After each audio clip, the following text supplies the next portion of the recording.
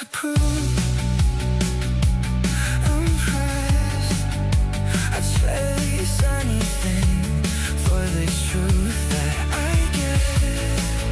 On the edge of the answer, once again, I'm losing the pattern. Oh no, I slow it down, slow it down, slow it down. I can't face it up now. Shifting now, shifting now, shifting now. Fast, too late to stress. Hit me from the side, hit me when I'm blind. Hit me dead on, dead on, dead on. Hit me off track, hit me in the dark. Hit me dead on, dead on, dead on. Hit me in the mind, hit me when I'm blind. Hit me dead on, dead on, dead on. Hit me off track, hit me in the dark. Hit me dead on, dead on, dead on.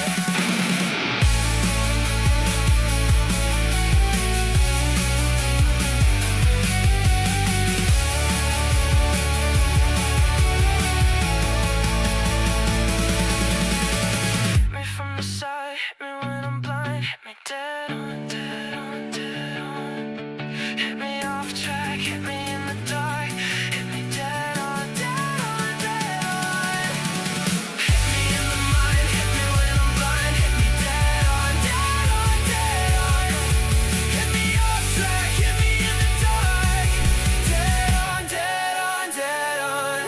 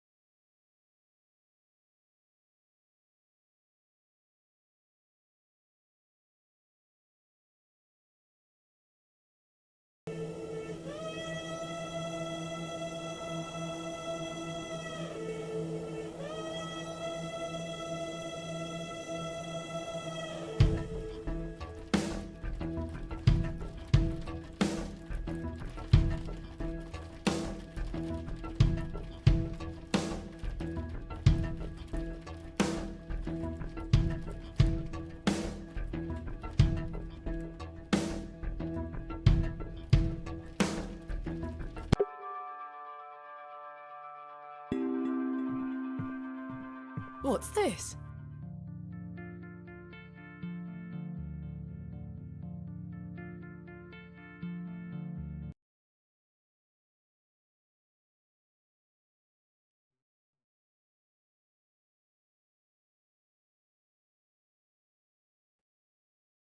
Fun fact, fun story. I wasn't muted, but for some reason OBS was not linked to my freaking microphone, but I wasn't muted. Isn't that crazy? What did I say? What was I saying? Oh, I was saying if the stream is buffering or lagging for you guys, that's a YouTube issue. I was in a few streams yesterday and people were also complaining about their chats disconnecting and their streams being weird. So I'm chalking it up to all the storms going on right now. It's probably messing with some type of tower or something. But I just restarted my computer, so it probably. Yeah, I just restarted my computer, so it probably had thrown a few things out of whack with the microphone because I'm like, wait, my avatar is bouncing up and down and my light's green. And I look over at OBS, and when I'm talking, the little bar isn't going up and down. I was like, what the hell is happening? And then OBS was like, bitch, you didn't tell me to connect your microphone. I was like, the microphone should have already been connected, OBS. Like, what the hell? You figured about that? Yep, YouTube's at it again. I don't know, because like I've heard there's a lot of storms going on all around the world, so I'm assuming there's towers and the storms are probably interfering with satellites and towers and all this other stuff. But that's just my educated guess. There's a strange A stone geostorm. strapped to the cover. A geostorm, as Tommy says.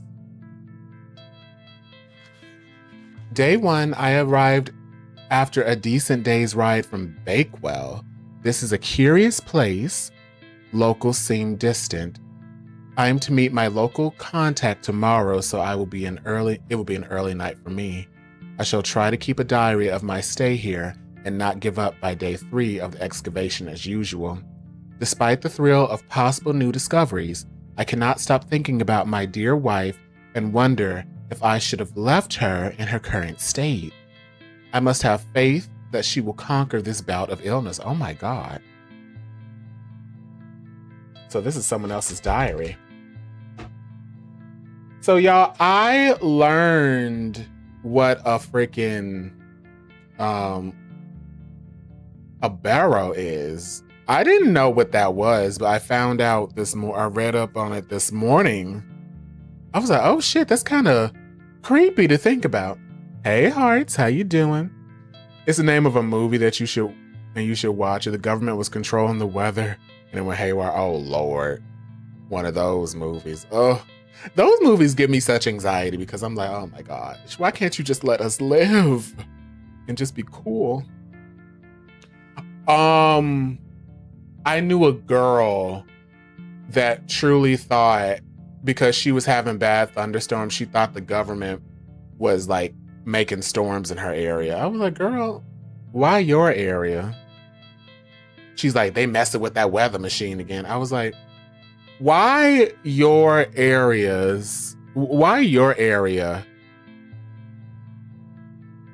out of all the other areas they could be messing with the weather machine? That's always my question. Why there? And it kind of came up out of nowhere because I was talking to her and she was like, oh, they messing with the weather machine again. I was like, what? Weather machine? One scene, Dubai had freezing temperatures and China had insane amounts of tornadoes. Oh my gosh. That sounds crazy. So this is day 4. It says, true to form, my journal has been abandoned. Let that not speak for the excitement I feel for this excavation. After much preparation, we dig tomorrow. Such an exceptional site with a unique history. As for the dangers, we shall meet them head first. We are prepared. I also sought out a local wise woman yesterday, and she provided me with a tincture for my beloved's nausea gravidarum. I am sure she shall be pleased with it upon my return.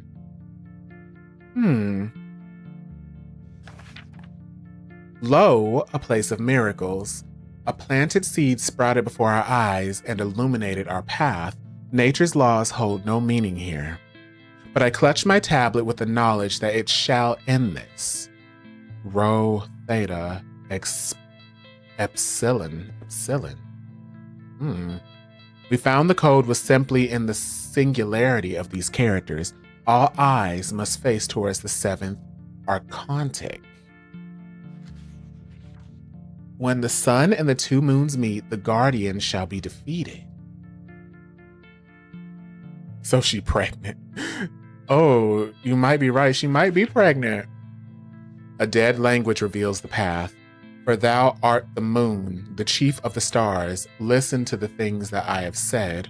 Follow the words of my mouth. Reveal thyself to me. The way that music stopped kind of scared me. It just like stopped. I was like, what, did something happen? I heard a whisper, not once, again and again. I will pour out my spirit. I will pour out my spirit. I will pour out my spirit. It appears to be a journal, full of hogwash. I don't recognize the handwriting. Well, let me make sure I got this game at maximum volume. Oh my gosh, computer, let me see my mouse. The hell?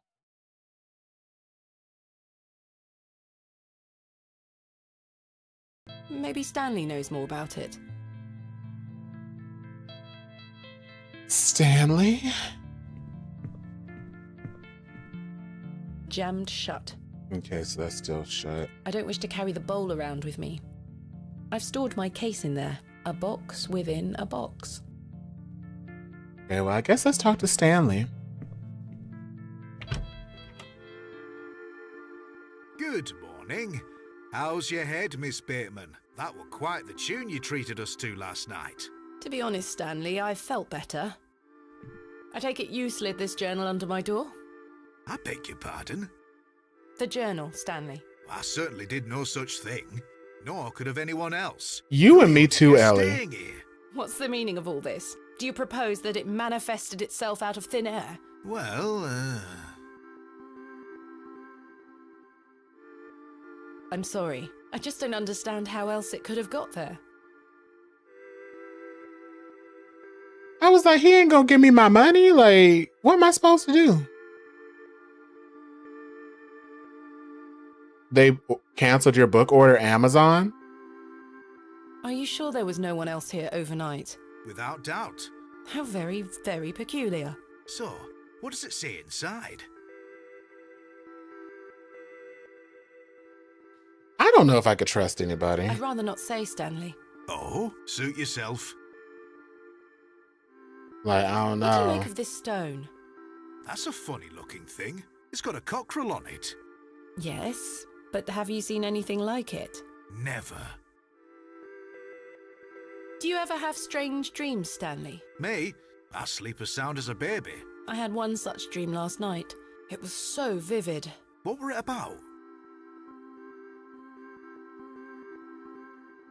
I do want to hear his thoughts on this dream, though. I was at Hobbs Barrow, Oh? but everything was different. Great peaks soared in the distance. And there was a creature. A creature, you say? Yes, a short, robed fellow, eyes as black as pitch. It told me that my father had been there in Hobbs Barrow many years ago, but something went wrong, and the creature helped him escape. It said that I would find proof in the morning. Oh, the journal.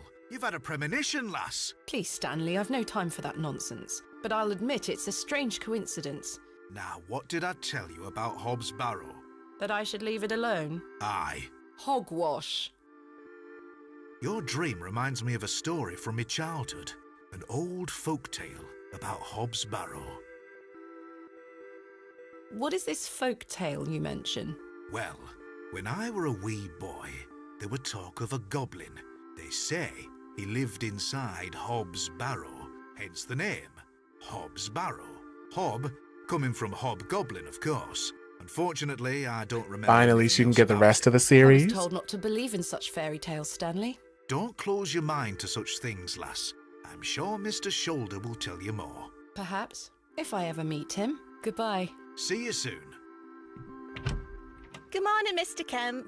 Good day, Miss Tompkins. I'm here for his lordship's paper. Sorry, lass. Mr. Price hasn't dropped them off this morning. I heard he actually left the village yesterday. Indeed, I can vouch for that. Ma'am? Good day. Oh dear. His lordship won't be pleased. My sincerest apologies, Miss Tompkins. I'll come back in a few days. Ta-ra. Goodbye.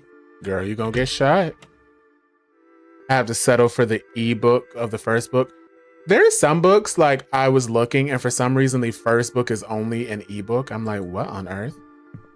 So I did some looking into burrows. They're basically tombs. Like tombs. So like back in the, I guess, medieval times, they were considered haunted or something, because I'm trying to get the timeline right, because I'm thinking medieval. I'm like, oh, that was a long time ago too. People used to bury dead people and their belongings in these barrows, but years and years and years and years and years would pass, and people wouldn't know who buried this person, who is in the barrow. Like, just all the information and history of this barrow is just lost to time. So you can imagine hundreds of years later, you got these barrows and people are like, oh, well, let me dig in there and see what's in there. But then they would die because the structure of the barrow will fall on them, or there'd be some toxic gas in there. So then they got the reputation of being haunted with like spirits or mystical creatures and stuff. The knife is stuck deep in the table.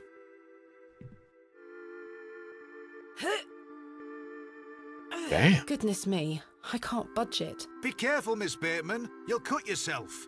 I spent all morning trying to get that bloody thing out. I shall be having words with that scoundrel next time he shows his face.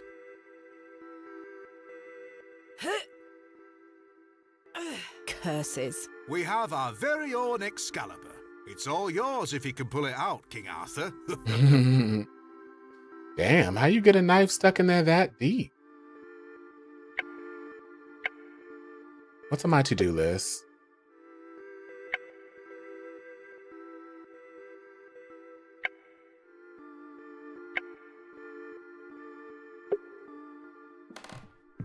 I don't need to use the filthy lavatories.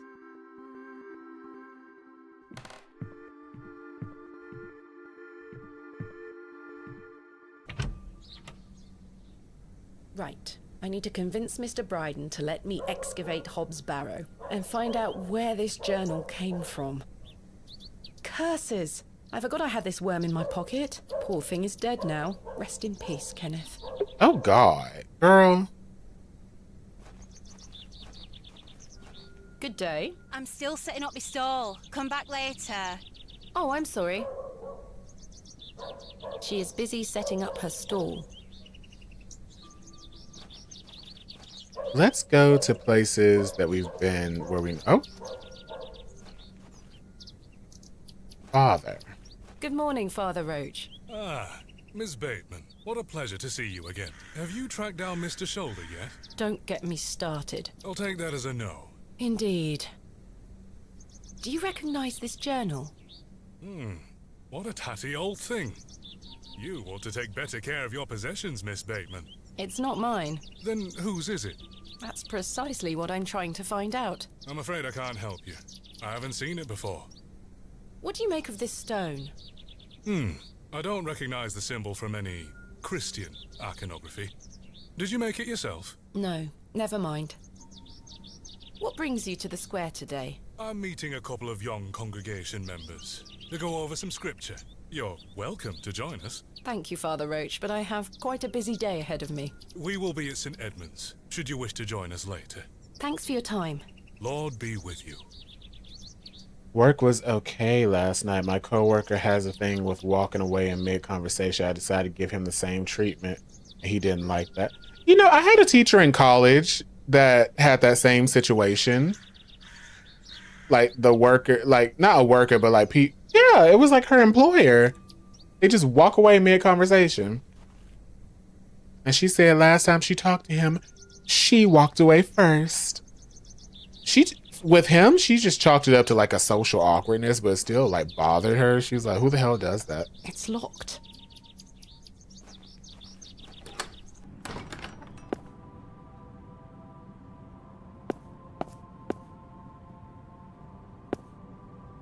They are still locked. I've no time for such.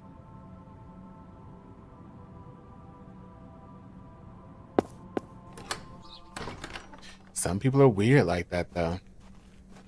I don't know what's worse, though, walking away mid-conversation or the conversation's over and you're trying to leave the conversation. They keep continuing the conversation. Oh my gosh, they're both so annoying. Okay, let's use our map.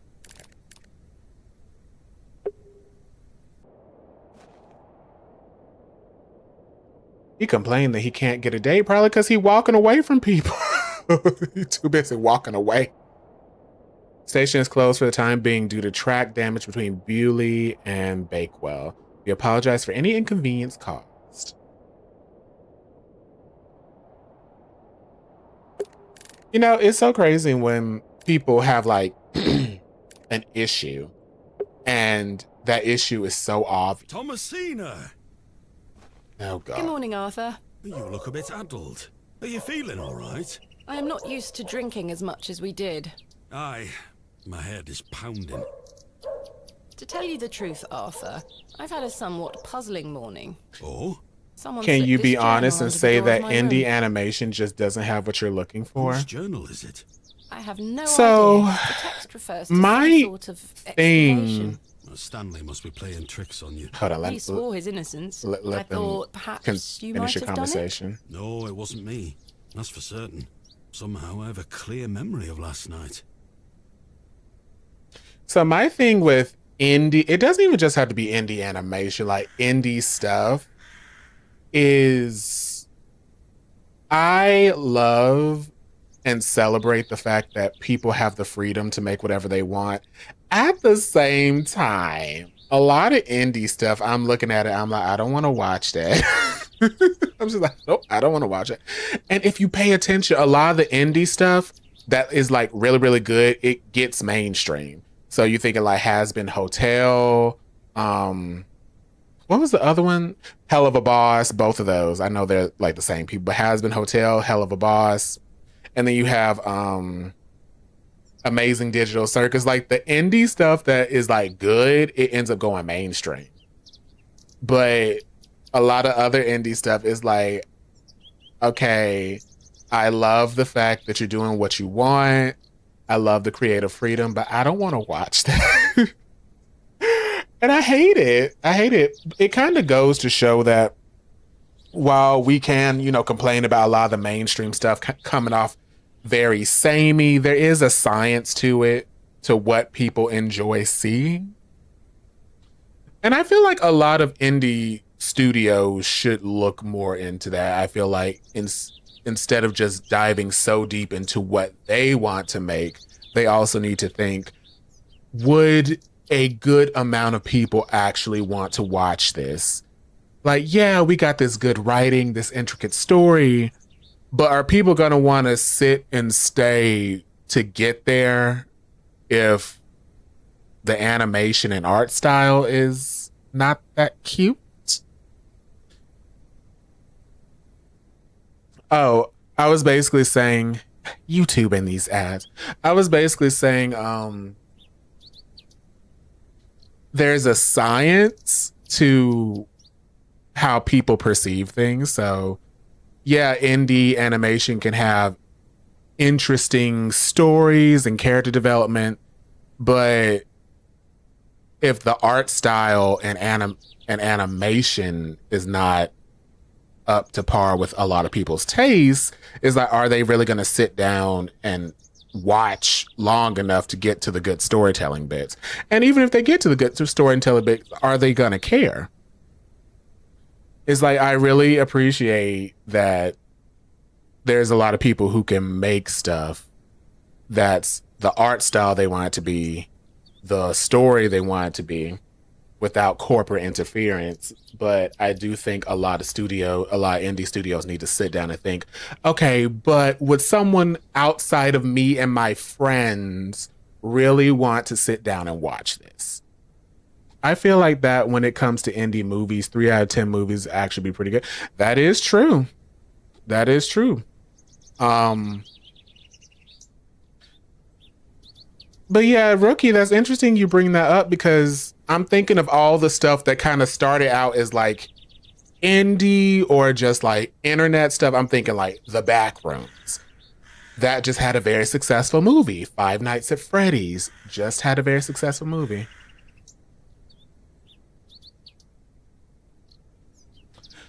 Amazing Digital Circus and Hell of a Boss is cool and all, but they don't grab me like the 2010 shows. I will agree with that. I feel like both those shows, they do kind of fit into well, damn, that should have just been a show on TV to begin with. You know what I'm saying?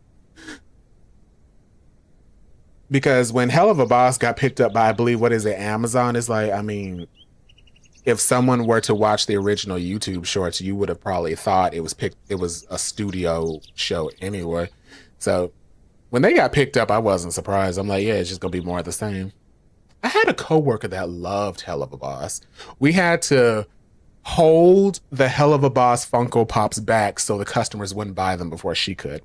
I wonder who left me this journal then. Mind if I take a closer look? Please go ahead.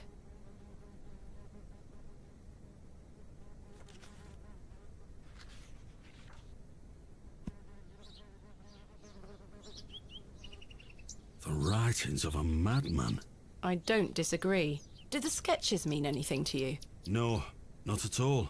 But they turn me stomach. You might want to show this to Mother Mildred. Mother Mildred? Mother Mildred. Who's Mother Mildred? Some think her a witch. Ooh. A witch? Aye. She might be able to help you with the symbols. Where can I find her? She lives alone in a little cottage within Herne Wood here. You shouldn't have too much trouble finding her. Thanks, Arthur. You're welcome. What do you make of this stone? Mother It's a Mildred. good shape for skimming across water. What is it? I'm not sure. It was strapped to the cover of the journal. How mysterious. I had a splendid time last night. Aye. I even remember most of it this time. Thanks for listening to me going on. I really appreciate it. The feeling is mutual. Thank you too, Arthur. I don't see myself getting drunk around people. But that's just me. I see the railway station is closed. What happened? The line is down. Track damage between Bewley and Bakewell. No trains for a day or more. Does that mean I'm stranded here? For the time being, Thomasina. Capital. Hold on, guys. I got my stream on my phone and it's delayed. So let me make sure it's not a universal thing.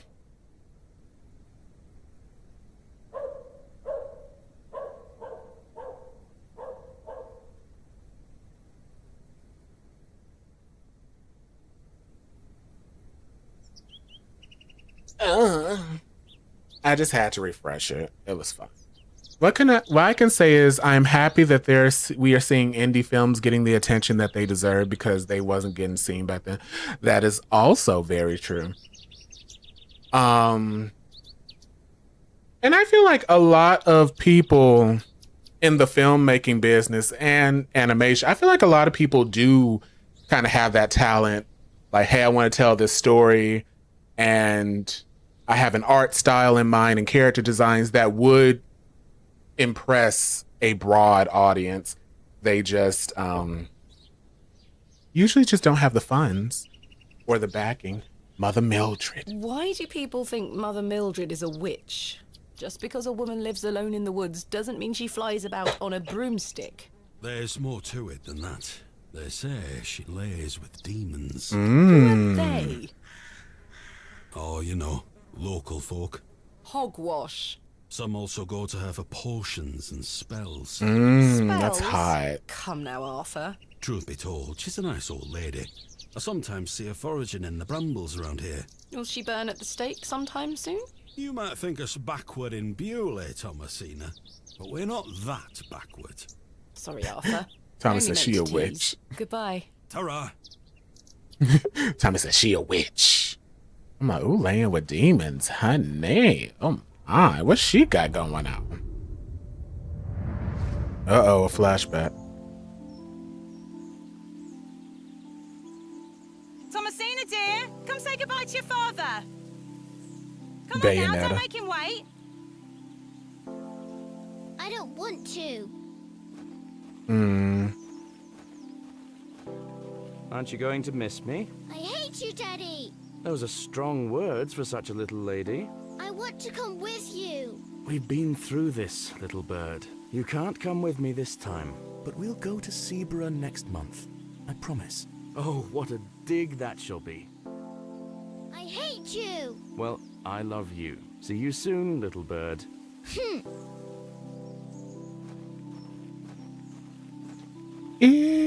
I wonder if that must be the expedition he went on that got him paralyzed. Ugh, that's so sad.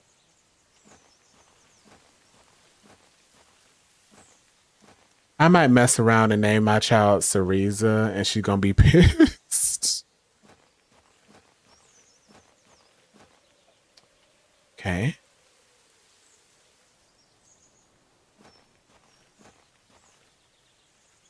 Ew. The resin has set somewhat. It's firmly gripped to the stump. Resin has been oozing from the stump. It looks set now. Can I chisel it out? I've collected some waxy resin. Yay! Is that her? Oh.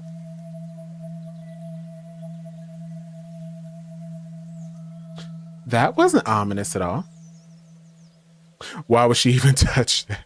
It's the old woman I saw at Bewley Station. Oh. Please, forgive my intrusion. Are you Mother Mildred? Some call me that. I prefer Mildred Walker, given as that's my name. Apologies. Thomasina Bateman. I think we met at Bewley Station. I take it Panswick's men have cleared off. Good riddance. Those ruffians would cut their own noses off if he asked them to. How's your sightseeing going then? Save your words, young lady. I know you're no sightseer, and I know exactly why you're in Bewley. You won't get far by lying to me again. I'm sorry, I recognised you the moment I laid eyes on you at the station. I beg your pardon? Oh, yeah, it's quite a striking family resemblance. You have your father's eyes, Miss Bateman. Oh, wow. You knew my father? Such piercing blue eyes he had. What a handsome young man, William. He was here, in Bewley. Oh, yes. A long time ago, mind. 25 years by my reckoning. But They gave us an I'll never achievement. forget those eyes. Why was my father in Bewley? You were helping Samuel Bryden excavate Hobbs Barrow. You must be jesting. Do I look like I'm jesting? How did you come to meet my father? One might say I have a reputation in these parts. Folks from all around come to me for help with their ailments. Hernwood is abundant with flora that, if mixed correctly, will cure almost any ill. Your father must have caught wind of this, as one day he came to me, asking for a cure. A cure for what? Your mother were with child, and she was suffering the most terrible nausea. Adam. I made something to help her. The journal. This was It's his printed in father- the journal. it's her It father's belongs to journal. my father. What journal? Take a look at this. A passage recalls meeting a local wise woman to seek a tincture for his beloved's nausea gravidarum. Aye, that's me. I made the tincture for him. This is incredible. You don't recognise your own father's handwriting? It's been so many years since I've seen it. What do you make of this stone? I-A-W. Haven't a clue. Perhaps it's an old folk trinket, or a talisman of some kind. The moors are steeped in folklore. What can you tell me about the excavation? Well, not much. I only met your father twice. The last time he asked me if I knew anything about binding magic. Binding magic. He said he needed it for the excavation. Hogwash. My father is a man of logic and reason. Why would he be asking about such nonsense? Perhaps you don't know him as well as you think you do. Anyway, I know nothing of magic and told him so. He seemed disappointed. I never saw him again, but I understand the excavation went ahead. Samuel Bryden hanged himself not long after. Reason enough for you to stay well clear of that place. You never saw my father again after the excavation? No, I always assumed he just went home. Who excavated Hobbs Barrow alongside Samuel Bryden and my father? From memory, it were just the two of them. What do you think my father meant by binding magic? I've no idea. He didn't explain more, and I didn't wish to pry. This just doesn't sound like my father at all. You'll have to ask him yourself. I'm afraid my father has been incapacitated since I was a child. He cannot speak nor move. Terrible. Oh, I'm sorry. You said that the flora here could cure almost any ill. Almost, my dear. But your father's affliction sounds beyond my abilities. The landlord of the Plough and Furrow told me about a folk tale associated with Hobbs Barrow. Something about a goblin. Are you familiar with it? No doubt there is such a tale.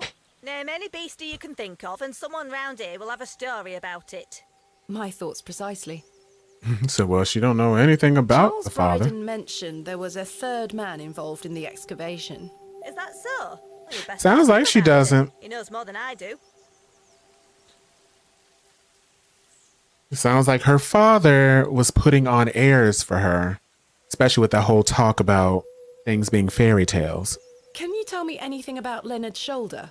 I know of him, as is the nature of such a small town. I also know he invited you here. Little escapes you, Miss Walker. So they say. My path rarely crosses with his. Let's put it that way. But he's a nice enough fellow. I see. Do you know Lord Panswick? I know his labourers make a mess of these woods, the brutes. The man himself hasn't graced me with his presence. You've never met him? Not since he were a wee lad. A maid brought him to me with a sore stomach. It were all the rich food they were feeding him, nowt more. Thank you for your help, Miss Walker.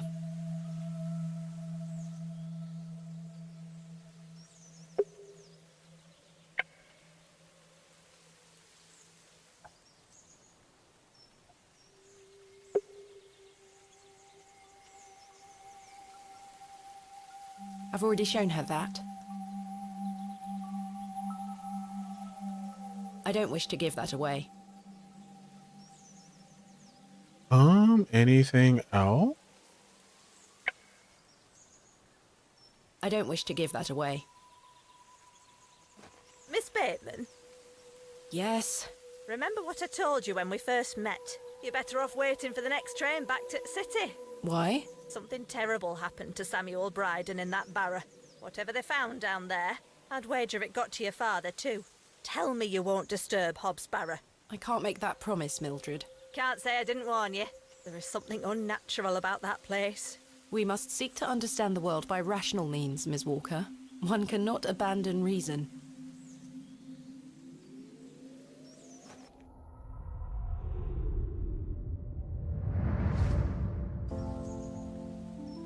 Thomasina? Thomasina, come here this instant.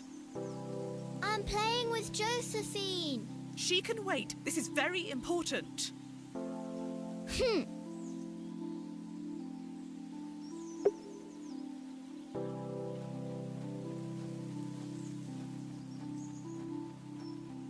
What is it, Mummy? It's your father. Daddy's home? No, my dear. I must go to Bakewell with haste. Miss Bowes will look after you whilst I'm gone. Is that clear? Where's Daddy? He's had an accident. Oh, What happened? He's come off his horse. Silly Daddy. Will he be all right? Of course he will be fine. Your father is as strong as an ox. But I need to go collect him, all right? Can't I come too? No, dear. Miss Bowes will look after you. But I want to come. Go pick up your dolls, then come inside, all right? Yes, Mummy.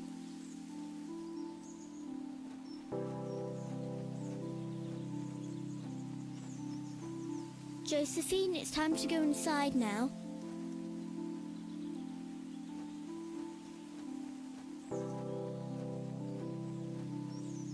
Where did Mummy go?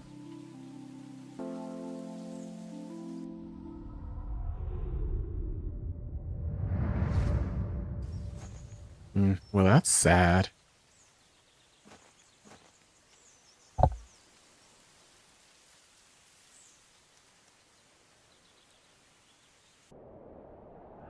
helped him then, and I can help him again.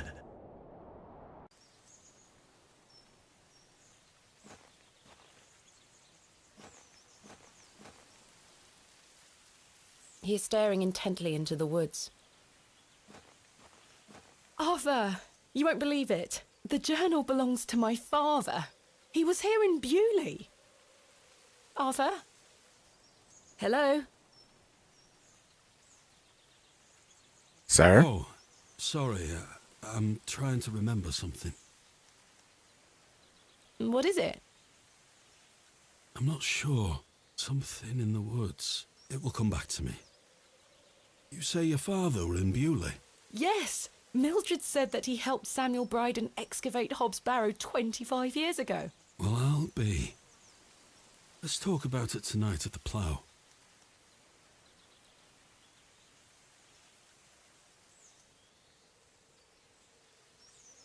Arthur, I must tell you about the dream I had. I was at Hobbs Barrow and there was a creature.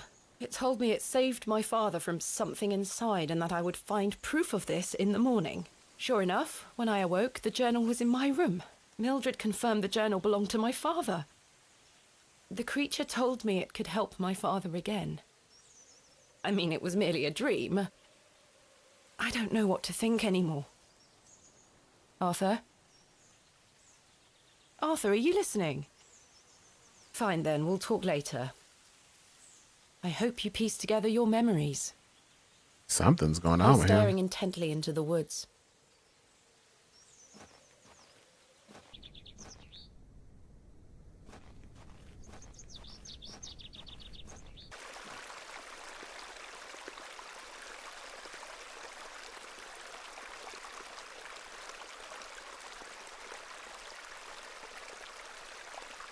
Hello, dear. Good day. He's a little more handsome than your average Bewley resident. I believe we've met. Miss Thomasina Bateman, the famous antiquarian. My reputation precedes me. I can assure you it does. And you are? James. Oh, thanks for the hearts on YouTube. Are you a painter? You see this beck before you. Look at the water. See how it tumbles and falls. I seek one spot on which my eyes can rest, be it a stone or a small corner of the current. I meet it with my gaze, and out of the tumbling and falling, a new land rises. I see a new world. You certainly have the eloquence of an artist. What are you painting? A new world. Quite the ambition. Indeed, my ambition knows no bounds. Can I see it? Not yet. It's not finished. Such a world is not complete without you in it. You flatter me, James. Nonsense. Say you'll let me paint you. Oh, why not? Why not? Magnificent. You shall be the shining star of my new world. I don't really have the time now, though. Perhaps later? Don't fret, my dear. When the time comes, I shall call on thee. Capital. What do you make of this stone? It looks antique. You might want to keep a hold of it. Do you know of Hobbs Barrow? I'd like to know more about you, Thomasina. What time do you like to rise in the morning? How do you like your tea? What makes you happy? Late, with 3 spoons of sugar and spending time with my husband.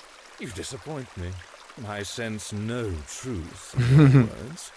Are you a woman of dubious principles, Thomasina? You ask too many questions. Do you know Leonard Shoulder? A man of Bewley? Yes. I care not for the men of Bewley, only for the visitors. What do you know of Lord Panswick? A fine gentleman.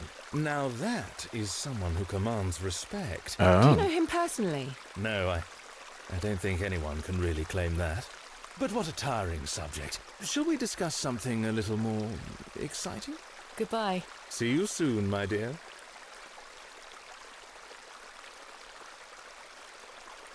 Okay.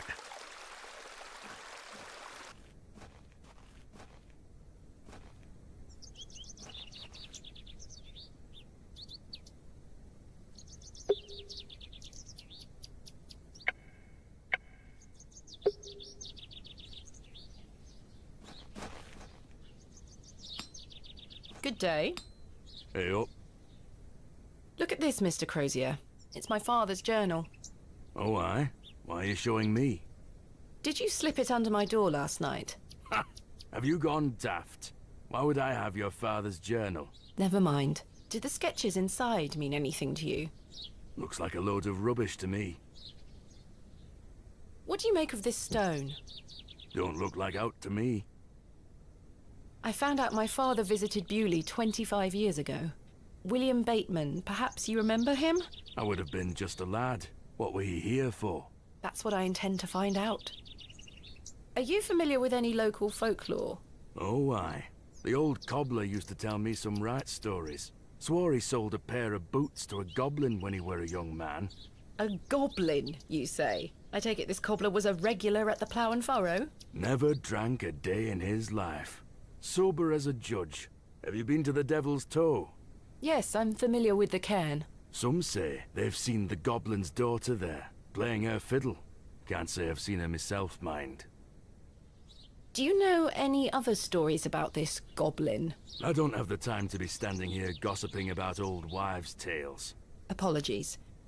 I'm having some trouble extricating a knife from a table in the Plough and Furrow. Might I borrow a pair of pliers? A knife, you say? I can get that out for you. That's very kind of you, Mr. Crozier. Think nothing of it. Wait here.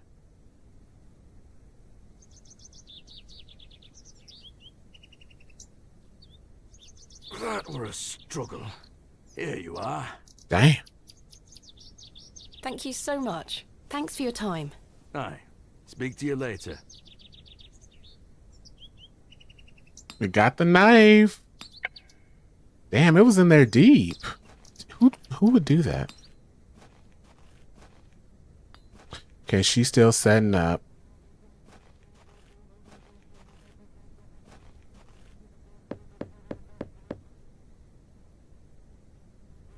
Mr. Long mustn't be in. Oh well.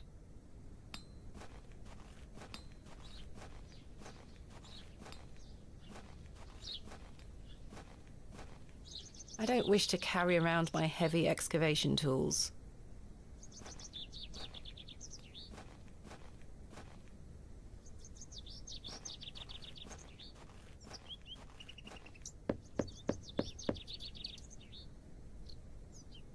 Nobody home. The road disappears over the horizon. I see nothing but moorland. Okay.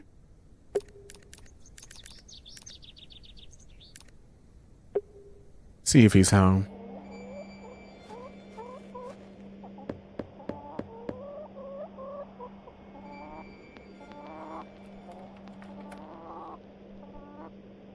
Mr. Shoulder continues to prove himself elusive.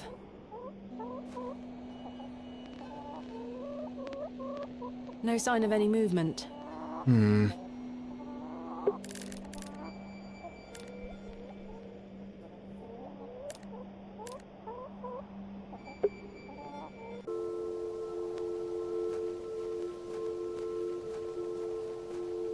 What a peculiar name, the Devil's Toe. I can't quite see the resemblance myself.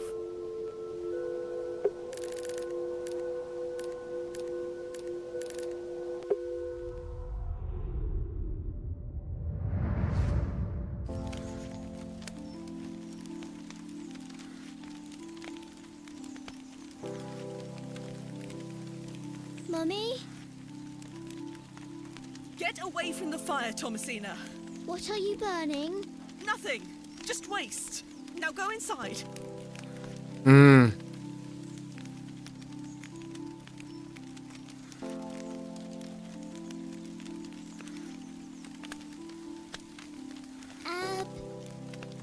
Abrax.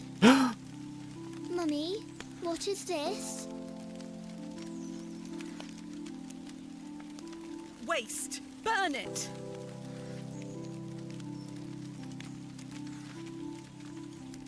Ah.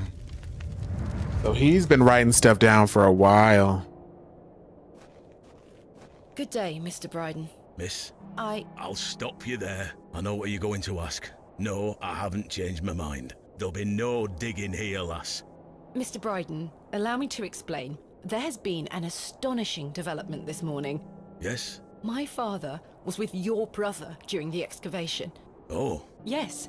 Can you believe it? I had no idea he had been here. the answer's still no, lass. I saw what happened to poor Samuel. I won't risk the same happening to anyone else. But That's enough now. You can feast your eyes on that hovel to your heart's content, but there'll be no digging.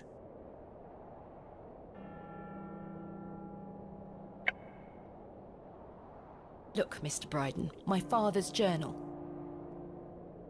It confirms he was with your brother during the excavation of Hobbs Barrow. Ha!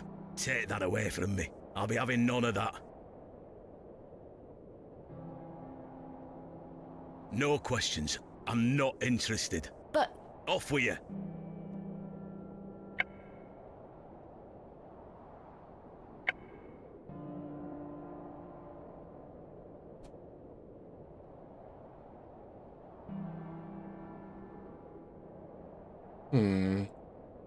what do you make of this stone, Mr. Bryden? It was strapped to my father's journal. Wait a minute. Let me see that. By God. Wait here a moment. I need to get something from inside. I waited for what felt like an age. I now realize that Mr. Bryden must have been in a great debate with himself, wondering whether or not to share his own piece of the mystery with me. The goat stared at me, seemingly in pity, as I stood there in that rolling fog. Finally, Mr. Bryden emerged.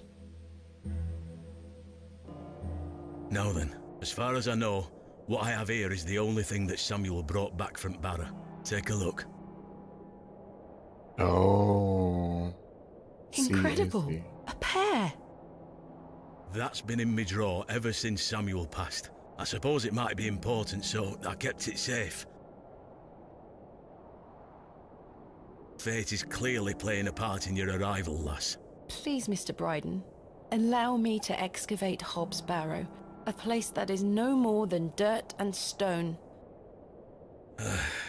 You're not gonna give up, are you, lass? I'm not. Samuel managed to say one thing about those men that helped him. I think it's time I tell you. Yes? He stuttered out that one of those fellows could barely walk after they got out of there. Tongue-tied too, the man were. My father. You what? My father. He had an accident around 25 years ago that left him bedbound and unable to talk. Aye, could be him. My mother told me it happened in a horse riding accident. Samuel boarded up that barrow for a reason. Something unnatural occurred, I know it. Mr. Bryden, we must rely on our rational faculties to explain any... Promise me you'll be careful. Any sign of trouble, leave without hesitation and we board that accursed place up again. Understood? Wait, you're giving me permission to excavate? Aye. Against me better judgment. I don't have the energy to stop you, lass. Thank you so much. I am grateful. Don't make me regret my decision. Take Samuel's stone. Are you sure? Aye. Give it back to me when you're finished, though. I promise. Thank you. I'll be sure to show you my discoveries, Mr. Bryden. I'd rather you don't. Now then, I've got things to get on with. I don't suppose you can spare any labour to help me with the dig? Don't push your luck, lass. Market's on today. Plenty of able-bodied men about. Ta-ra now. And like that, I finally had permission to excavate Hobbs Barrow. As exciting as that was, I was distracted by what Mr. Bryden said of his brother's associate. There was no doubt in my mind that father was the stricken man he spoke of. You told me he was crippled after coming off his horse. Why did you lie to me? To protect me, to stop me from following in his footsteps. You failed. Oh? And so did Charles Bryden. He should have said no. Oh, shit. You should have never given me that stone. Girl? Oh, girl. Why you saying it like that?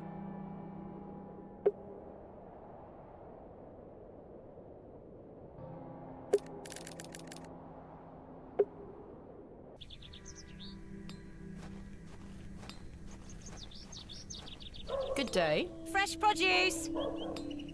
What have you got for sale? I'm selling meat, vegetables, and all sorts of herbs and things. You're welcome to have a gander. I'll be sure to browse. Goodbye. Ta-ra, miss. Good day. Freshly picked apples, miss. Would you like to try one on the house like?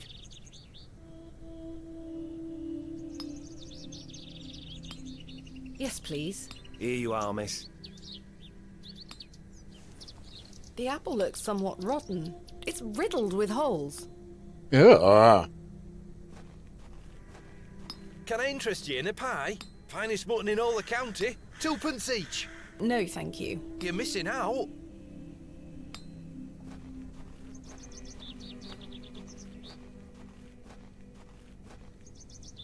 Saw somebody walk past. Hello, Miss Tompkins. Hello. We weren't introduced earlier. My name is Thomasina. Ma'am? How do you fare, Miss Tompkins? I'm waiting for Mr. Ambrose. Have you seen him? Who's that? The milkman. Miss Fenchurch will be ever so cross if I've no milk for his lordship. I'm afraid I haven't seen him. You are in the employ of Lord Panswick? Aye, he employs Arthur Bewley in one way or another. I'm in need of some help for my excavation. Do you think his lordship could lend me some of his labourers? Maybe. Might you introduce me to him? Sorry, ma'am, but his lordship doesn't take visitors. Any road, I must wait here for Mr. Ambrose. Miss Fenchurch will be ever so cross if I've no milk for his lordship. What do you mean by maybe? If Mr. Ambrose doesn't turn up, and I find you some milk, would you be able to introduce me to Lord Panswick? His lordship really doesn't like visitors, ma'am. I'll take the risk. Miss Fenchurch will be cross with me. But she'll be even crosser if I come back without fresh milk. So, do we have a deal? Aye, bring me some milk and I'll take you to his lordship. Thank you. But hopefully Mr. Ambrose will arrive soon. Have you been waiting long for Mr. Ambrose? Aye, he should have been here a good 2 hours ago. He's here every market day, you see. He sells only the freshest milk. Miss Fenchurch swears by it. I hope misfortune hasn't befallen him on his way here. I'm sure he will turn up. Oh, I hope so. Are you familiar with Hobbs Barrow? What's that? Never mind. What do you make of these stones? Oh, gives me the creeps. Why? Dunno, just a feeling. Who is Miss Fenchurch? His lordship's housekeeper. I'll let you know if I find some fresh milk. Thank you, ma'am. But tell me if you see Mr. Ambrose, won't you? I will. Okay, so we gotta go find some milk. The produce is not mine to take.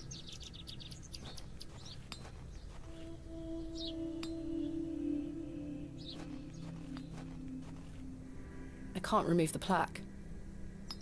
A small plaque beside the door reads Vicarage.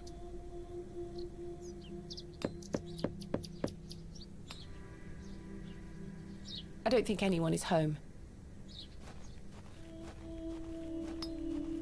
The sign is in a shabby state, but the shop appears to be a cobbler's.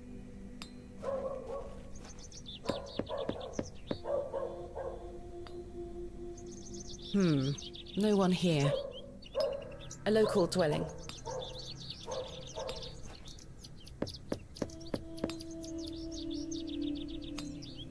I don't think anyone is home.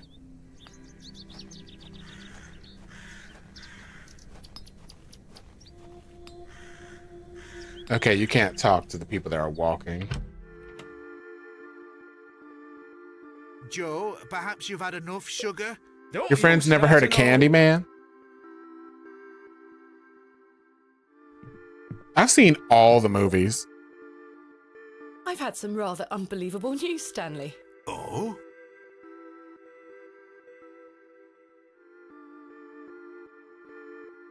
Remarkable. Quite the coincidence, is it not? Remarkable. Just remarkable. Do you recall my father from back then? I'm afraid not. Those were my droving days, you see. I didn't spend much time in Bewley, but an interesting turn of events nonetheless. What do you know of Mother Mildred? I'll tell you what I know about Mother Mildred. She wants locking up. How so? She owes me a small fortune on her tab from years ago. Do remind her next time you see her, won't you? I'd rather not get involved, if you don't mind. Be careful who you trust, Miss Bateman. Not surprised because she isn't POC, but she sounds interested after explaining it to her. Most of the people, maybe it was an Alabama thing, but a lot of white people knew of the at least the first Candyman movie, because they thought the actor was sexy. Who is Miss Tompkins? A housemaid in the employ of Panswick Manor. She comes by to pick up his lordship's weekly paper. I'm surprised newspapers are available in Bewley. Aye, his lordship gets what he wants. That movie was crazy. Lord Panswick likes to keep up with affairs from outside of Bewley. Aye, he has many interests around the country. What sort of interests? His lordship's affairs are his own business. Do you have any fresh milk going spare? Sorry, lass, I've none at all. Never mind. Goodbye. See you soon. Hello? Oh, aye, she's back again. Can't a man drink his tea in peace? There's nought for you here, lass. Horrible man. How many more sugar cubes is he going to add to his tea? He'll have no teeth left by the end of the day. Toda is basically the black version of Bloody Mary. That is a good description, especially of the first movie. The later movies go into like another type of lore, but especially for the first movie, yeah, black version of Bloody Mary, it's a really good description.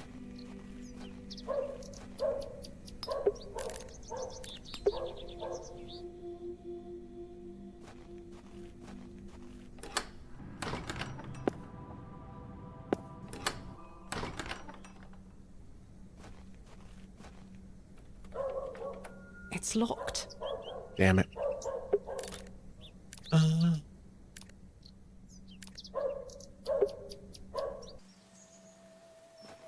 Hello again.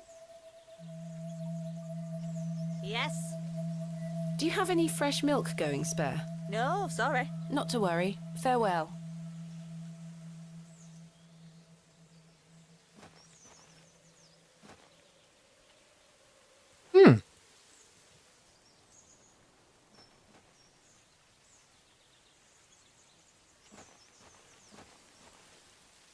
I guess that was to bring my attention to that if I didn't do it earlier. Oh. I shan't be visiting the badgers again. I was lucky to escape intact.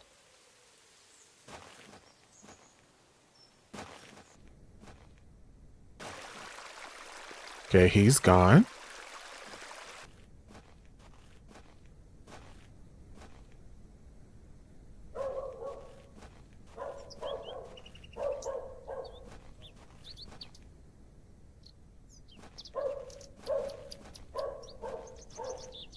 Hello?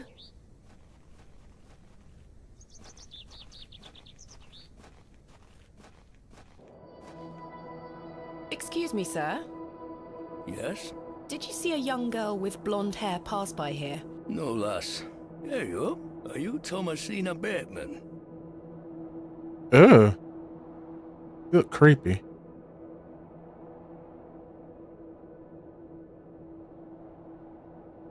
That's my name. How marvellous. It's me, Leonard Shoulder. Heavens. I'd given up on finding you. Please take a seat, Miss Bateman. We have much to discuss. You've proven to be quite the enigma, Mr. Shoulder. I'm mortified. I offer you 1,000 apologies.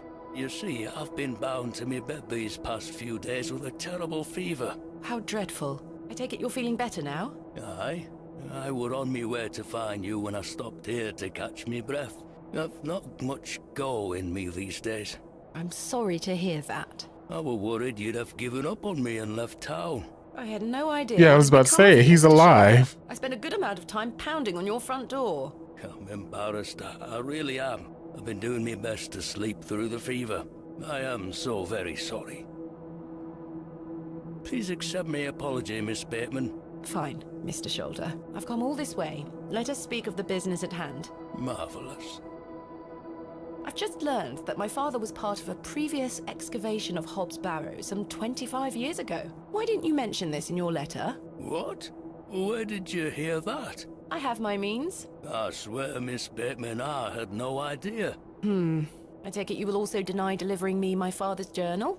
I'm confused. What journal? My father's journal was slipped under my door at the Plough and Furrow. It wasn't you who did this? I've been bound to me bed, lass. What an extraordinary coincidence. You are following in your father's footsteps. It would seem so, Mr. Shoulder. Why did you invite me to excavate Hobbs Barrow? I've always been curious about the colourful folklore surrounding the place. My father told me all sorts of stories about it when I were a wee fellow. Stories that some folk around here take a little too seriously, especially after those lads entered the Barrow a while back. How did you know about me? I saw your interview in the Bakewell Times. A young lady travelling about the land, digging up barrows. Perfect for the job.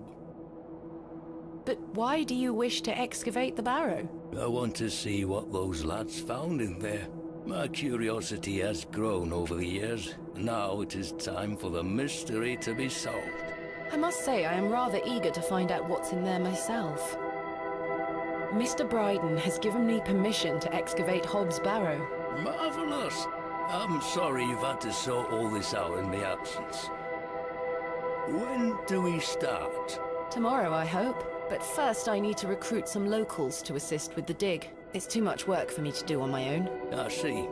Bewley has its fair share of strapping young lads. You'll find assistance, Miss Bateman. Did you know my father? I don't believe so. What's his name? William Bateman. He was in Bewley for at least a few days, from my understanding. I'm sorry, lass. The name doesn't ring a bell. Are you sure you had no idea of my father's involvement in the previous excavation? I'm quite sure. A most fascinating coincidence, but nothing more than that. I'm starting to wonder if it's more than mere coincidence, Mr. Shoulder. Miss Bateman, I did not take you for a credulous individual. I'm none of the sort.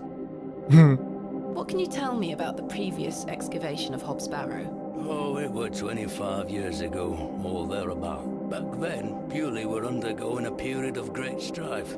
Samuel Bryden hadn't harvested a single crop for 2 seasons. Even Hernwood was sick. Berries went to rot almost as quickly as they grew. Folks started to believe the ground were blighted. Disease spread through the livestock too. People were going hungry, a panic set in. That sounds terrible. Aye, but I managed to keep myself fed. These things happen in nature, but the blame for it all fell on Hobbs Barrow. It were long said that a goblin made his home there. A rumour took root that the goblin were not best pleased with the villagers. In revenge for some unperceived slight, the goblin placed a curse on the soil itself. The villagers believed that ridding the Barrow of its lodger would put an end to it all. Hogwash. My father would have paid no heed to such tales. Whether it were his intent to join the excavation when coming here, I do not know. But whatever it were that Samuel Bryden and those lads did inside that barrow, people say it did the trick.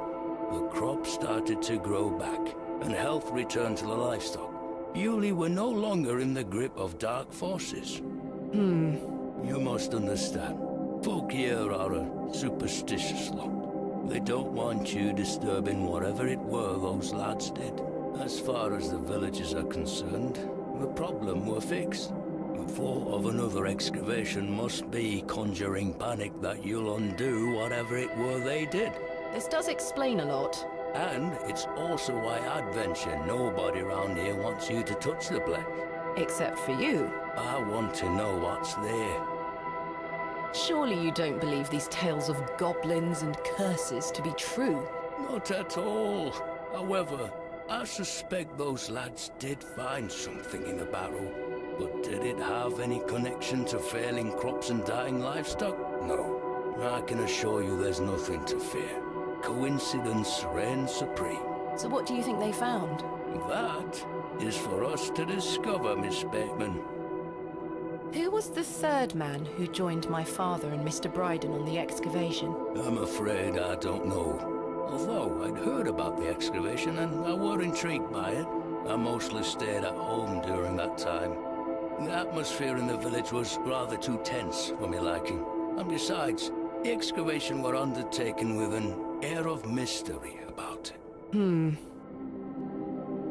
Tell me more of this folklore you mention. It is said that Hobbs Barrow is home to a goblin. Everyone in Bewley has some version or another of this story. But the version my father told me as a child described the Barrow as a thin place. The goblin were deemed to be the guardian of this so-called thin place.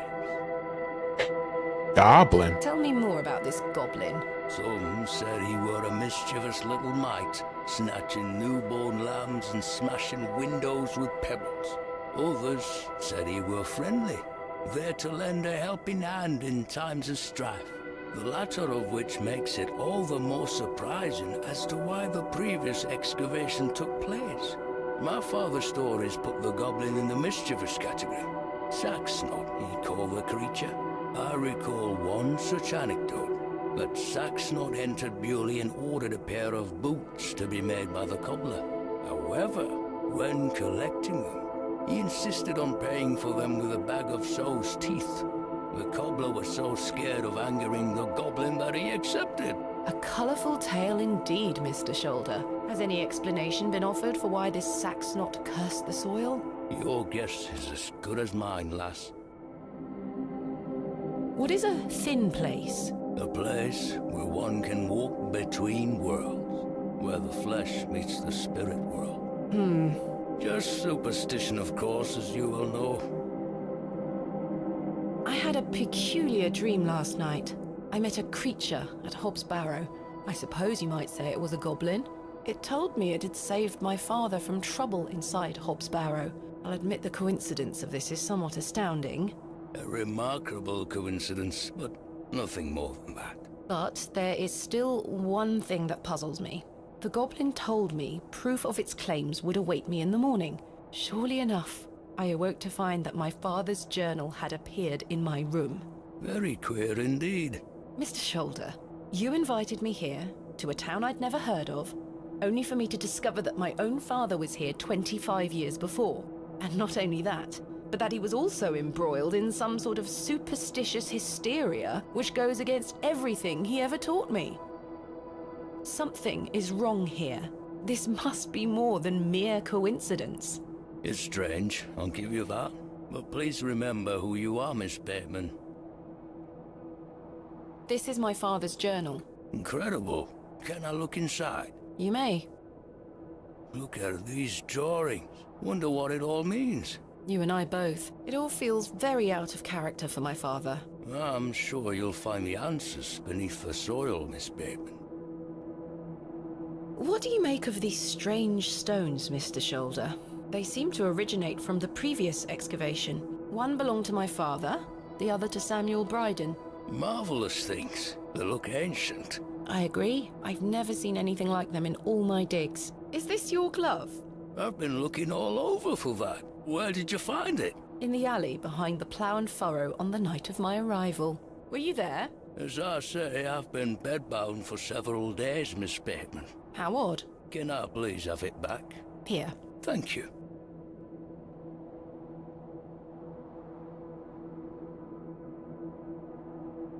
We're peas of the same pod, Miss Bateman. I knew you wouldn't be frightened by a few old stories. It will be interesting to see what those lads found in there. Certainly. Thank you so very much for responding to my letter and for coming here. We have some great discoveries to make, you and I. I sincerely hope so. And a chance to follow in your father's footsteps. Right, time for me to shift these old bones. I'm to take me a spot of the plough and furrow. I'll be there all night should you need me assistance. Thank you, Mr. Shoulder. I'm sorry again for giving you the runaround. I promise I am not beyond redemption. I won't let you down again. See you soon. You're moving pretty good. I was starting to wonder if Mr. Shoulder even existed. I was too. Finally, we found him. Goodness gracious. The day was starting to test me. The word coincidence felt insufficient to explain what was happening. It was after that first conversation with Leonard's shoulder that I started entertaining thoughts of a truly irrational nature. What if my dream wasn't just a dream? What if it was all more than simple coincidence? What if that thing really could help my father?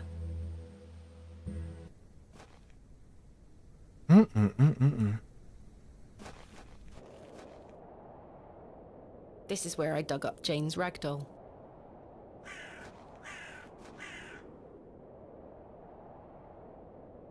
I shall name you Kenneth II.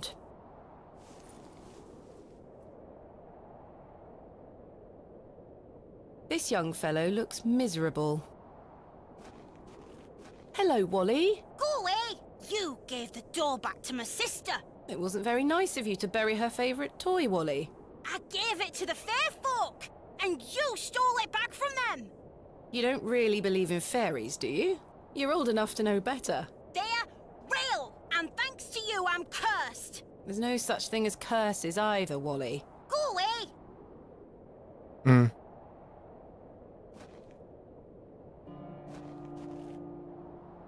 Okay. Oh, he left.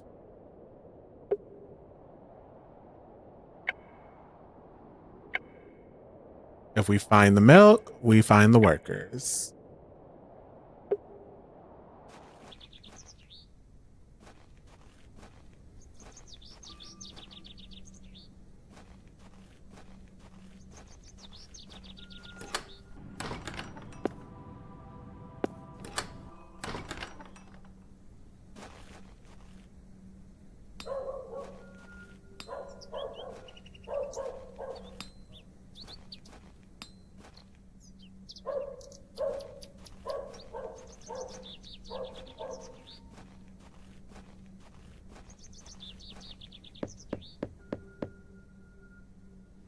Bugger off! Ah, the unmistakable charm of old Cyril.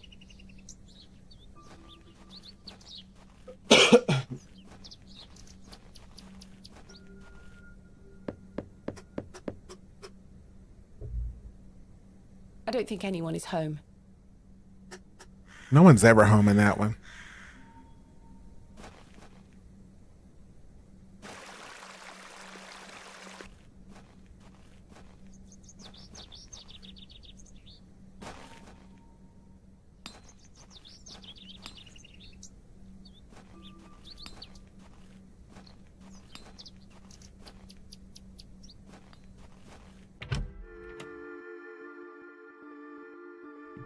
Hello again, Mr. Shoulder. Miss Bateman.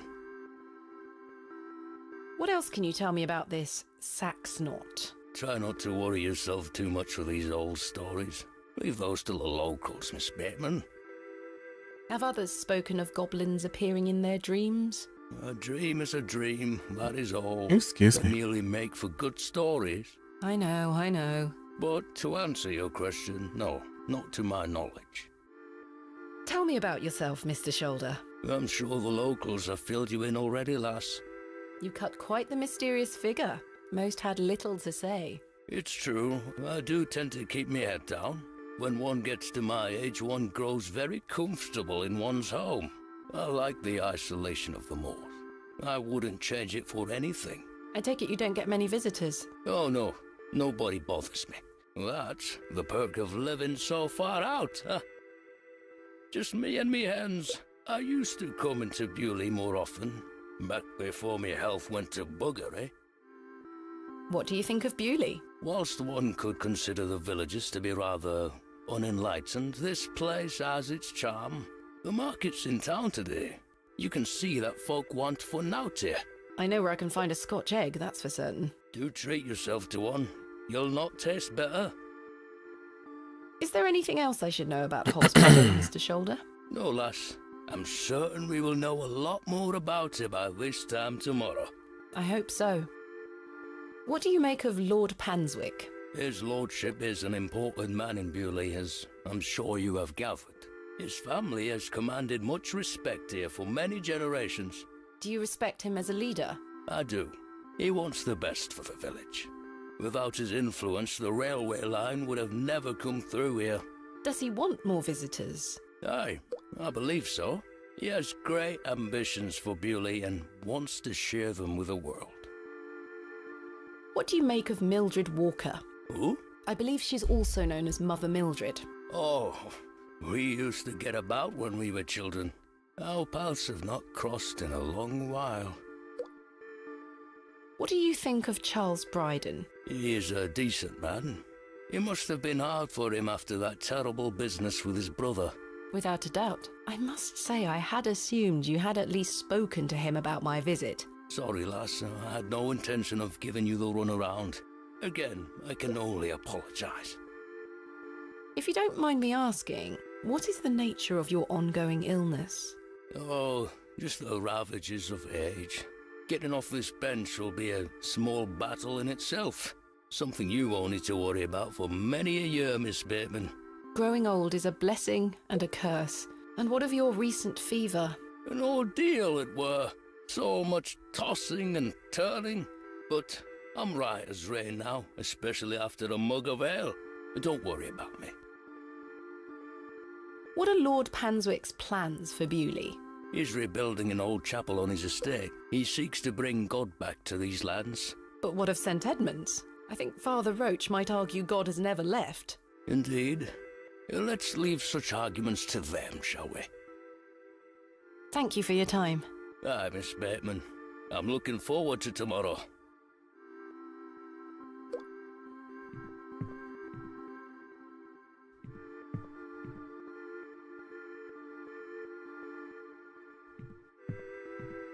You found old Leonard, I see.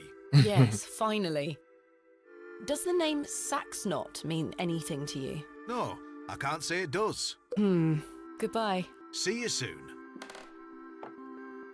I'm not going to waste my time with him any further. I don't care for being yelled at.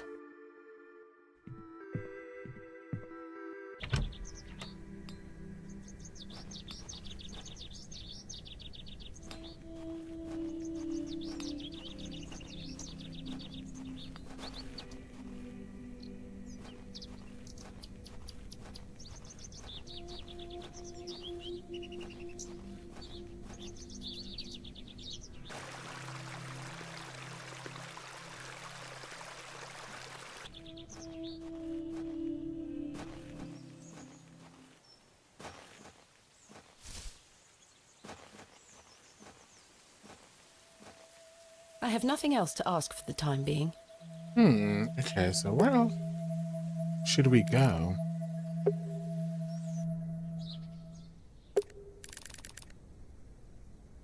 Oh, hold on. I'm not sure they would be interested.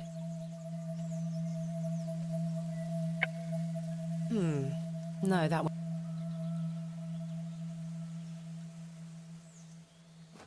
Good day. Do you know anything about this stone? C-A-Z. Haven't a clue. Perhaps it's an old folk trinket, or a talisman of some kind. So that one is C-A-Z. This one is... I've already shown her that.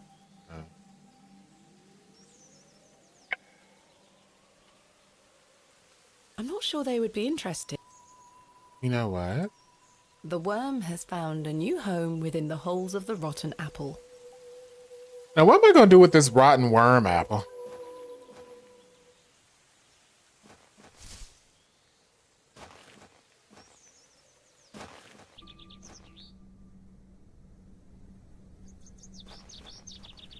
Oh, I got an idea.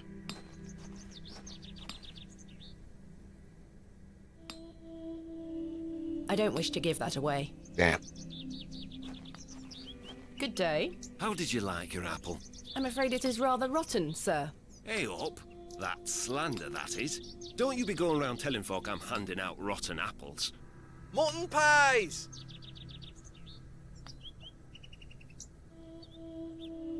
I'm not sure they would be interested. I'm not sure what that would achieve. I can't see. Perhaps you'd be more interested in a Scotch egg, freshly made, just 1 penny each. No, thank you. I'm not sure they would be. Good day. Hey up. What do you make of these stones? Don't look like out to me. Do you have any fresh milk going spare? I'm a blacksmith, not a cattle farmer. Quite. Does the name Saxnot mean anything to you? Never heard of it. What is it? Never mind. Thanks for your time. Aye. Speak to you later. Okay. Let's go to the not the cottage, not there. The farm. Maybe he has some milk. Oh, he's not here.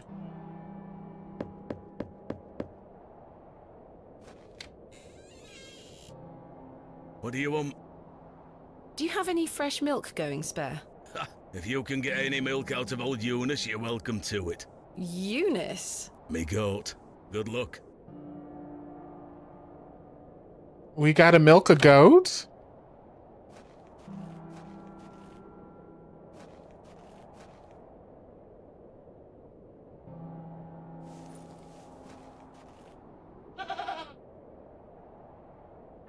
Easy girl.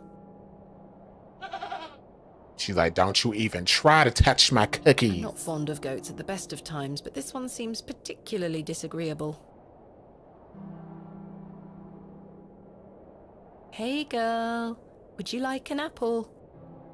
It's got protein. The grumpy thing isn't interested.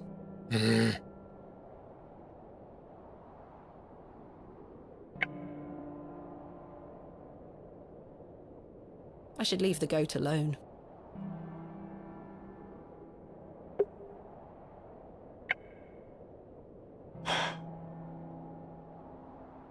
How am I gonna milk this goat? What a wild-looking thing.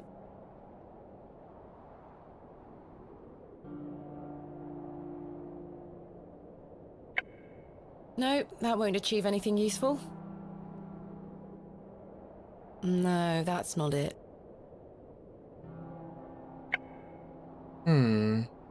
This knife. I'm not sure what that would achieve.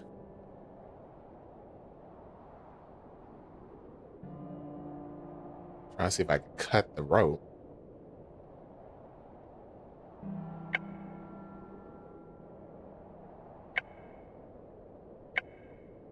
I can't see how that will help me.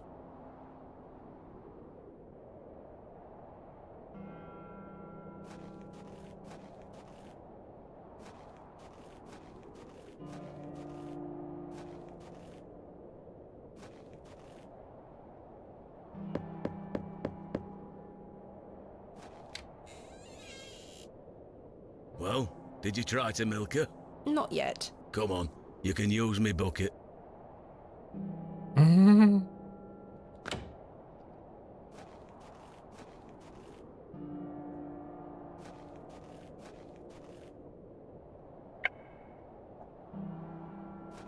All right, we're doing this. Oh!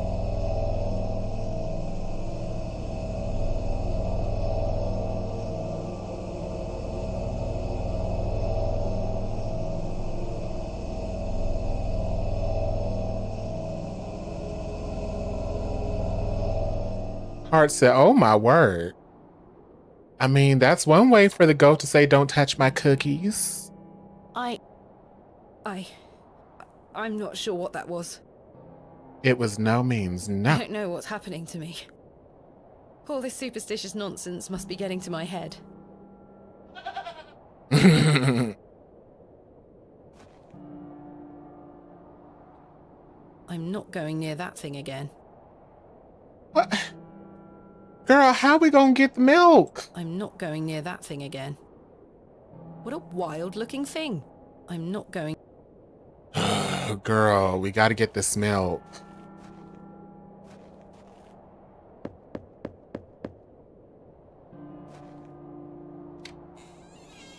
Well, did you get any milk out of her? I tried and failed miserably. She's a temperamental beast. Perhaps you could milk her for me? I'd like to help you, lass, but I've just had a flare-up in me joints. I worked myself too hard this morning. I couldn't bend down to save myself. Is there anything I can do to help? My wife would say I'm beyond any help. I'm certain of that. But if you know of any remedies for aching joints, please send them my way. I'll see what I can do, Mr. Bryden. I'm going to rest for a while. Ta-ra now. Arch is like, oh my goodness.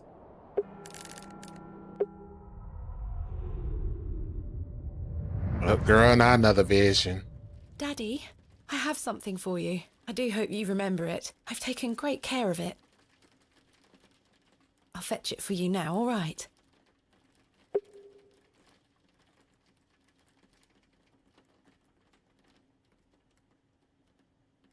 Daddy, you must remember this. The day that started it all. It's the red urn you buried in the garden for me. My first ever excavation.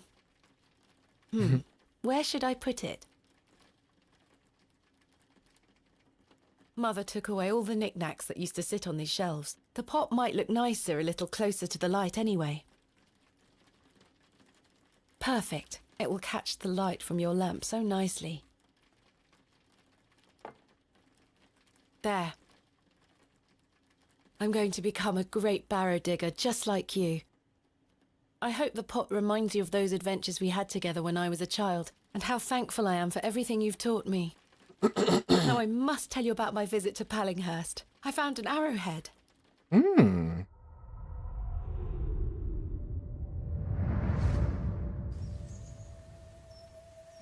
Good day. Yes? Do you know of any remedies for aching joints? You're too young to be suffering from this, surely. It's for someone else, Mr. Bryden. Yes, yes. I know just the poultice. Capital. May I have some? Well, I don't have the ingredients, I'm afraid. What do you need to make it? It's a simple blend made of natural elements. Elderflower and flirtwort. I can make the poultice for you if you bring me these things. Then it just needs to be applied directly to the joints. That should ease his burden. Thank you. Where can I find some flirtwort? Flirtwort is not commonly found around Bewley. It's a perennial shrub that bears small white flowers. You might find some growing out on moors if you're lucky. Thank you. Where can I find some elderflower? There used to be quite a few elder plants growing here in Herne Wood, but they've long since gone. Nowadays, you might find the shrub growing within a hedgerow or a private garden. I see.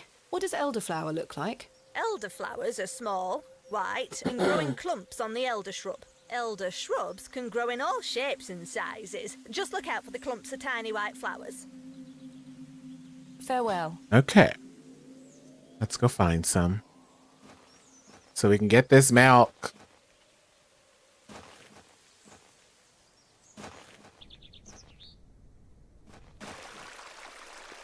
This looks like it might be elderflower. This looks like it might be elderflower. I'll take some. All right.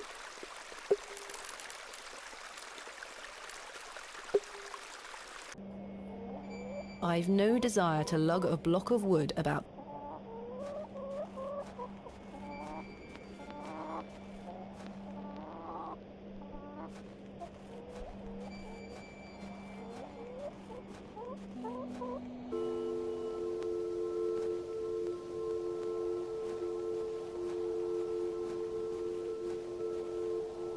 Good day, little one. Hello? What's this? A fiddle bow? There's no string. My name is Thomasina. What's yours? Don't be shy. I don't mean you any harm.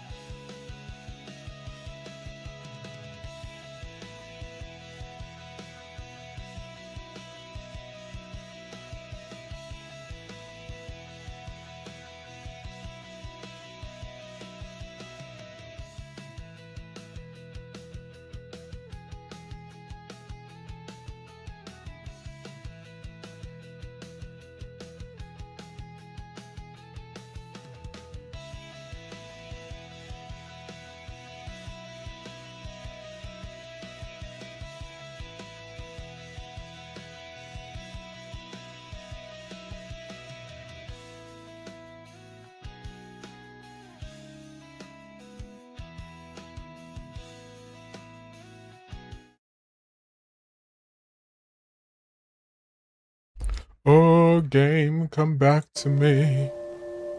Come back. There you are. What are you doing out here all alone on the moors? Do you live here? Would you like me to fix your bow so you can play your fiddle I again? spilled water all over myself. Yes? Hey!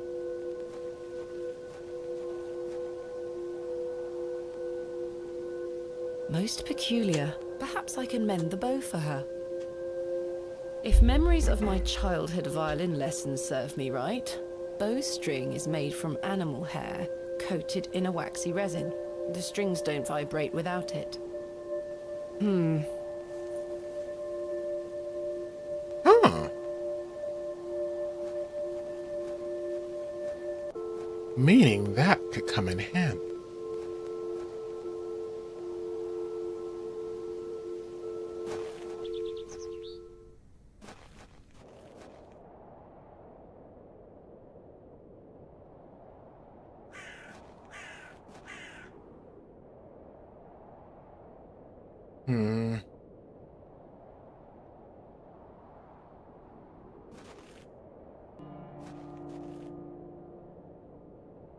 Ah, the smell of damp soil and rotting vegetation.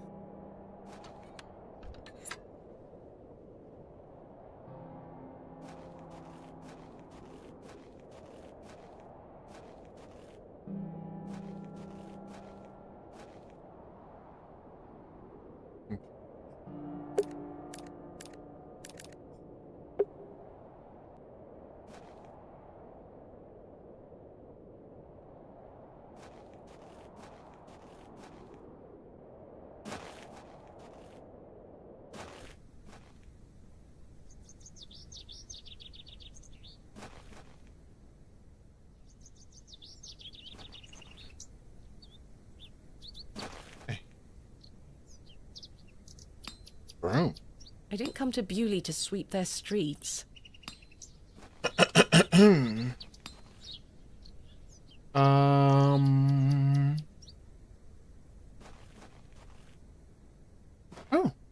Excuse me, Miss Bateman. I'm in something of a hurry. Farewell. God knows when we shall meet again. Which work is that quote from? Oh. Oh, thank gosh he Romeo and left. Juliet. Oh, he's gone. Because I wasn't going to know that one. I was going to mess up on that one, you guys. I'm so glad he left. Speaking of people walking away mid-sentence, that's what he just did to us. It's locked.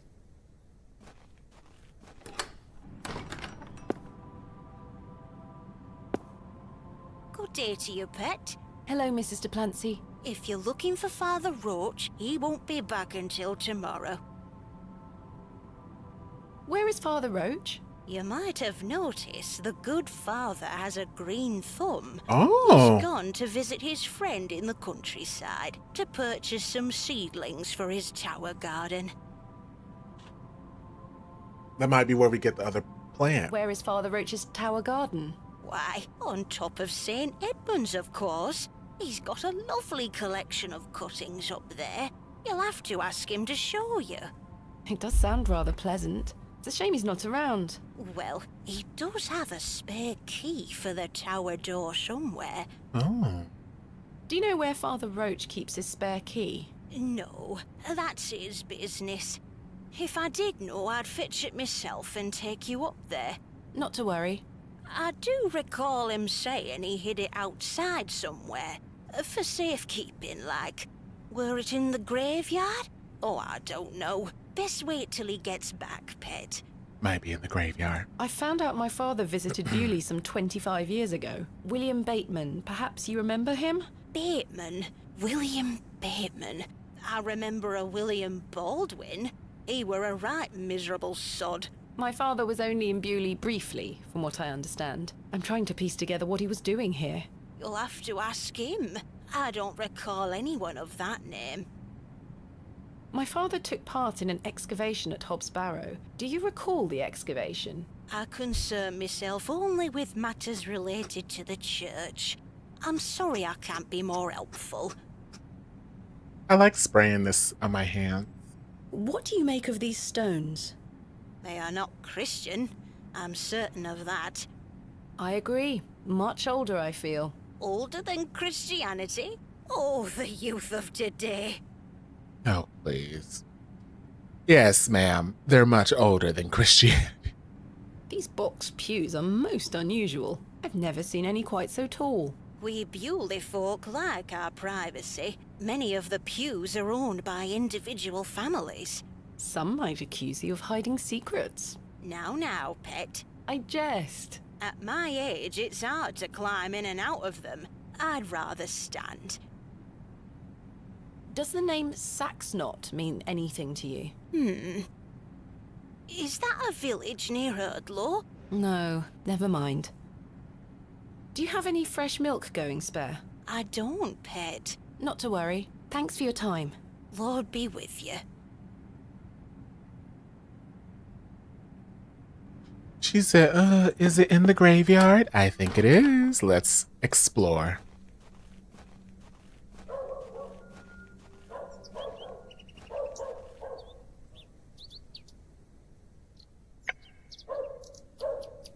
I may be a barrow digger, but I am no grave robber. Girl, dig in the damn grave. This appears to be a recently dug, unmarked grave. This appears to be a...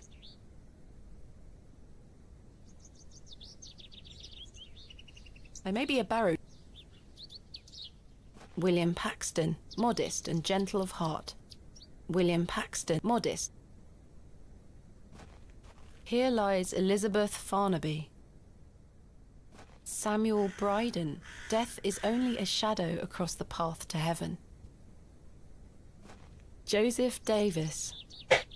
Here lies Margaret Tillett, beloved mother, wife, and sister. John Purchase, dearly beloved husband of Florence. Forever in light, Anne Kemp.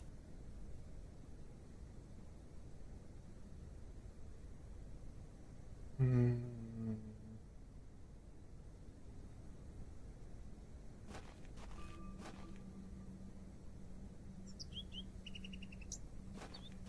memory of Romeo Hegg, dearly missed by his beloved Juliet.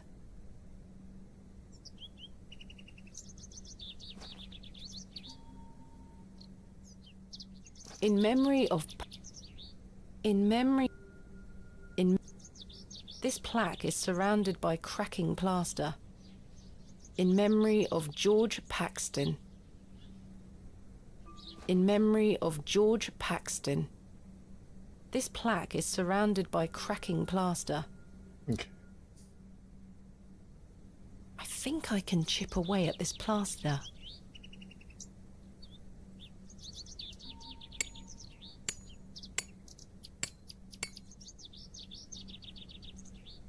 Despite the cracks, the plaster is stronger than it looks. I can't break through it. Funko Pop dropped a new Tomb Raider Funko Pop with the doppelganger. Ooh, I almost wish I collected Funko Pops. Y'all, the Funko Pop collectors are crazy. It would take me a month of Sundays to scratch away the plaster with a knife. Oh my gosh, how am I gonna do this? I think I can chip away at this plaster.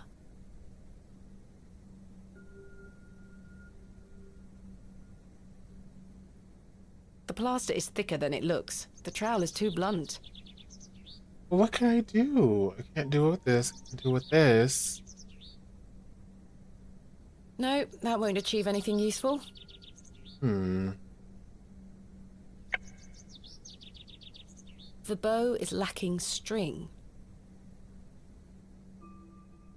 They wanted to celebrate Tomb Raider's 30th anniversary. Nice. What do I do? Mutton pies! Shut up.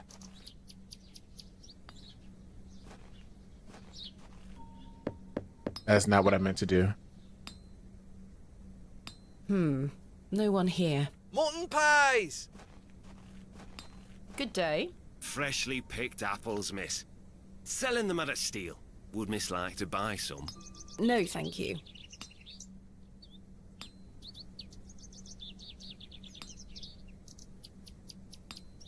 Mutton pies.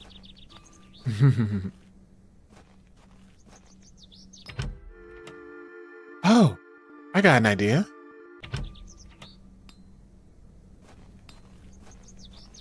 Good day. Fresh produce.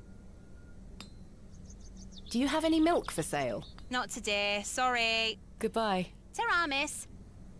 The produce is not mine. Mutton pies!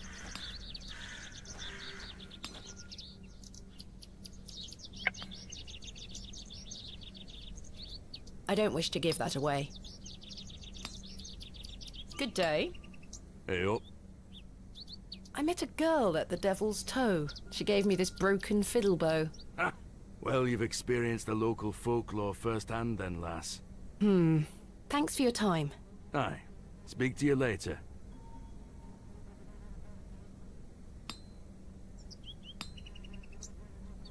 I'm not sure they would be interested.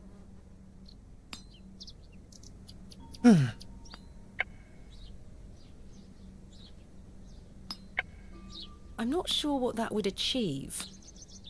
Oh, that's not what I meant to do. No, that won't achieve anything useful. Damn it.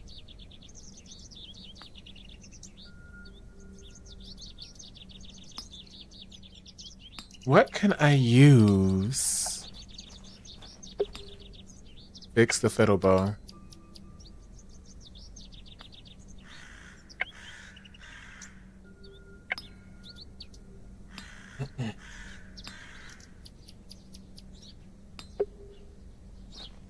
Mutton pies!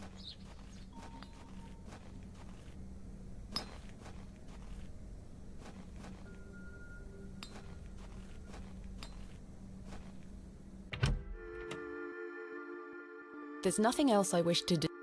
I can't think of anything else to talk. Who's this guy? Is that the painter? Hello there. Yes. My name is Thomasina. What's yours? Ted? Ted Cross? Okay, this is some other Pleased to guy. meet you. Likewise. You bought Legacy of Kain? Ooh. Ooh, I hope it's fine. Are you a local, Mr. Cross? Oh no, I'm just passing through. I'm a musician. Just myself, me guitar and me horse. Are you a travelling musician? Aye, I've been playing a new song tonight. I've just finished the lyrics. What's it about? You'll have to come listen. What do you make of Bewley? Can't say that I know much about this place. I don't usually travel this far south. I see. I have the old Legacy of Kains. I need to get Soul Reaver. Is it Soul Reaver or Soul River? I'm getting the name mixed up. Soul Reacher? Soul something.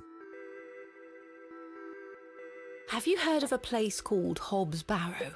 Can't say I have, miss. What is it? Never mind. Thank you for your time. Make sure you watch my performance later, won't you? I'll try. I've no use for ashes. You got all the remastered? Stanley is Ooh. yet to set the fire for today. I don't need to use the filthy lavatories. I think it's Soul Reaver. Hands off me, sugar! I think this is supposed to be for all the patrons, sir. I said hands off! Come on, Joe. Be nice to our visitors. Ha! This place has gone to buggery. They're kind of hard games without a guy. Oh, I got a sugar cube. Yeah, I've heard.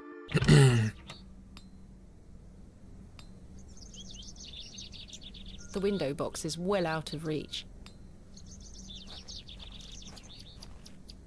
Excrement. Fresh and steamy. Delightful. I believe a horse to be the culprit. I certainly don't wish to touch it.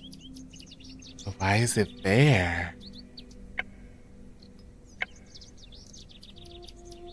I shan't be dragging any of my possessions through that mess. Horsey! Horsehair would make fine bowstring.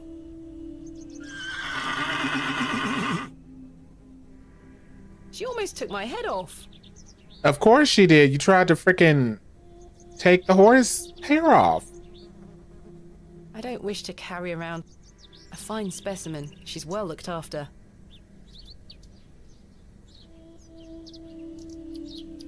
You're making the same breakfast again? Is that lazy though? I don't think that's lazy. I think the fact that you're cooking in of itself is just, that's not lazy. Can I take the horse? I could certainly use the knife to cut some hair from her tail, but I'm gonna have to gain her trust unless I want a hoof to the nose. Oh, give her this nasty ass apple. Hey girl, would you like an apple? She is completely indifferent. Perhaps the apple is too spoiled for her liking.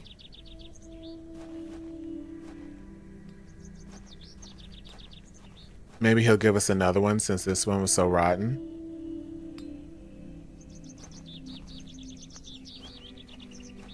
Good day. Freshly picked apples, miss. Selling them at a steal. Would miss like to buy some? No, thank you. I don't wish to give that away. Oh my God, girl.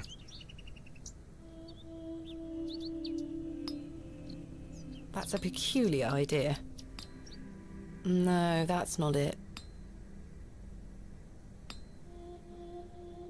The produce is not mine to take. I really don't want a mutton pie or a Scotch egg. I can't think of anything else to talk about right now. I'm not hungry. The produce is not mine to take. I throw it in the air fryer. That's what they're for. Produce is not mine to take. When I first started using the air fryer, I was like, oh my God, I love it. Okay.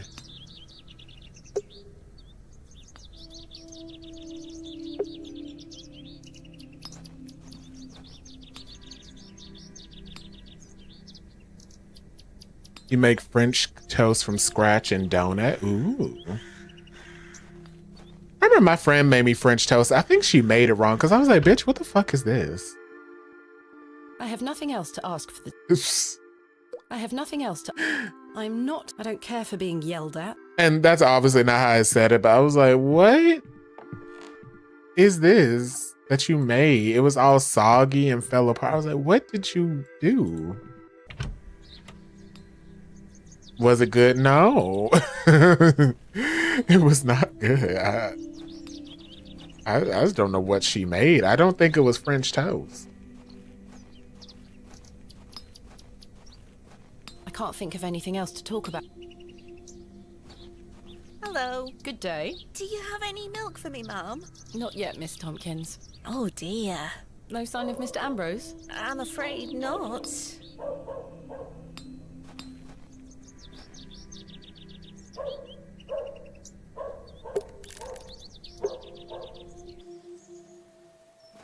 Good day. Yes. Farewell.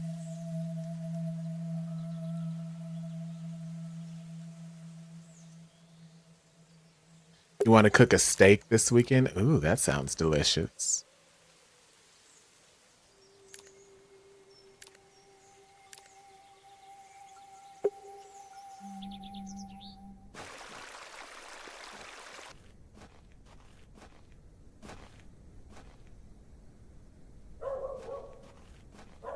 Okay, so I think I know what to do. I just don't know how to get the... I'm gonna say how to get the party started. But on a serious note, how to get everything started. So hold on, let me look up a walkthrough. Or look up the walkthrough.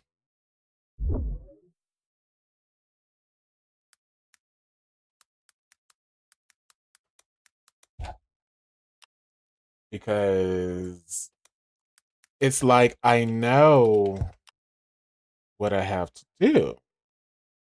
But okay, so we are on day 3.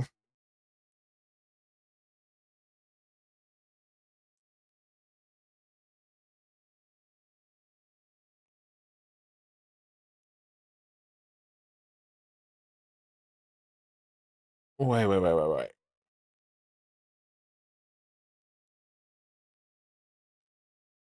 Take the small box. Talk to Stanley. Go to Mr. Shoulder's cottage. Oh no, is this day 2? Oh, this is day 2. Okay. I'm about to say day 3.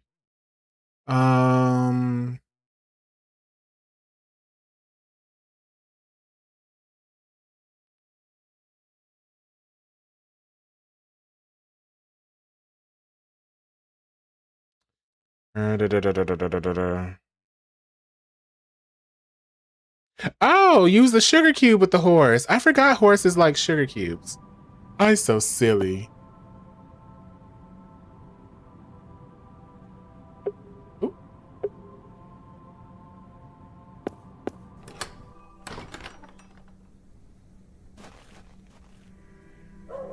I don't know why I didn't think of that. I'm still thinking about this apple. I'm like, oh, we gotta get a different apple.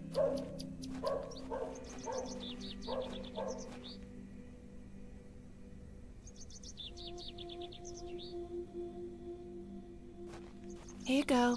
Eat this.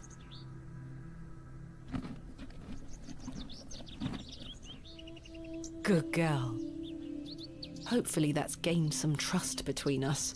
I love horses. They're so cute and sweet.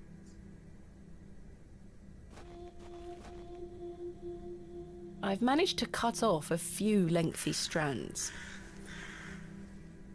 I must coat the hair with something waxy first, otherwise the string will have no friction.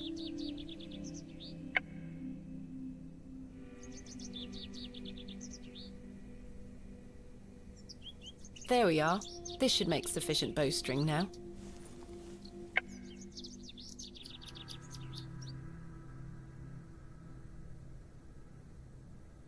I've done it. The bowstring seems to hold on sufficiently. Yay!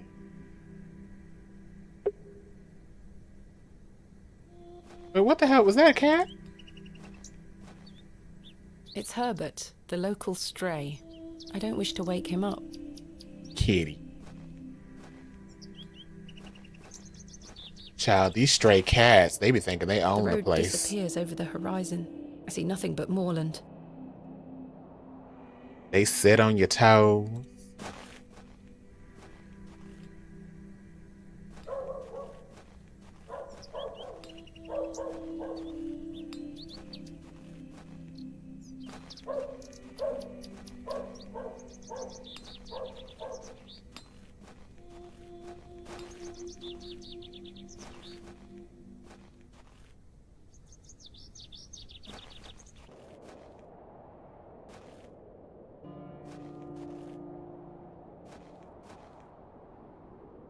Whose dog is that? I don't know, but it needs to be quiet. Ow, ow, ow, ow.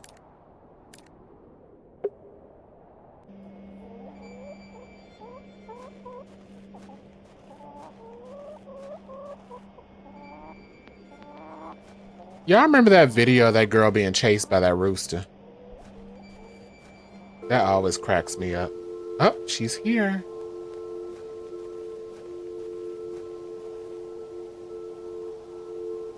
Look what I have for you.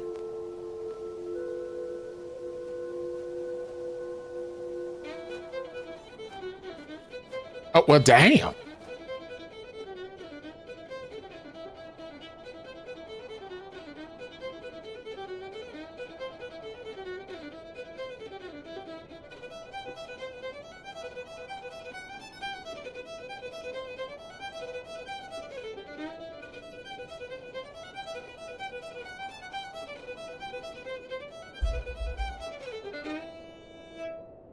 She played the hell out of that.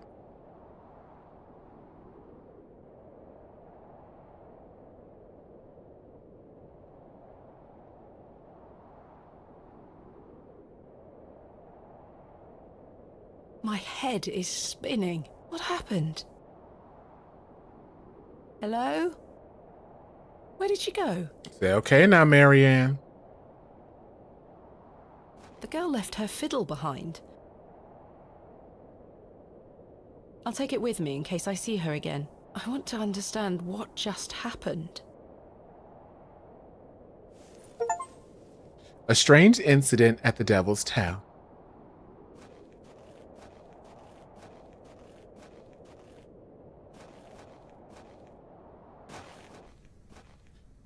Okay then. Well, that happened. Oh, let's give it to the musician. She was a fairy. That's possible.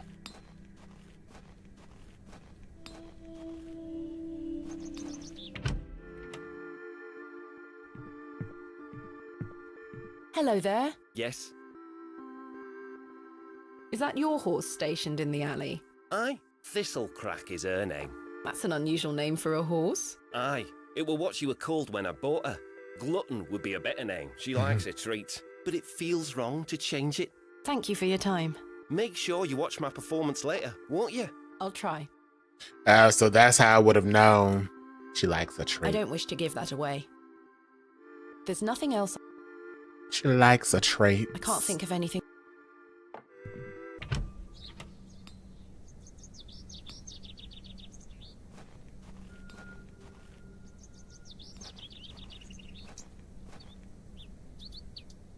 Can't keep going that way. Okay, what do I do now? I'm stuck and scared. Okay, so yeah.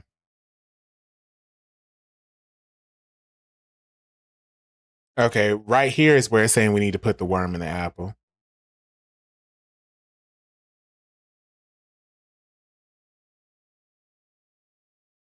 Go to St. Edmund's Church.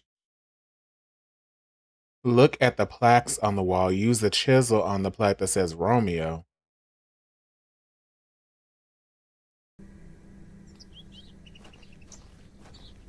Oh, I get it now.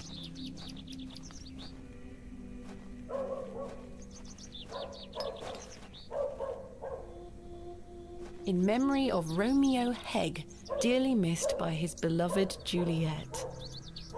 This plaque is surrounded by cracking plaster. So,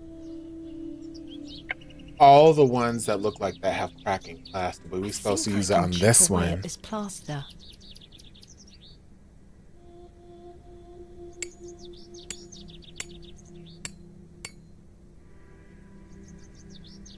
There's a key behind here. This has to be Father Roach's spare. Nice.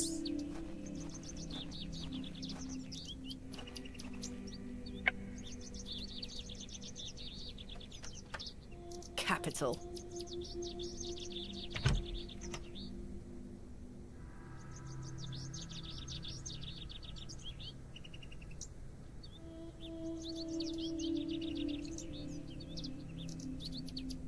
A small label on the pot reads Flirtwort. This is just what I need. Yep.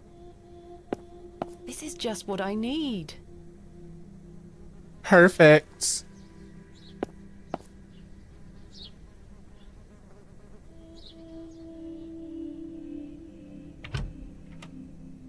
I should put the key back.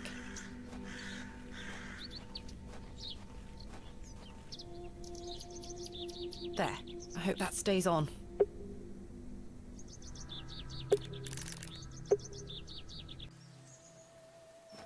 Good day. Yes? Farewell. Good day. I have the ingredients you asked for. Wonderful. Hand them over. No, this is not elderflower. It's cowbane. An easy mistake to make. The two look very similar. Oh. It's safe to eat, as long as you're not a cow. Very toxic to cattle. Where can I find some elderflower? There used to be quite a few elder plants growing here in Herne Wood, but they've long since gone. Nowadays, you might find the shrub growing within a hedgerow or a private garden.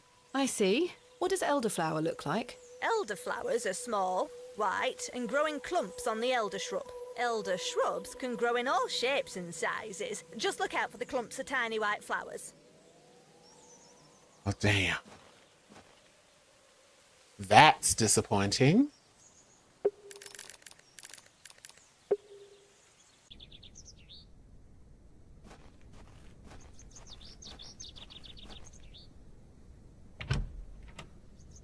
Excuse me.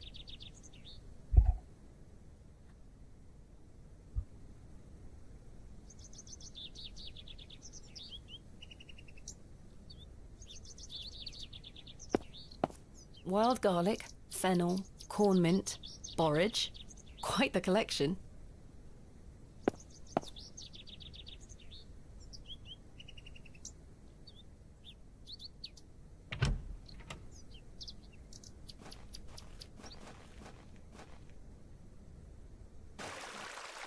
I've no use for the cowbane.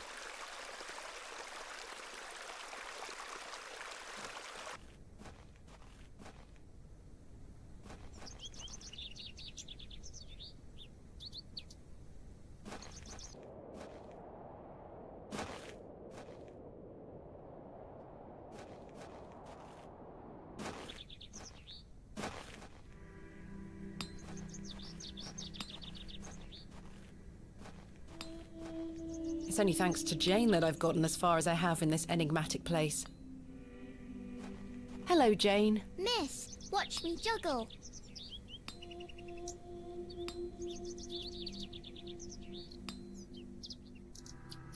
Oh, she did a good job. Very impressive. I can juggle even more apples. Hello, Jane. Miss,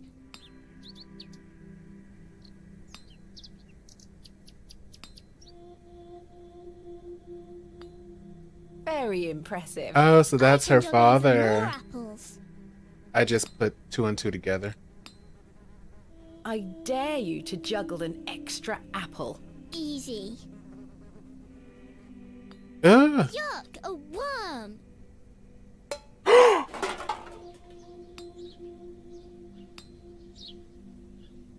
This looks like elderflower to me. I'll just take. Oi, put those back! Sorry. Be careful with your apples. Sorry, miss. Damn it.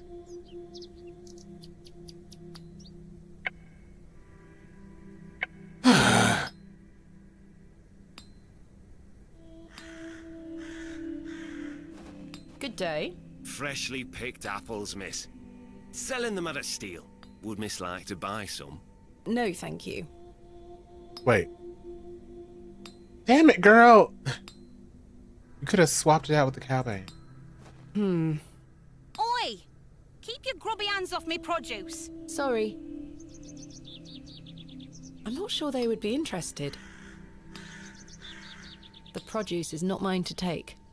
Sacks of apples and cabbages. They've all seen better days.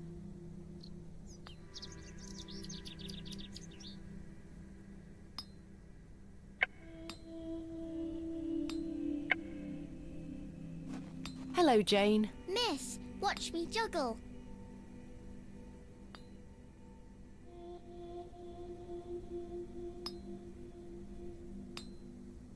Very impressive.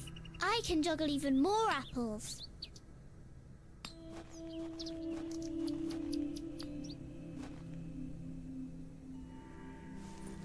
Okay, Hello again, little worm. let's try it again. I didn't know that the apple was still over there. I dare you to juggle an extra apple. Easy. Yuck, a worm.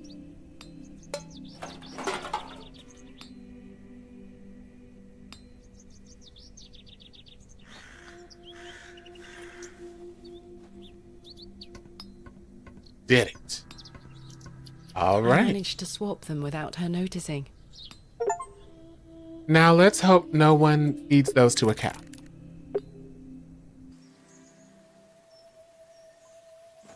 Good day. I have the ingredients you asked for. Wonderful. Hand them over.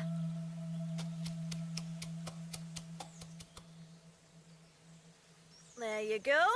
Tell Mr. Bryden to apply this poultice to the area in question. It works wonders. Thank you very much.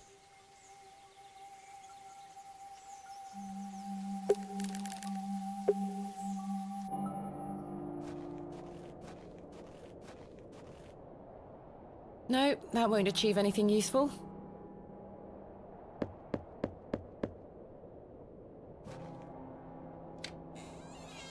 Yes? I've got a poultice for your joints, Mr. Bryden. It was prepared by Mildred Walker. Who? You may know her as Mother Mildred. Oh, thank you, lass. That Mildred knows what she's doing. I should have thought to see it myself. She said to apply it directly to where the pain is. It should work very swiftly. I'll give it a try.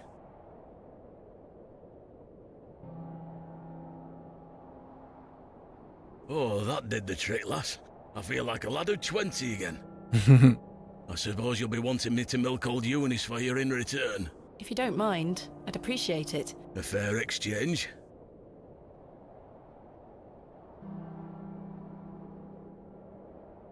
Stand well back, lass. Believe me, I'm not coming an inch closer.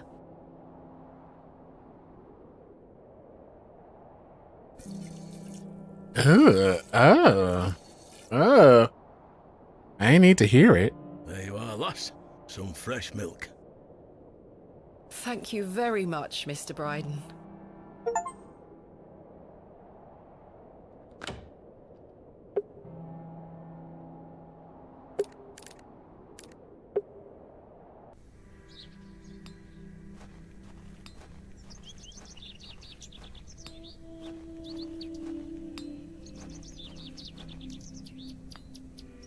I've got a pail of fresh milk here for you, Miss Tompkins. You haven't? Here. Mum, you've saved my hide. Thank you. Are you all right? I'm worried about Mr. Ambrose. Any road, I'm heading back to Panswick Manor now. Would you still like to meet his lordship? Very much so. Now, I can't guarantee you'll be home, all right? He's a very busy man. I'll take my chances. Follow me, then.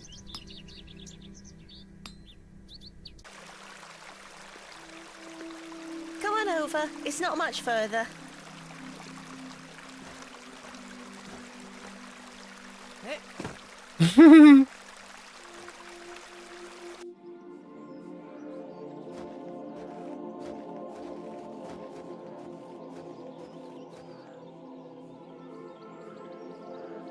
What time do you call this? Sorry, Mum. Give it here, then.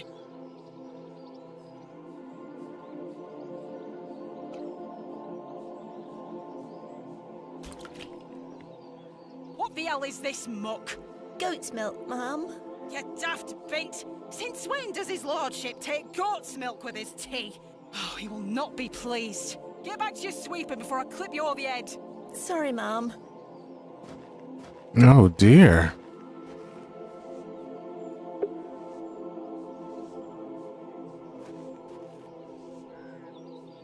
Miss Tompkins looks more anxious every time I see her. Where is Lord Panswick? Sorry, Mum. I can't talk. Miss Fenchurch is ever so mad at me. Miss Fenchurch is a cruel-looking woman, her face set in a permanent scowl. Hello there. Bugger off, you whelp! This is private land! How very bucolic. I've no time for frolicking with the flock. Some fine-looking flowers.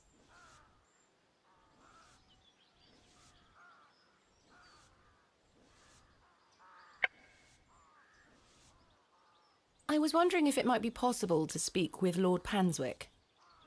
Are you deaf, girl? Don't make me fetch the guards. They're armed, you know.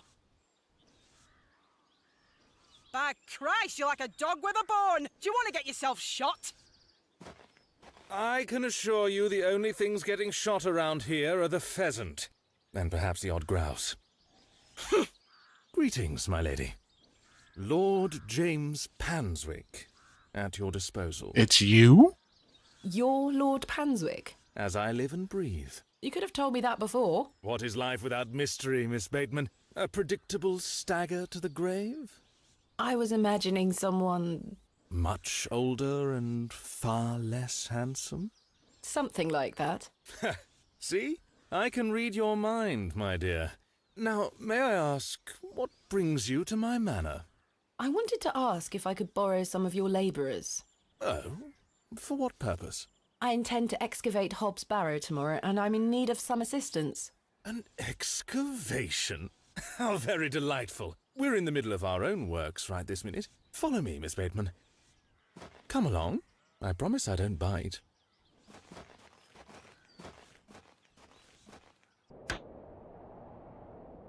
For generations, this chapel was a place of unique devotion. And this was until some of my more ungrateful ancestors forgot him and abandoned it. Why did they abandon it? Men of great wealth and power can grow so comfortable that they forget they still need the divine. The sacrifices required to maintain such a relationship were no longer being made. The chapel soon turned to rubble, and with time, even the villagers forgot him. His influence endured, but only with the isolated few who lived on the very fringes of these moors. Believe it or not, my family's fortunes have dwindled ever since. Since I succeeded my father, it has become my life's work to restore this place of worship. With this sacred place rebuilt, he shall be venerated once more, and the name Panswick shall be uttered again across all of England. I hurt the microphone. Now it is time for him to guide us. Bewley is a godless place. Have you forgotten about St. Edmund's? Father Roach might disagree. I shall bring him back to these lands, and this chapel shall be his seat once again. A new world. But it seems like you wish to bring back the past. From out of the old world shall come the new, a greater truth. But I digress. Horace, my dear fellow. Aye, your lordship. This fair lady here is in need of some assistance. Would you and your chaps be up for a spot of digging at Hobbs Barrow tomorrow? Hobbs Barrow? Aye, your lordship, 'tis no bother. Good man. You're in luck, my dear. These are my finest, and they're all yours. Thank you. I am grateful. On one condition. Yes? I've heard wonders about Mary de Plancy's Bakewell puddings. I'd rather like to try them for myself. Your lordship, you're giving me the help of your men in exchange for cakes? Yes. But... Farewell, my beauty. Oh? Wait! Horace is the leader of this band of merry men. Is his lordship joking about the Bakewell puddings? No, miss. His lordship is a man of folly. How ridiculous! He treats you all right if you do what he asks. Please let us get on with our toil. If you do as his lordship requests, we'll help you tomorrow. So we need to get him some cake.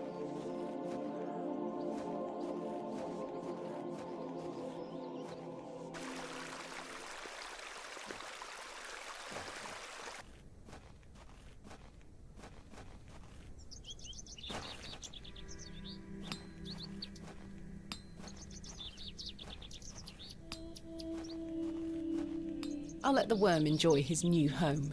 Okay, we don't need that anymore. I don't trust that man. I don't trust him either. Something about him is off.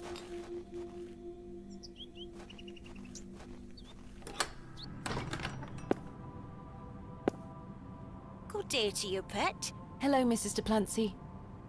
Do you still have some of your homemade Bakewell puddings, Mrs. de Plancy? Oh, you're too late, pet. I've a few left, but they're set aside for someone else. Might you please be able to bake me some more? You feel like he's older than he said? I'm not in the mood for baking. Truth be told, my dear husband Albert passed away recently. Me thoughts are all over the shop. I'm so sorry to hear that. Aye, he's in God's hands now. Were you married to Albert a long time? Aye, too many years to count. He were the cobbler here in Bewley, the most dashing gobbler in all of England, I used to tell him. Love is precious, pet. There's nought that can replace the hole it leaves in your heart. I can relate to that in my own way. I wish you strength in this difficult time. Thank you. With God's blessing, I'll get by. May I ask who you have set aside the puddings for? Oh, Father Roach. He won't be back until tomorrow. Won't they be off by then? Not at all. Besides, pet, as I told you, I'm not in the mood for all this baking chatter. Sorry, Mrs. de Plancy.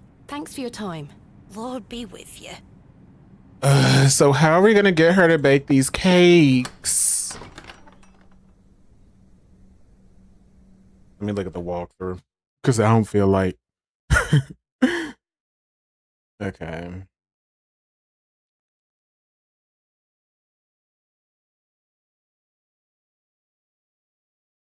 We talked to her 3 times. Look at the fresh grave. Oh. That's her husband's grave.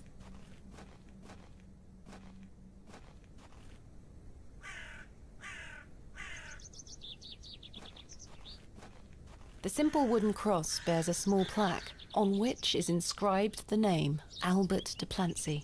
Relative, are you? No, just looking. He were the cobbler. Who's going to mend me boots now?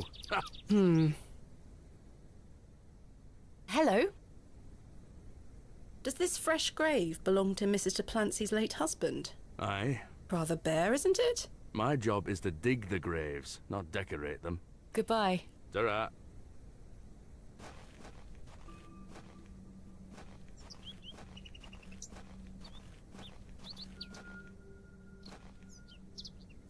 Oh, I did not mean to go. I did not mean to go there.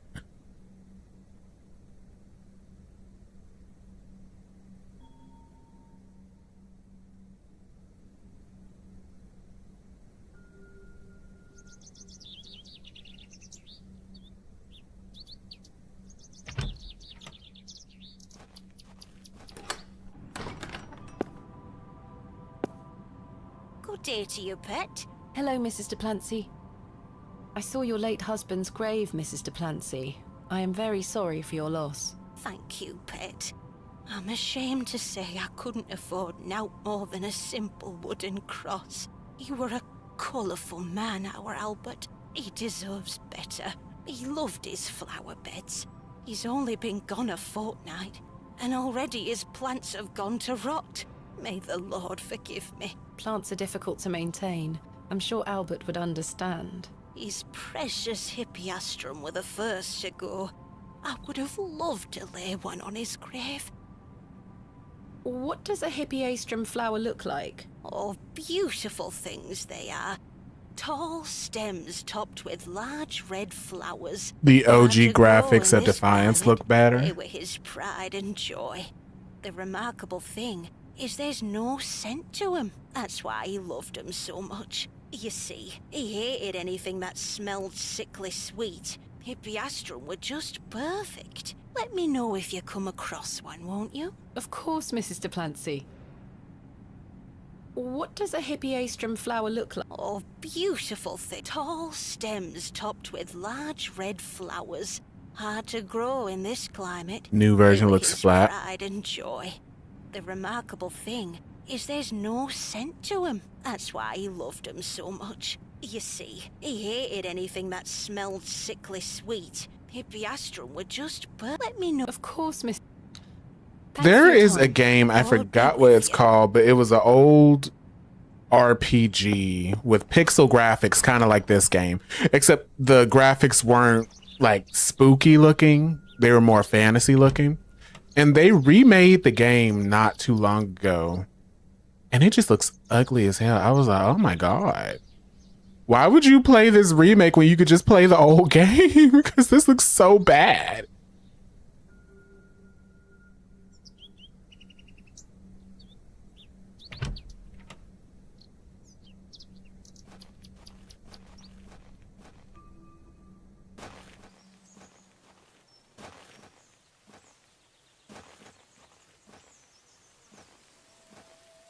I can't think of any. Okay.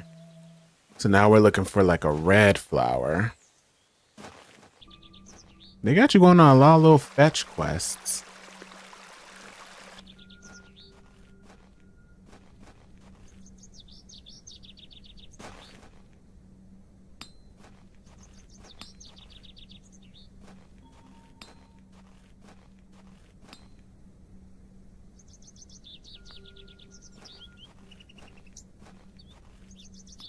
Who are you? I've not seen him round the village before. Good day. Hello there. My name is Thomasina. What's yours? Ralph. Not seen you around before. I'm just visiting. What brings you to the market today? I purchased a Scotch egg for me tea. You want a bite? No, thank you. I'm looking for some help with an excavation tomorrow. Might you be interested? Sorry, miss. I've already got my own job. Enjoy your Scotch egg. I will. You need someone to purchase the Prince of Persia's franchise and remaster it.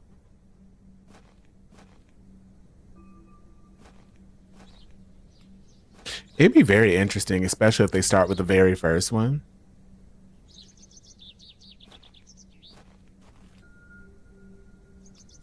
Okay, where is this flower? Because I don't feel like walking all about the place. On the wall. Oh, the Panswick map. Oh. Oh.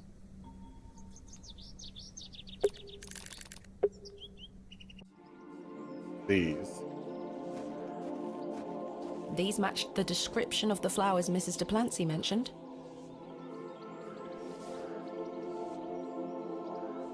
There's no scent. Nah, you get away from my hippiastrum. Ah, apologies. girl. Well, I will throw a bucket at you. Ubisoft ain't doing anything with it for real. If I had the money, I would. I feel like Tales of Kenzura Zao tried to recreate that feeling. Yeah. Because didn't it come out, I guess it was in development around the same time as the latest Prince of Persia. Honestly, Tommy, I don't think Ubisoft is willing to sell it.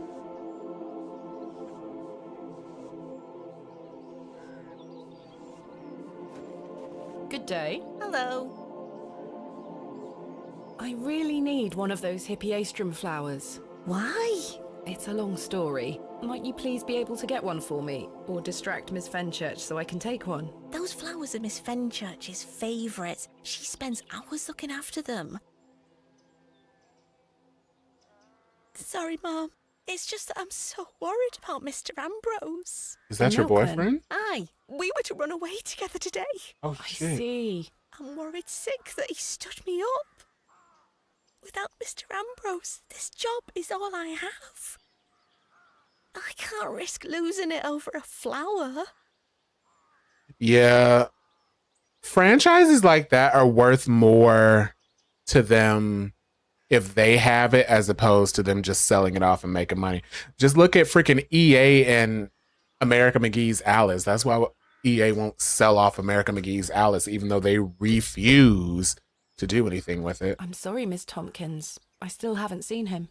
Do you think he's abandoned me? I'm sure that's not the case. He must have been delayed somewhere. Could What's you it look try like? to find him for me, Mum? Oh, please, Mum. I'd do anything for you if you found my love. I can try. Oh, thank you. Mhm, You're ever and so the Metal kind, Gear Mum. series. What does Mr. Ambrose look like? He's got brown hair. I'm afraid I'll need a bit more to go on. Sorry, Mum. I'm too upset. Please find him, won't you? Hey, stop your nattering and get back to your sweeping. Sorry, Miss Fenchurch. Another fetch quest. Now we gotta find this man. He's got brown hair.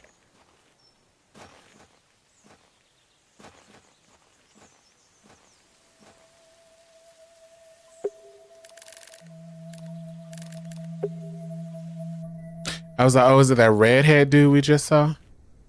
I have nothing else to ask. But doesn't appear to be so.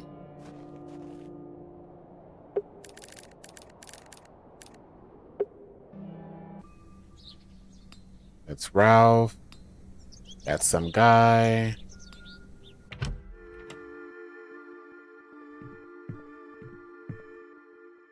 Did I ever show you the Vorpal blade that you 3D? You didn't. Ooh. Do you know Mr. Ambrose, the milkman? Aye, a good man.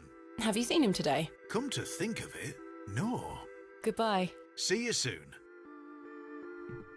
Hello again, Mr. Shoulder. Miss Bateman, Do you know Mr. Ambrose, the milkman? Aye, I know the man. Do you have any idea where he might be? No, lass. Why? No matter. Thank you for your time. Aye, Is sharing the Discord I'm group? looking Ooh. forward to tomorrow. Can't wait to see it. Good day. Hello there. Do you know Mr. Ambrose, the milkman? I do, yes. Have you any idea where he might be? He is usually here by now. So I heard. He normally arrives via the road to the east of Bewley. Thank you. Enjoy your Scotch egg. I will.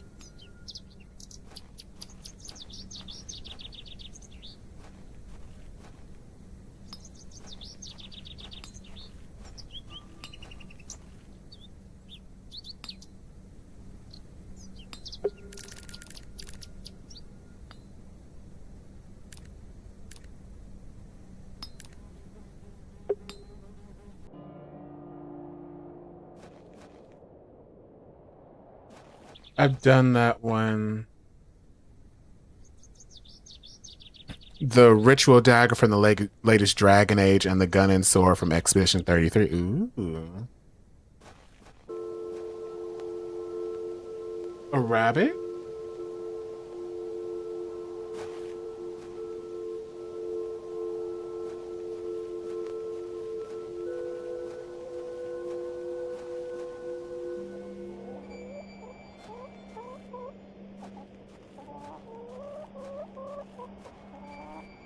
Okay, so he's been doing his stuff.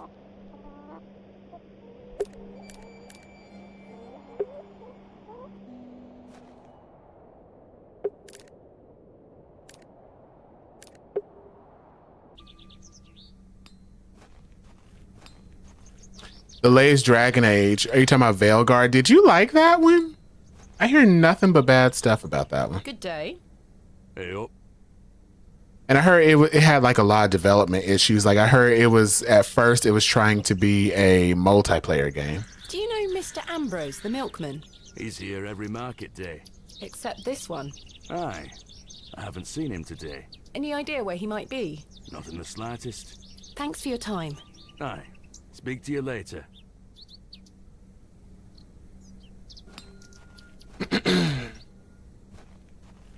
Good day. Care to buy some apples? Do you know Mr. Ambrose, the milkman? Eddie? Aye. Have you seen him today? No, well, maybe his milk's gone off. I hope so. Might mean some of his customers have some spare coin. I like the game from what I play. Bye. You know where I am. I'm so much of a Dragon Age fan that I overlook some of the jank. I enjoyed the story, even though the twist made me cry. That's what I'm hearing for a lot of people, that they were like, you know, I just love Dragon Age so much that I just look past it. Time for a juicy mutton pie? Do you know Mr. Ambrose, the milkman? Aye, I do. Why'd you ask? Isn't he normally here at the market? Aye, he's normally 2 pies in by now. Not 2 pies in. I'm sure someone around here must know where he is. Goodbye. Let me know if you get hungry now, lass. Not 2 pies in, baby. Good day to you, pet. Hello, Mrs. Duplancy. Do you know Mr. Ambrose, the milkman? Oh, yes. Lovely young man. Have you seen him today? No, not today. Any idea where he might be? Sorry, pet. I don't. Thanks for your time. Lord be with you. No one knows where this guy is. I have nothing else to...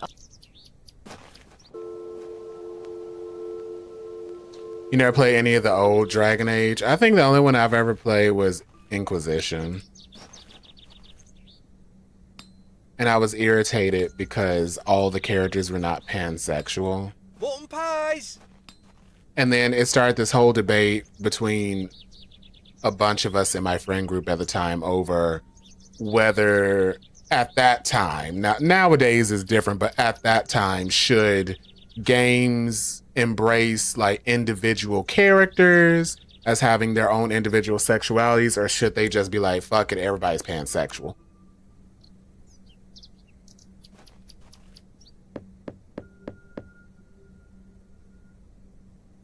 Mr. Long mustn't be in. The new games were kind of easy for you to get into.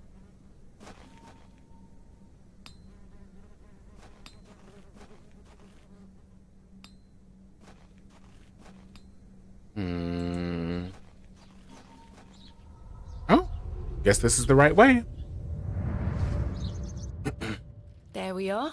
Your shells are looking much more interesting now. I pestered Mother for years to let me bring some of your treasures here. I think she's worried that I want to follow in your path. She has hidden most of your discoveries away. I had to beg her to bring me to visit you, you know. I shouldn't worry you with all that. Do you know that I have a story for each of these pots? Well, I don't know if they're all true, but they are my memories. Even though I was so young, I still remember our adventures together. Would you like me to share my memories of them? Well, I'm going to, whether you like it or not.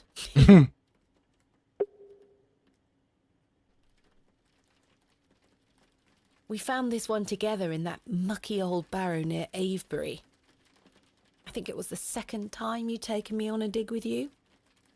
I remember you bringing it up to your face to look inside and shrieking in horror. "There's a bloody rat in there," you screamed. Ew. Mother was so angry when you brought this one home, wasn't she? "William, that simply will not do. It's taking up all the space on the mantelpiece." Once you moved it to your study, I remember creeping in to take a peek at it. This is from the first dig I remember you taking me on, the excavation of West Kennet Long Barrow. I found it wedged behind a stone as you ate your sandwich. You said, "Now there's a tiny urn for a tiny girl." You were incredibly excited about this one. I hadn't gone on an expedition with you yet. You were so happy about it, showing it to Mother and I. You didn't stop talking about it for hours. I thought, how can Daddy be so excited over some old broken pottery? But it wasn't long until I understood. I think you brought this one back from a trip abroad. I would have loved to go with you, but Mother didn't want me to. I remember you being so proud of it. It looks ancient. I almost forgot. While I was searching for your pots in the shed, I found one of your manuscripts. I thought Mother had burnt all your notebooks, but she missed one. It was an account of barrows across the east of England. I managed to read it all before Mother took it away. Daddy, it was fascinating. I've decided that is what I want to do with my life. I'm going to travel the country, excavating and documenting my own finds. Well, as soon as I'm old enough to escape Mother, that is. When you're feeling better, we can go out on expeditions together again, just like we used to. I promise you'll get better, Daddy. I'll do whatever it takes to make it so.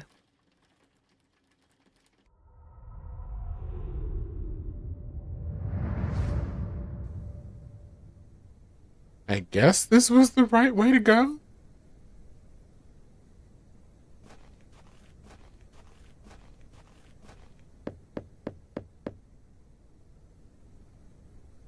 Nobody home.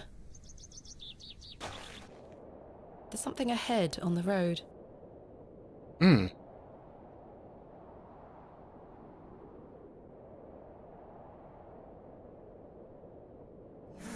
Oh my God.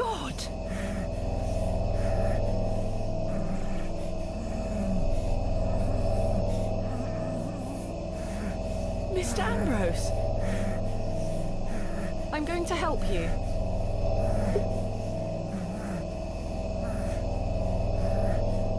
Please hold still. I'm going to cut you free. He had been so tightly bound that I could barely cut through without hurting him further. His mouth was stuffed full of flowers of a most peculiar scent. I was dismayed at such savagery, and wondered if the feral folk Father Roach had mentioned were responsible for this abhorrent act. After some considerable effort, I managed to cut him free. Are you all right? Who were lost in visions of hell itself. The devil. I saw the devil. Who did this to you? I don't remember. Oh, the terrible sights I saw. I won't forget them till my last breath. Are you Mr. Ambrose? Yes, Edward Ambrose. You were to meet Miss Tompkins today. My love. Oh, my darling love. Let me take you to her. Here, take my hand. As we made the arduous trek to Panswick Manor, I probed Mr. Ambrose on who had done this to him. He insisted that he didn't remember anything, except for his nightmarish visions.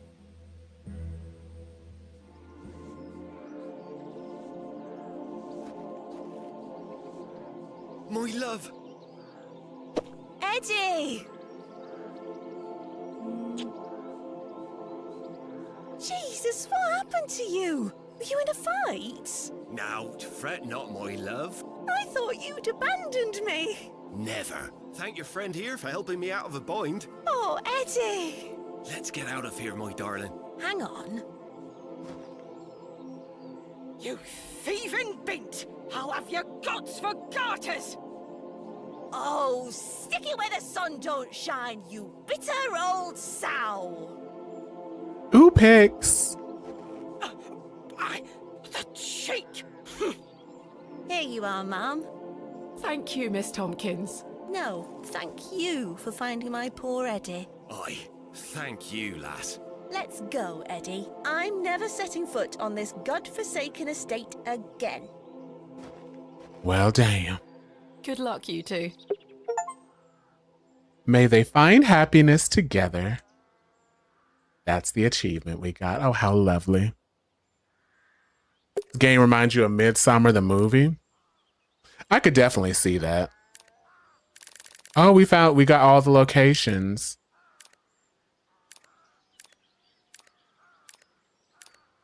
That movie is one of those, like, you know, a movie where you watch it and you're like, okay, this is a test for people based on how they react to it. That tells you a lot about them. Like how they say Obsession is. Midsummer is another one of those movies. Like, this is a test.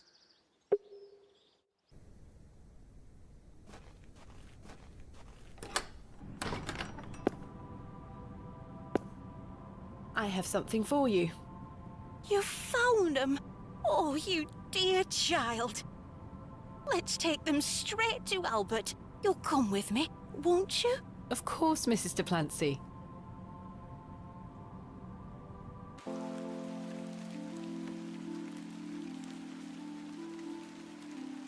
You know, the things I miss most about him are the things that used to annoy me. The click of his jaw as he chewed his sandwiches, leaving his tools all around the house. The way he'd never back down from an argument. He's just quiet at home now. Silence.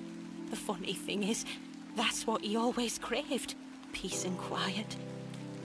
He were a good man, our Albert. Sounds like he was. I'm so sorry. Do you fear death, pet?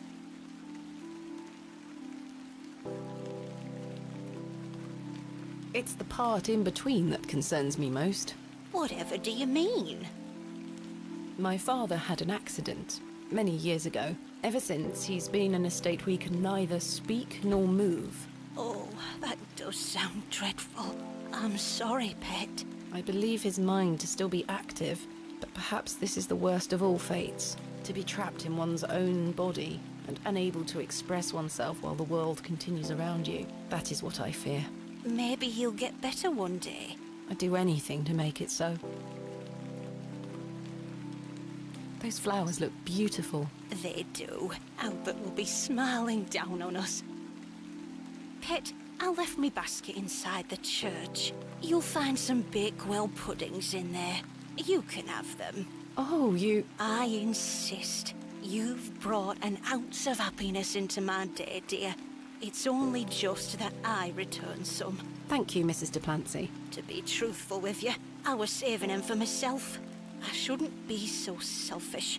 Lord forgive me. You're nothing of the sort. They were for I'll herself. stay here with Albert a bit longer.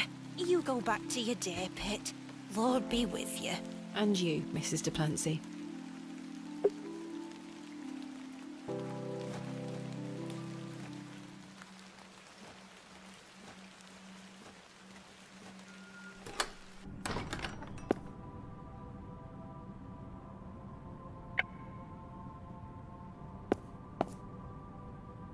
Here they are.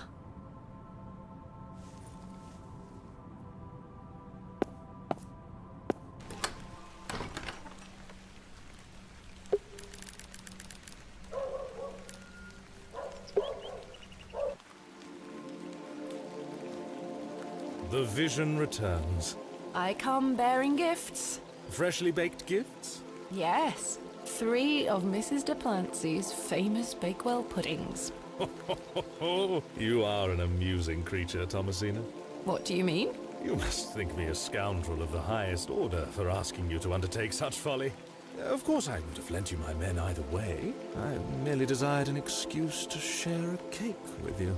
Lord Panswick. I take no pleasure in watching you scurry about Bewley to fulfill my every whim. Or do I? I do not find this amusing in the slightest. You have no idea what I had to go through to get these for you. I do. And that's what I admire about you. Tenacity. Even in the face of something you know to be absurd. You don't give up, do you? Never, though in this case I ought to have.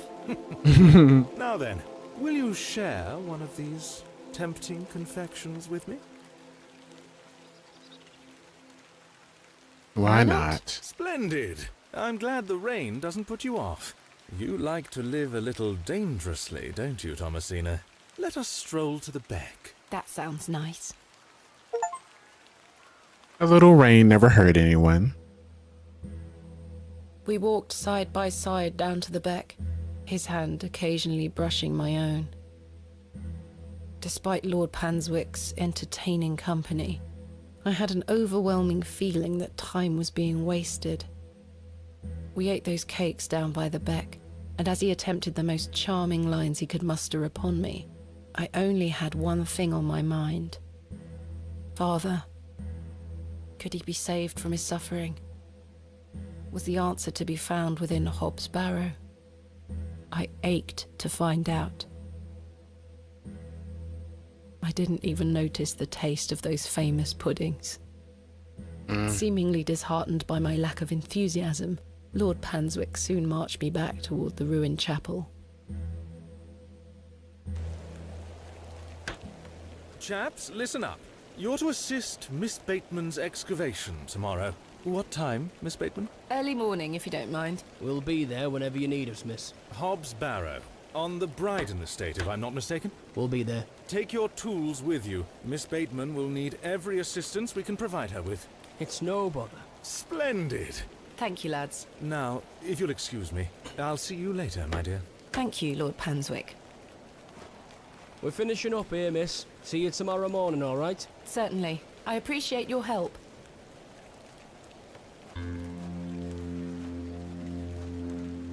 Well, that's a relief to have my crew assembled for tomorrow. It's getting dark and cold. Time to head back to the plough and furrow. Okay, I have to use the bathroom before we get to the good stuff. So stay tuned. Give me a second.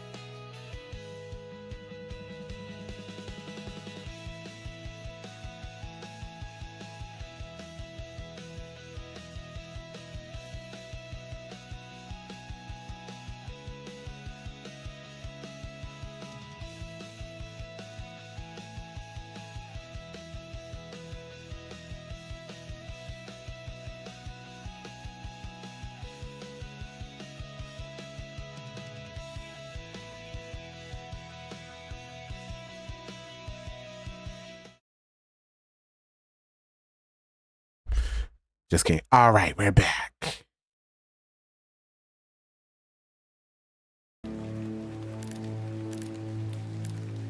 Okay.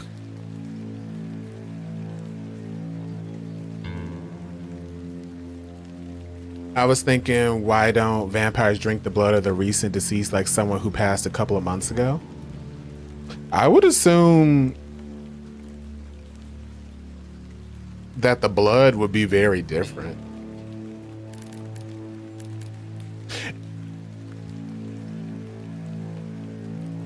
And when do they start embalming people?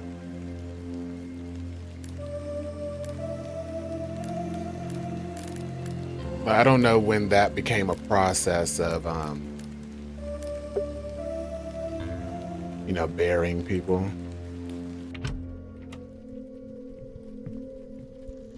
Evening, Miss Bateman. Good evening, Stanley. What did you hear? Because I just came back. Good man. To what do we owe the pleasure of your visit, your lordship? I've come to wish Miss Bateman good fortune for her grand excavation tomorrow. I'm really rather curious as to what she might turn up. As am I, your lordship. An exciting time for Bewley. Wouldn't you agree? Oh yeah, I Sam? said I don't know when they started embalming people. Very, very exciting. My dear, please, allow me the pleasure of buying you a drink. A welcome antidote to the wind's bite. Wouldn't you say, Stanley? Yes, indeed, your lordship. Ow, my elbow. Why not? Why not? Splendid. You heard the fair lady. I don't think this game has multiple endings. If it did, I would say no. Thank you. Everyone, raise your glasses to Miss Bateman. May she conquer Hobbs Barrow and find all that she desires. Hip hip! Hooray! You don't wish to join me in a beverage? Oh, you go ahead, my dear. Alcohol does not sit well with my constitution. Thank you, your lordship. I needed that. I aim to provide you with whatever your heart desires. I've reminded my chaps they're to meet you at Hobbs Barrow in the morning. Thank you again, Lord Panswick. Till we meet again, faites des beaux rêves. Mr. Shoulder? Oh? Your lordship? What was that about? Hello again, Mr. Shoulder. Miss Bateman. You had such emotional reactions to those games. You had to find a way to bring them to reality without spending 1,000 on collector sets. Oh my gosh, yeah, that actual Vorpal blade that I've seen, it's beautiful, but I'm like, I would never be able to afford that, but it's so gorgeous. I still need to look at yours, Hearts. Still need to look in the Discord. Some local laborers to help with the excavation. Marvelous. When do we start? Tomorrow morning, first thing. Wonderful. Can I count on your assistance? Of course. I'll meet you here at the Plough and Furrow. What else can you tell me about the previous excavation? I think I covered it earlier, Miss Bateman. As you yourself said, it were a time of superstitious hysteria.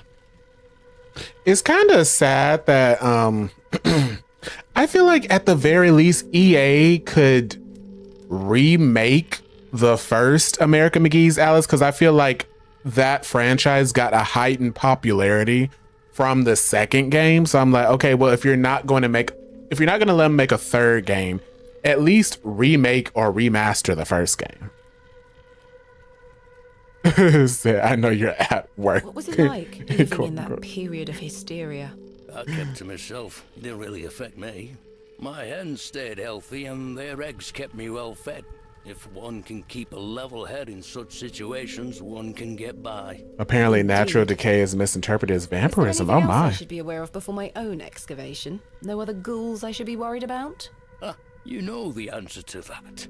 The corruption in that soil were all in the minds of men. Thank you for your time. Aye, Miss Bateman.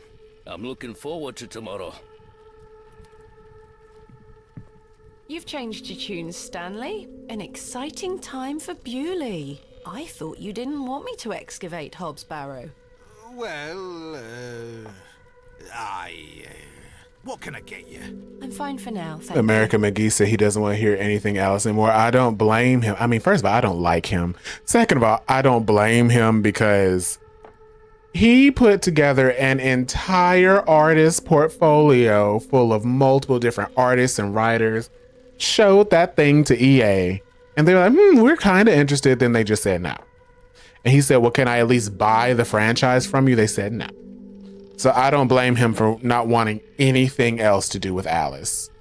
Now, do I wish he would maybe do something in the spirit of Alice? Like you could have done Little Red Riding Hood or some other fairy tale, Cinderella, but no.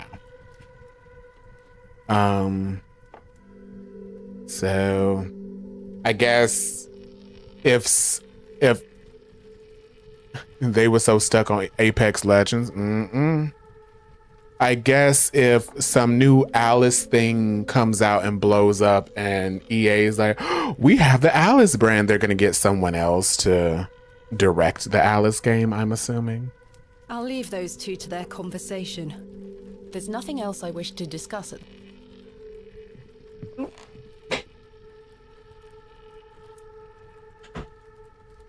But I'm assuming that's what's going to happen. Because they don't want to sell it. Because they don't want it to be used as competition against them. Probably because Alice in Wonderland is like a big brand in of itself. Summer, seen her. Arthur? I've remembered something. What is it, Arthur?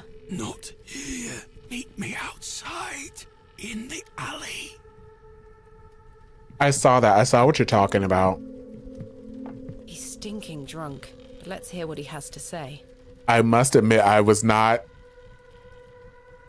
intrigued with what he was developing. Hello again, Cyril. You're still here? Leave me be, lass.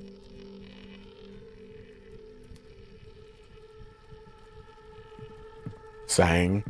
I was just like, what is this?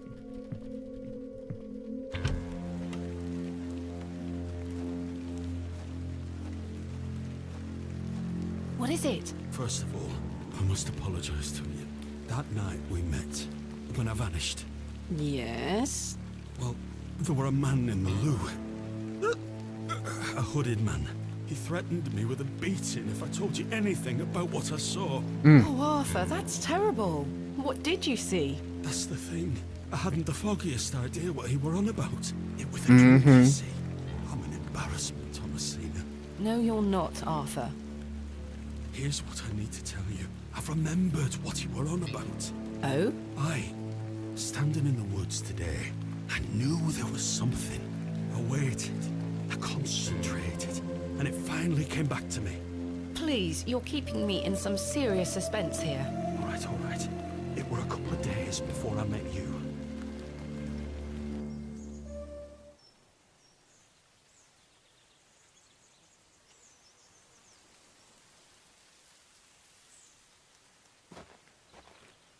Hurry now, Leonard. I'm not as quick as I used to be. This leg is getting worse by the day. Yes. I'm constantly made aware of your failing health. Do not fear. You said he has promised you the reward of your returned strength. Aye, and it can't come soon enough. Are you sure that it must be her blood? What? Aye, she's family. And she gets here in 2 days? Aye. We must bring her to the site as soon as she arrives. No. Your lordship, with all due respect, we've been through this. We need to ease her into the idea. She would laugh in our faces if we just asked for it. Who said we would ask? Oh my God. He told me that she needs to give it willingly. This little scheme of yours better work. You were right, Tommy. It will, your lordship. We've got the perfect bait. Wait. Who goes there? Did you hear something? Uh-oh. Ah, a moonlight tryst. After something, are you, Mr. Tillett? Your lordship, let me... Save your words, you drunken wretch. Off you go, skedaddle. Don't make me ask twice. I do wish you wouldn't spend so much time with that fool. It's beneath a woman of your standard. It's sad, really. That dog urine they serve here has rather pickled the man's brain. You're being most unfair to him. Mr. Tillett is a nice man. Come now. I shall bid thee adieu once more, for I do not wish for this to come between us. You're right for All not thy trusting best this guy. wishes for your excavation tomorrow, my dear. Thanks.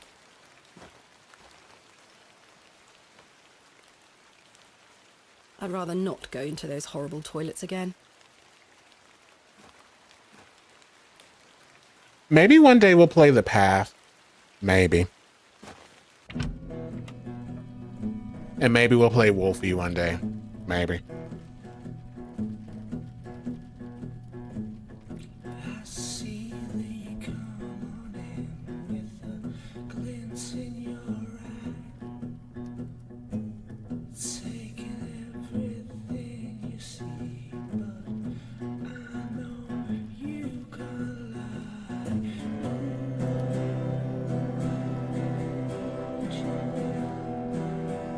She is swinging that hip. She like,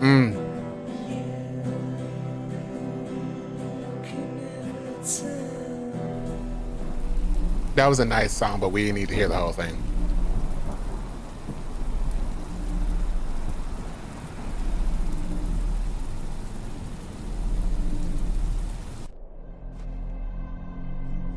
Uh-oh.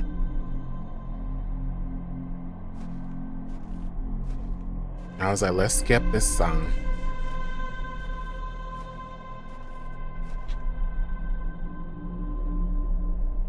Ew.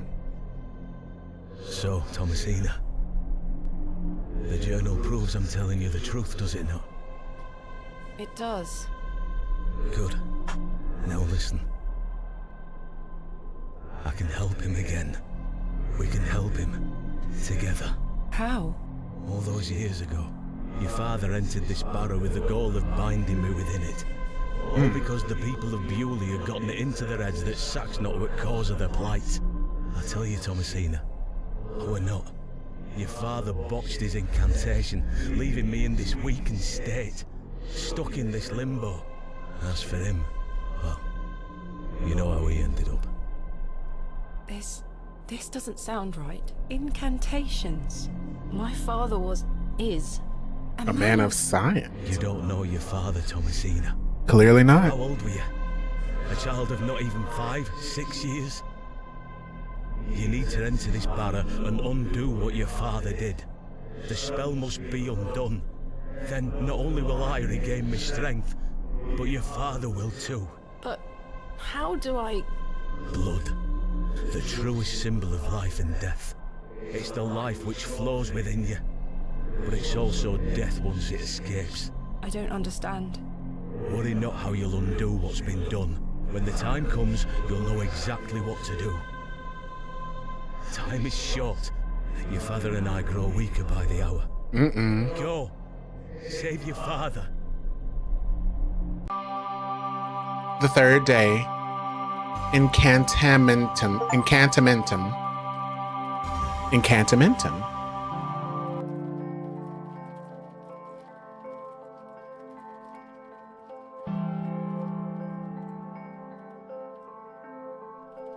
I must undo what has been done.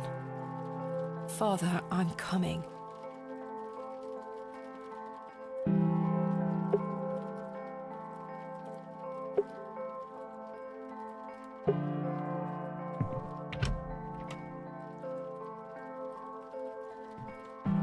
Good morning. Stanley? Ah, Miss Bateman. Mr. Shoulder left a note for you. Thank you, Stanley. Meet me at my home as soon as you read this. There is no time to waste, Leonard. Oh, there were a key with it too.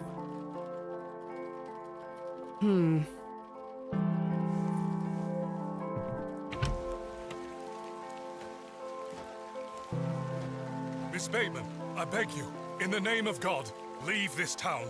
Father Roach, what is the meaning of this? There's nought for you here, lass. Clear off. I beg you, Miss Bateman. Father Roche, Mr. Farnaby, here to wish Miss Bateman good luck for her excavation, gentlemen. My heck. Mr. Kemp, you know... An excavation strongly supported by Lord Panswick, no less. I wish you well with your findings, Miss Bateman. May the Lord strengthen you and guard you from the evil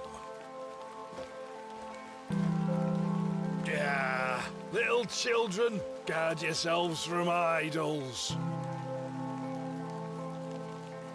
Good luck, Miss Bateman. Thank you.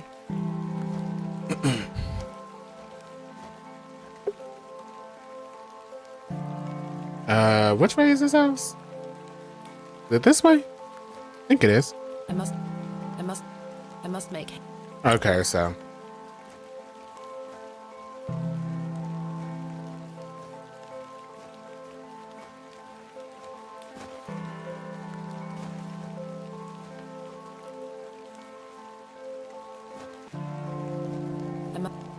Okay. Yes, this way. Douglas?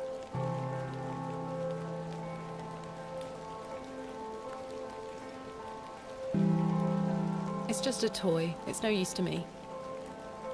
Douglas dropped his toy sword. Something spooky is about to happen. So she ain't moving with haste.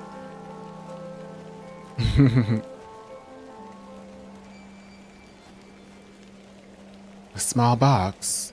What's this?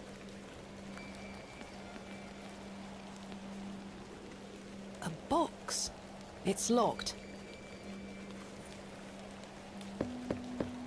Mr. Shoulder, I got your note. Explain yourself. Curses. Of course. The key fits. Another one of these peculiar stones. Wait, ABPA. does this mean Mr. Shoulder was the third man on my father's excavation? There's a note underneath. My heart is his heart. My light is his light.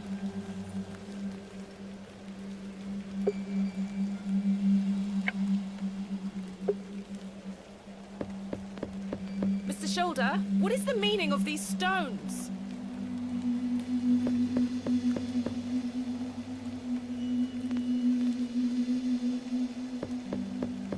Mr. Shoulder, what is the meaning of...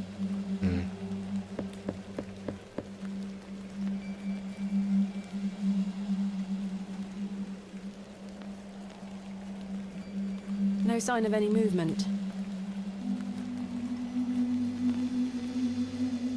I guess we go to Hobbs Barrow now.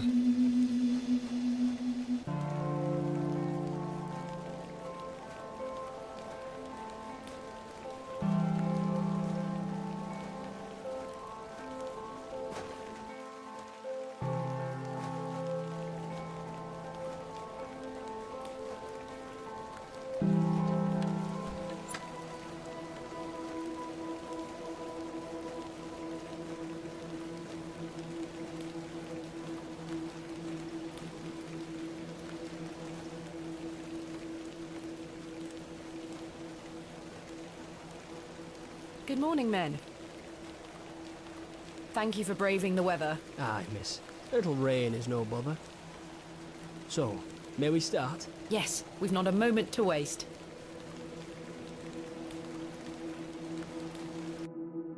And so, the excavation of Hobbs Barrow began. Horace and his men learnt quickly and went about their work with care.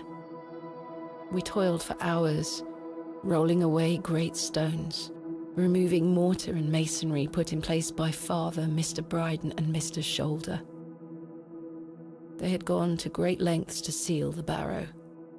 I should have realized their efforts were not only to keep us out, but also to keep something contained within. Eventually, our careful application of pick, trowel and shovel gave way to open space. A stagnant, cadaverous odour was let forth. Oh.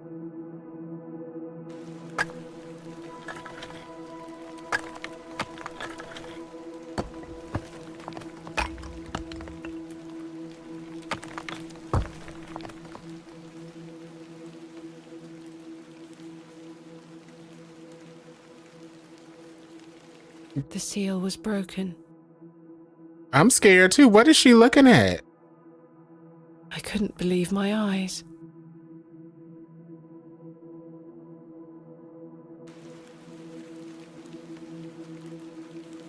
Splendid work, all of you. Step inside, miss. We'll be right behind you. Thank you, Horace. I can't wait a moment longer. Girl.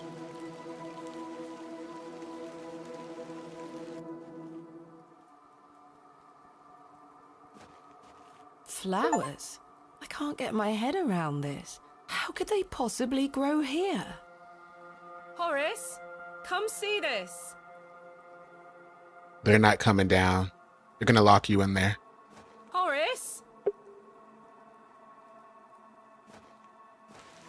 Where'd they go? Chaps? I've been abandoned. Horace and company have departed.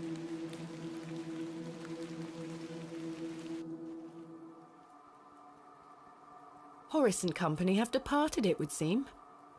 They said we'd be right behind you. Fairly standard Bronze Age pottery. Smashed to high heaven, I'm afraid. Not worth making a note of.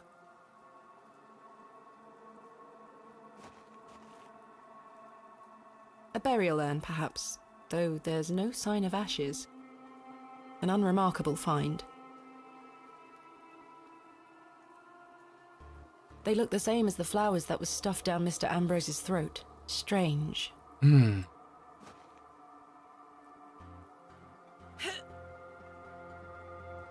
Try as I might, these flowers are steadfastly rooted. You think these people are all spirit?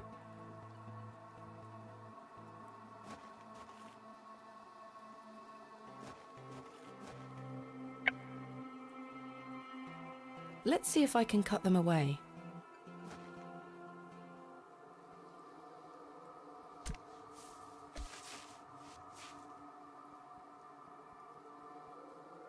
Incredible. Something has been boarded up here. The boards are held down by two large rocks.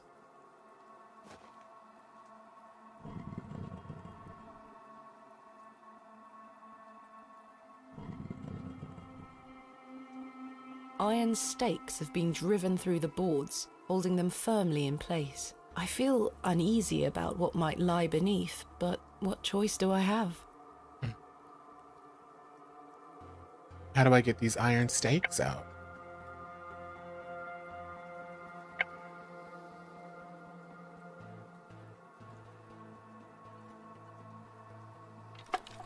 Okay, like that. A passage! Father, I'm coming.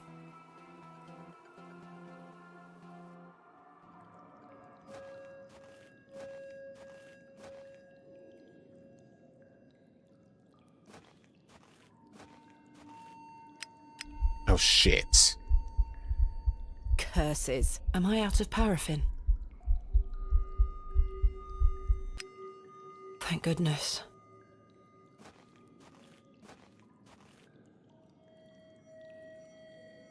Okay, there's nothing to click on. Perfect.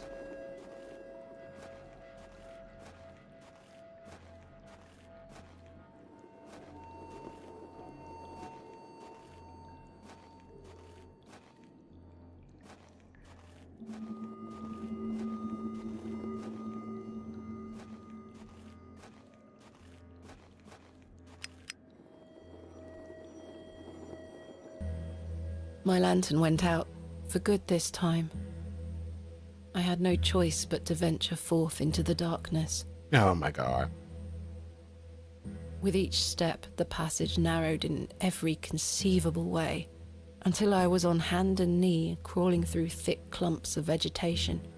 Girl, you're crazy. I'm sorry. The odor of that dank soil was somehow unnatural.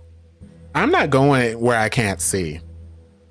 I crawled for an age, until I emerged in a cavern that seemed lit by the very earth itself. Whoa.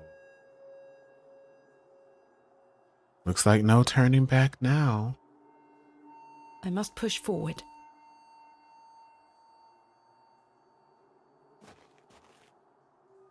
This stone panel feels firmly affixed.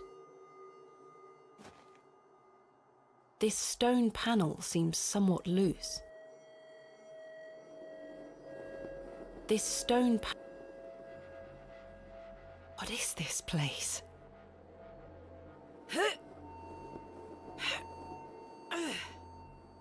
It's as solid as it looks.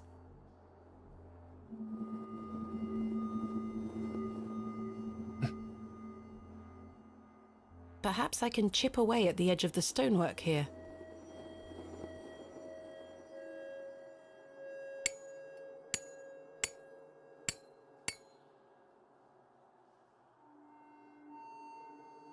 Well, the chisel broke, but what have we here? 3 niches have been carved into the stone.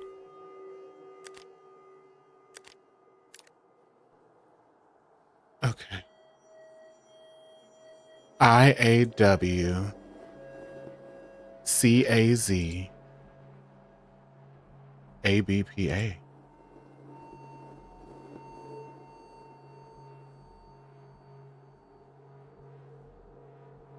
I should take a closer look.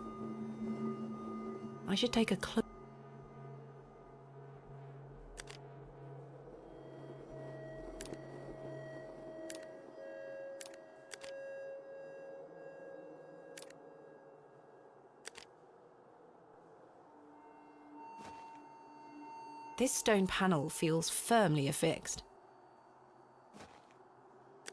Girl, I don't know. Hold on. I don't know what it's supposed to say.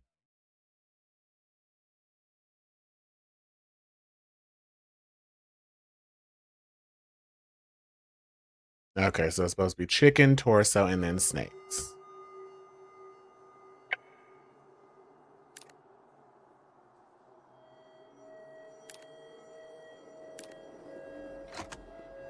A click?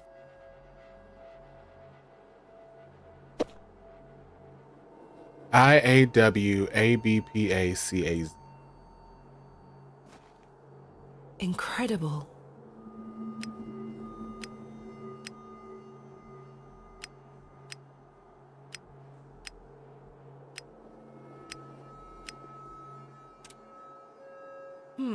A clicking sound, but nothing happened.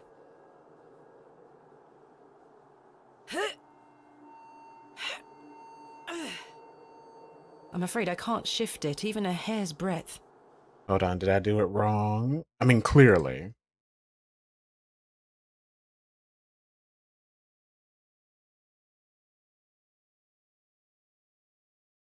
Yeah, IAW ABPA CAZ.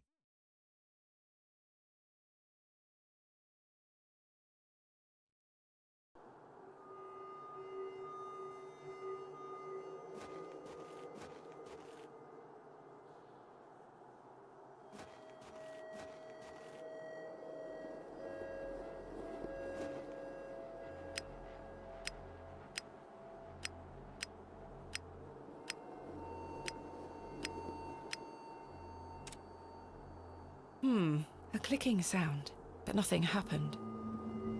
Let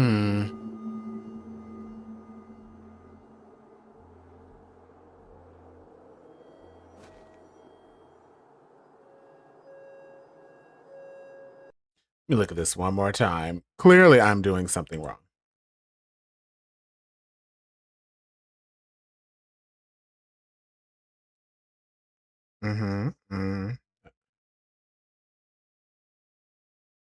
Oh. Wait.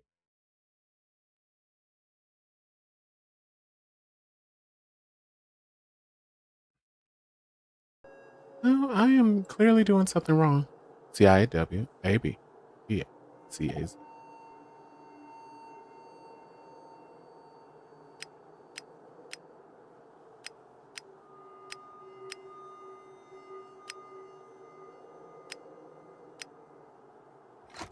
Oh. Was I supposed to do it 3 times? Oh my. Oh shit. The light.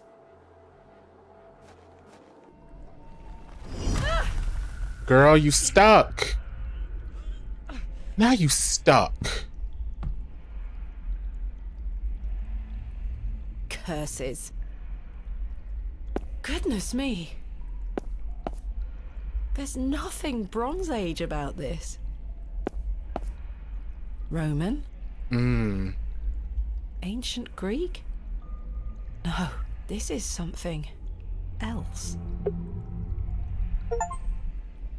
An incredible discovery. Empty.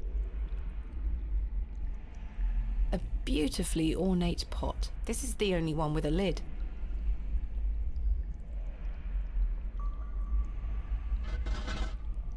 It's sealed tight. There's something rattling round inside. There's nothing inside these.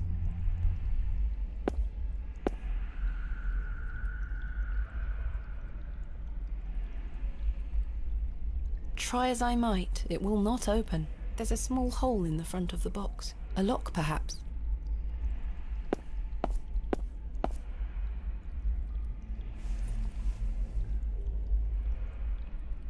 A simple pot made of clay.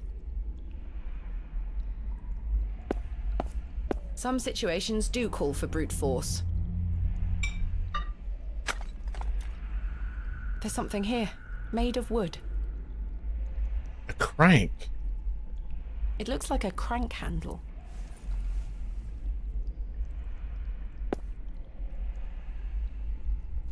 It fits in the hole. Let's see if I can turn it.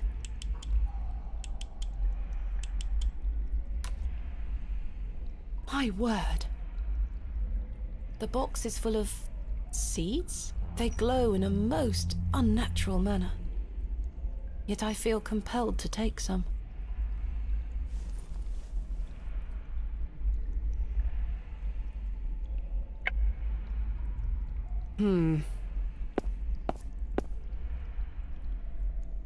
The soil is too compact. I can't plant the seeds in soil like this.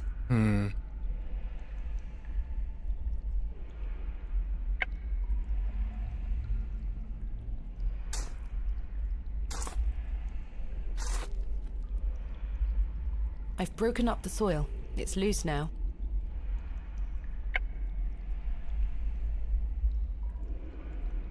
There we are. The soil is already... No, that won't achieve anything useful. The pot is empty.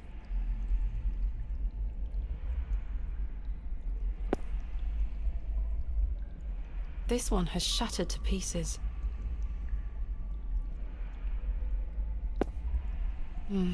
These are all empty.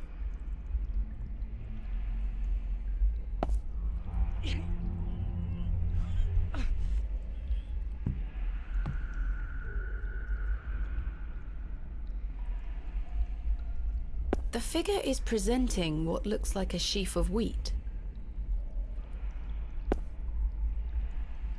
No movement there. No movement there. The figure is holding a whip. Oh my. Water.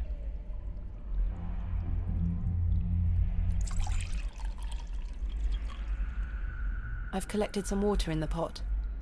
A stream of water is trickling down from the sodden earth above. Ice cold.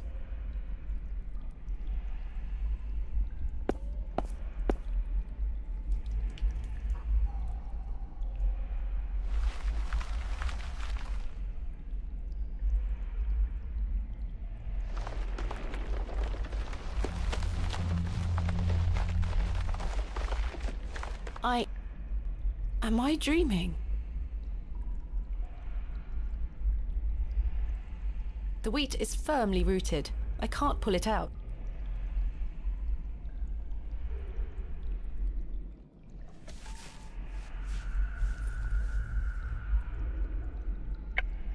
Okay, let's put the wheat right here.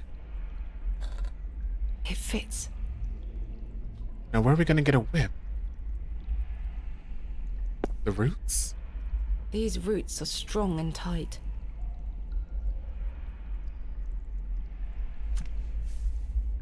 I've removed a portion of the root. I'll keep it. I'm almost onto something there. No, that won't work.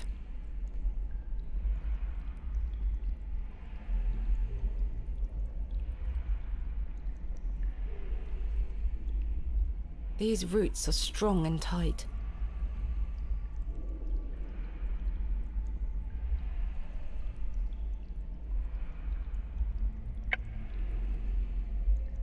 That's a peculiar idea. I'm not sure what that would achieve. I do not wish to cut that. No. I'm almost onto something there.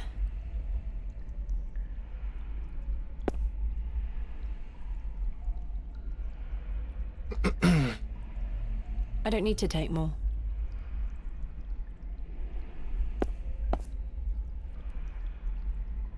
Empty.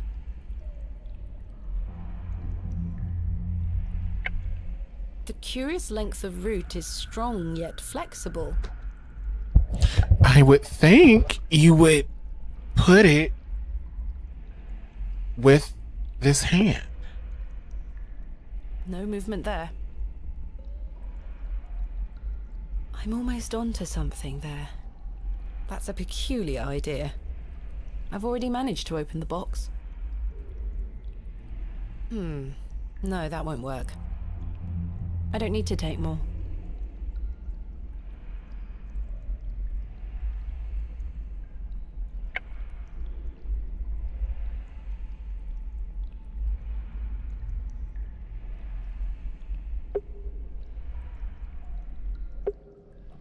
Well, girl, what do we do with the root?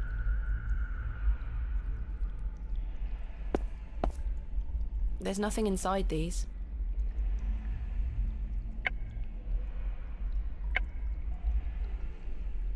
Okay.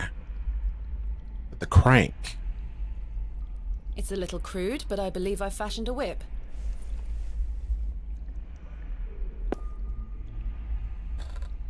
It fits.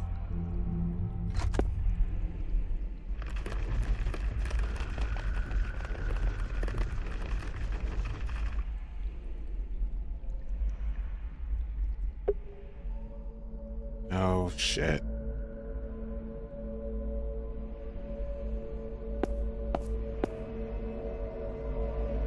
Empty.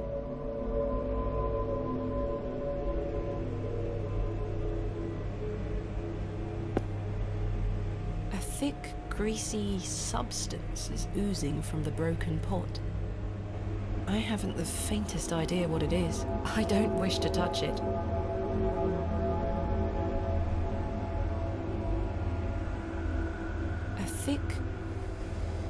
I don't wish. In any other circumstance, this beautiful vessel would be one of my greatest finds yet. Here, it seems meaningless. Just an empty pot.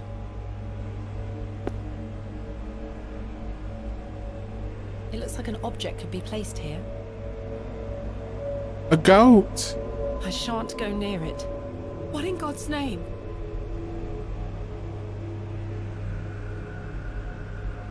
What in God's name? A thick, greasy... I'm unsure if this had any function. It seems bare of any detail. Whatever was once placed here is long gone. I can't believe how well preserved these relics look. They must be ancient. Empty. Empty.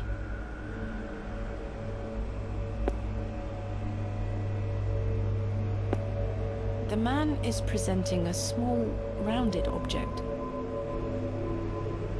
This figure makes my skin crawl somewhat. What exactly is it? It presents a small, rounded object.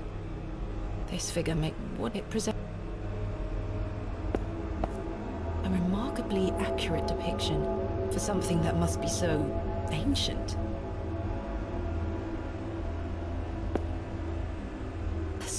astonishing. An ancient device. It moves a fraction, but appears to be locked in some manner.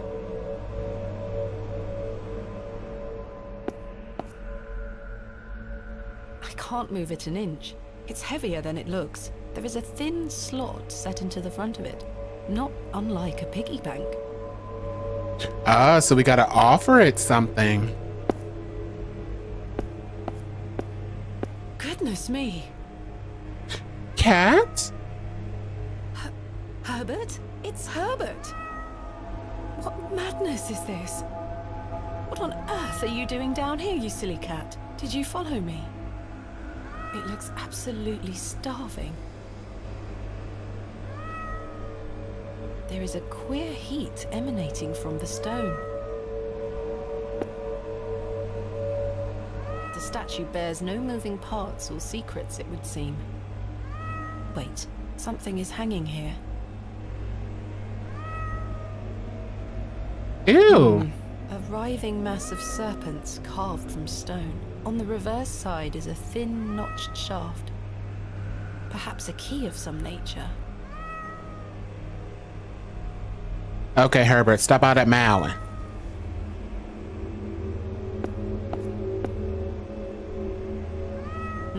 Nothing of note here. That is well out of my reach. I don't know why, but I really don't want to put my hand in there.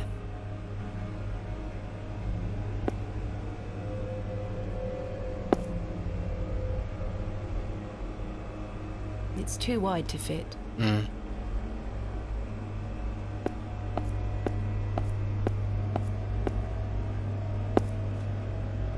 Incredible.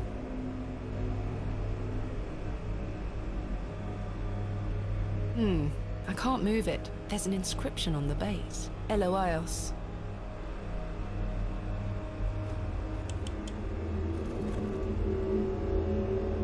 There's something in its mouth. A gold coin. There are no markings on heads nor tails. I can't move it. There's an inscription on the base. Ioth. I can't move it. There's an inscription on the base. Thoutha Bowerth. I can't. There's an inscription on the base. B-I-I Roman numerals. I can't move it. There's an inscription on the base. Thartharoeth.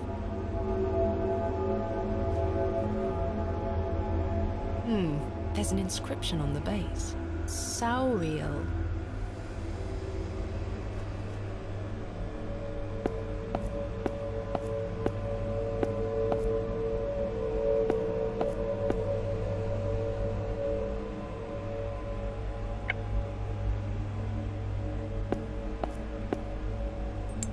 The coin went in. I don't think anything happened.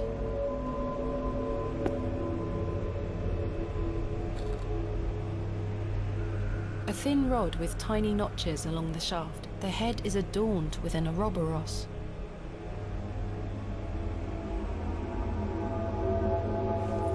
I can't quite fit my finger inside.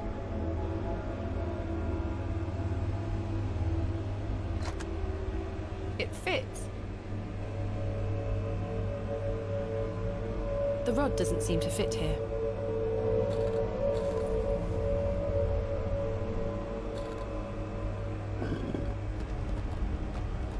Something moved in another room.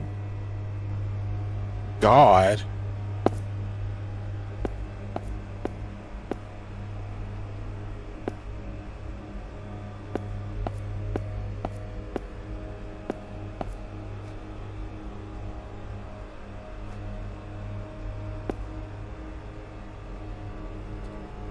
Okay, let me see what I'm supposed to be doing because I'm overstimulated with all this stuff going on. Okay, we did the chamber. Chamber 2.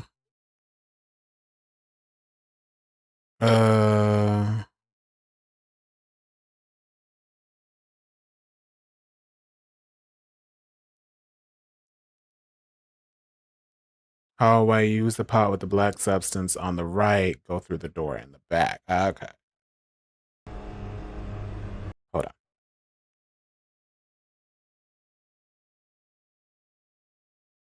See, I was low-key thinking I probably should have done that, but I was like, oh, that stuff look nasty.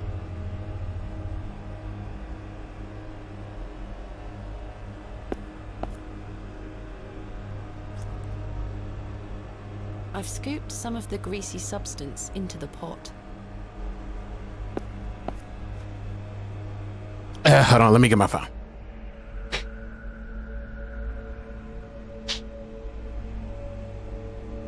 So I don't have to keep clicking out of the game over and over and over again.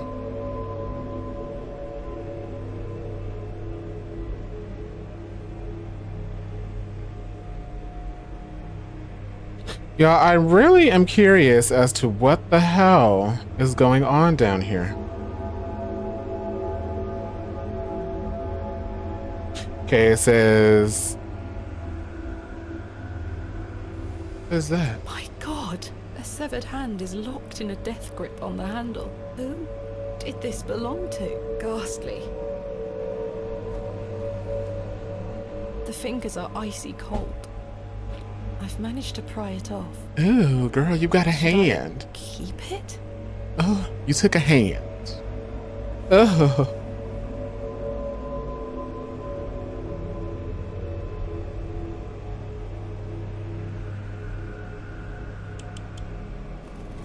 Hmm.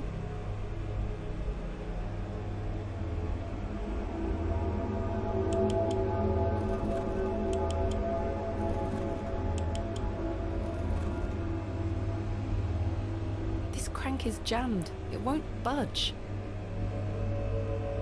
The greasy substance could act as a lubricant here. Voila.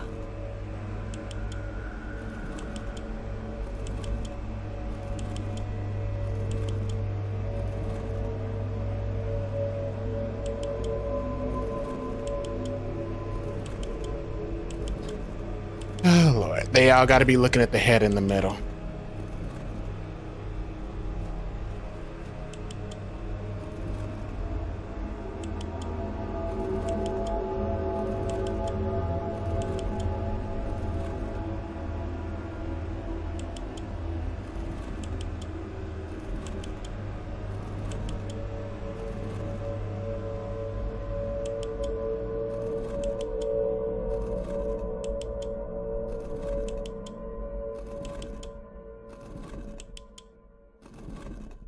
Okay, I couldn't tell that wasn't the front.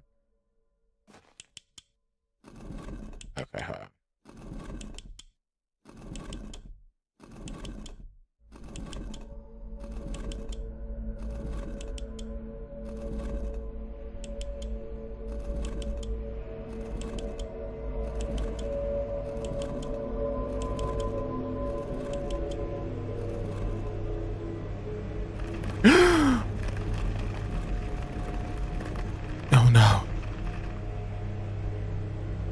Something has emerged from within the bust.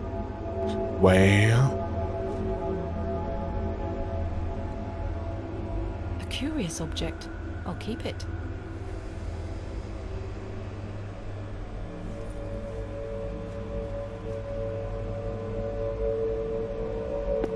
Frank got me screaming so loud and said that Wesker is the OG looks maxer. Lord Jesus. Not Wesker, the OG looks maxer. Makes sense though. All that stuff he put in his body. The hand is dry and withered, like beef that has been left to age. Okay, kitty, eat up.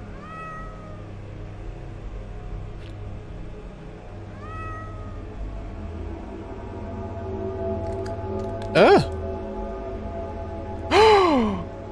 He ate that hand. Oh. Is that another coin? Ghastly.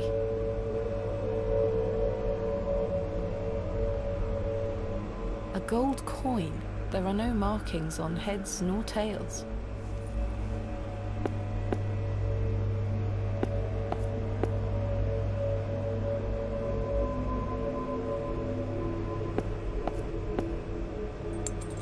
coin went in. Something stirred within the plinth. I should take a closer look down there.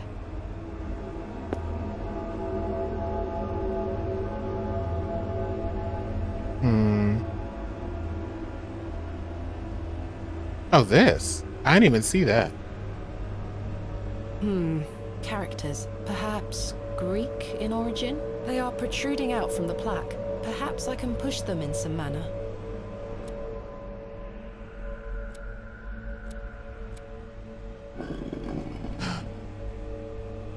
Ooh.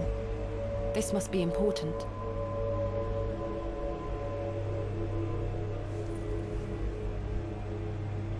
A thin rod with tiny notches along the shaft. The head is adorned with a coiled serpent.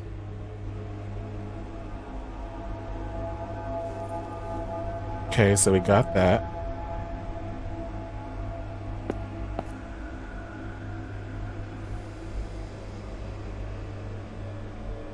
Okay, so we use the serpent key right here.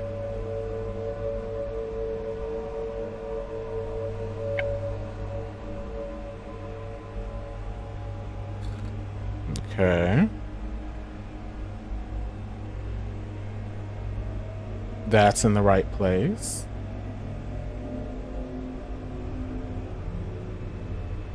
A symbol is carved into the surface. I recall it from my research. The Ouroboros, a serpent swallowing its own tail.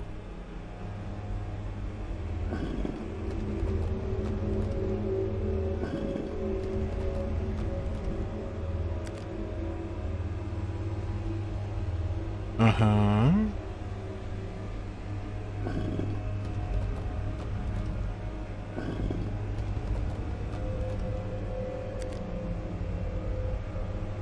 Did that do something?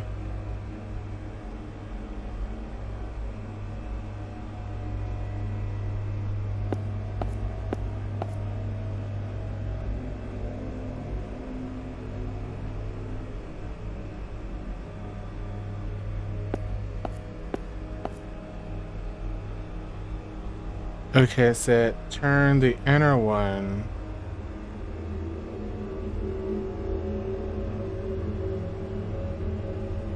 To the upper right. Turn the outer one to the middle left. I think I shall leave it in place.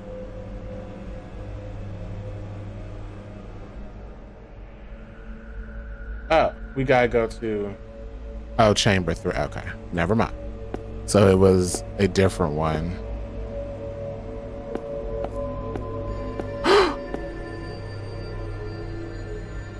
Goodness me.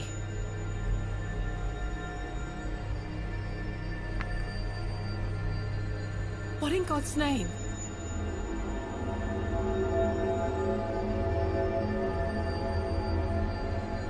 Could there be something inside?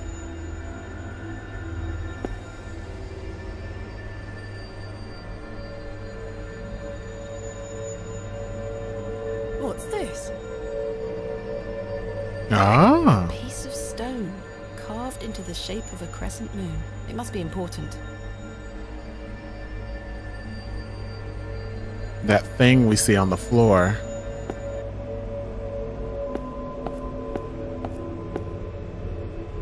She is a tomb raider. I should take a closer look. She doing tomb raider things. That doesn't fit there. It fits.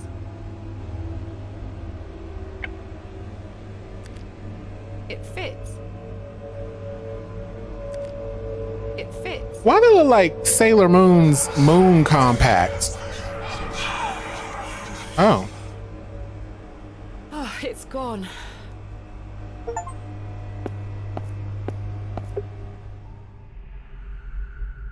A page, perhaps torn from a book? What have we here? This is my father's handwriting. A page torn from his journal? Samuel's hand was ripped clean off by an unseen force. There was so much blood.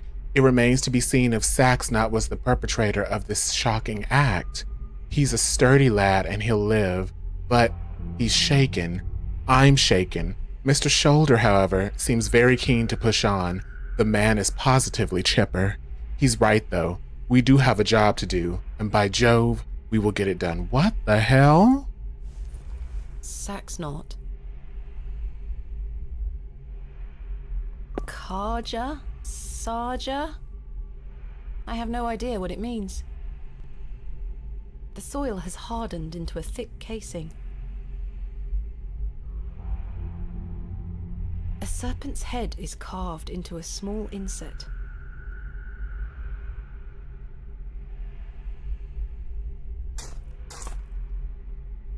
A goat has been buried here.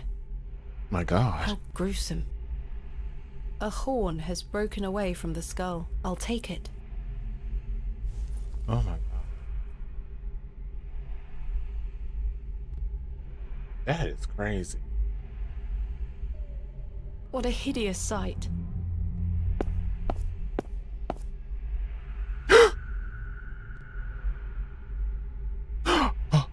The eye seems somewhat loose in its socket. The eye seems to follow me round the room. No movement there. Try as I might, I cannot pry it open. The horn fits perfectly, as if by design. Oh, God. The eye seems to follow me round the room. Try as I might, I cannot pry it open. No movement there. Try as I might, I can...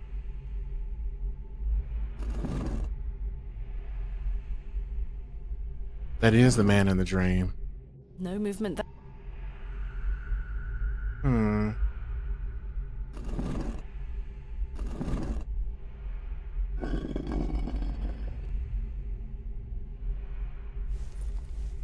Good God.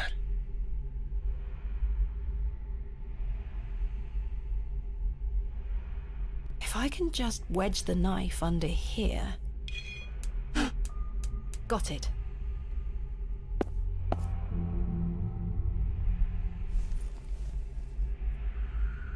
I want to look at it again.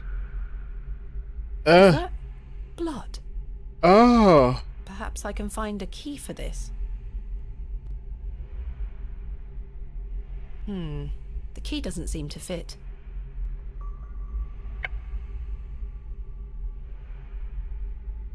Oh, that's creepy and gross.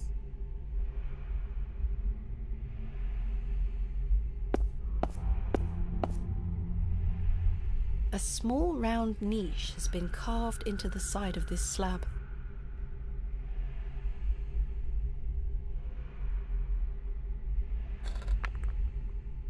Remarkable!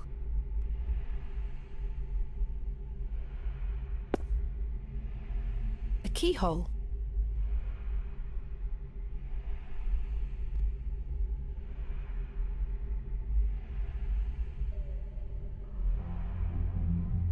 The key fits.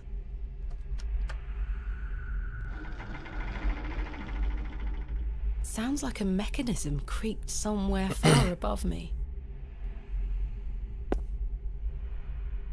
There's a key. I'll take it.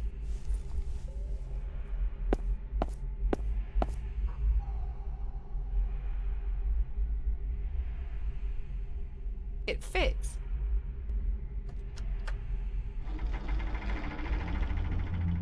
Sounds like a mechanism creaked somewhere far above me.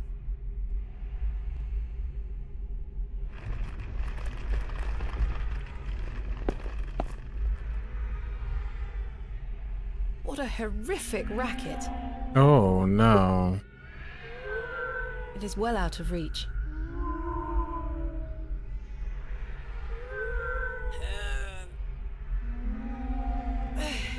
That's not moving an inch. That is well out of my reach.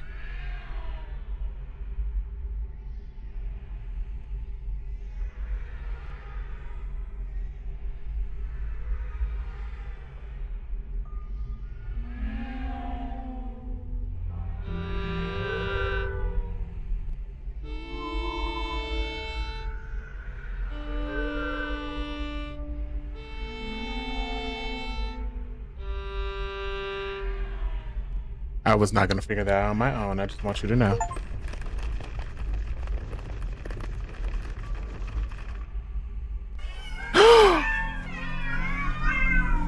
Oh my God. Cats.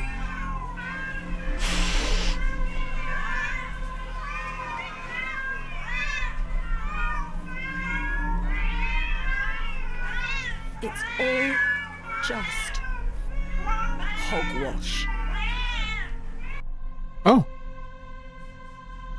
Is this all in my head?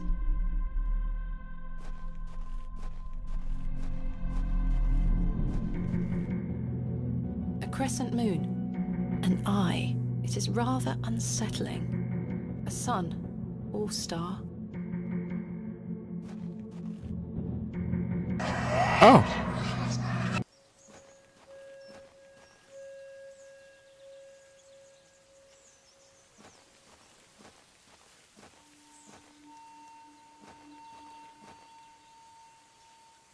Father? With popish tricks and relics rare, the priests their flocks do gull. In casting out the earth take care. Huzzah! I've found a skull!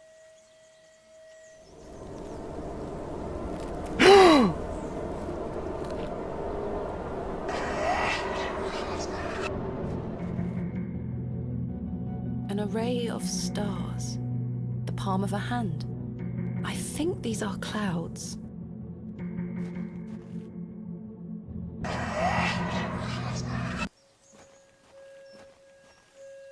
Three, 2, 1. You can open your eyes now, Thomasina. Come.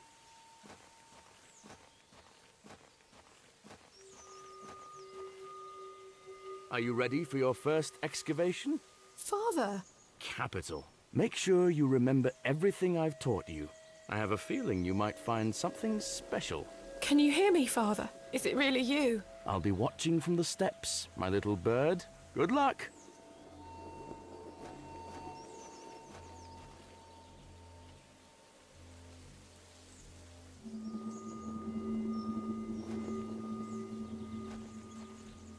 Thomasina, we don't dig with our hands.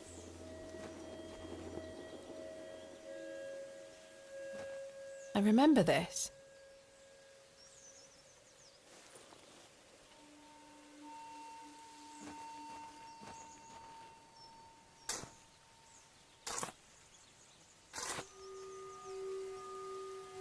Nothing.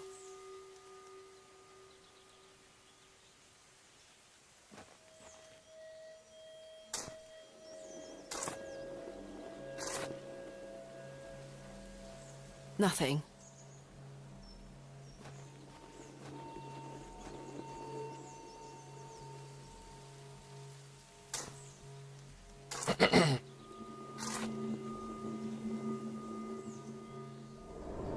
Oh God. Oh, the wretched smell.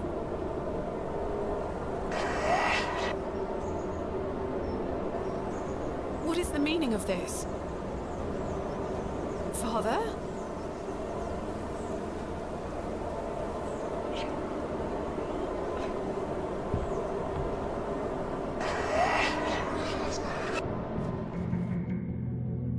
A burning flame. A single ear presents itself. An oak?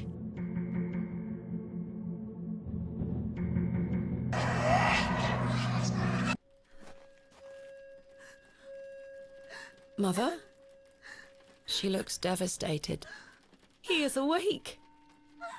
Thomasina, is that you? Father, it is. It's me. My dear, sweet little bird. I'm so very dreadfully hot. Please remove these covers. They suffocate me so. Father, you can talk again. And I've got so much to ask you, so much to tell you. But please, first, the covers. Oh.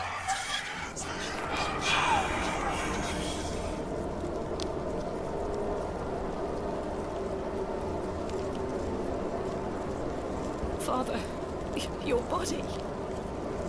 Oh, my dear You're so close now. How good it is to finally speak with you again. But don't worry, it'll all be fine soon. You're close to the end, little bird.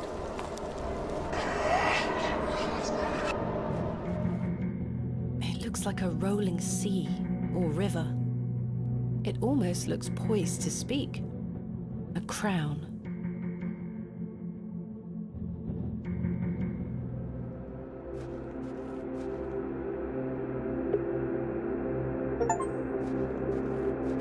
The final descent. It all ends here. That's the achievement.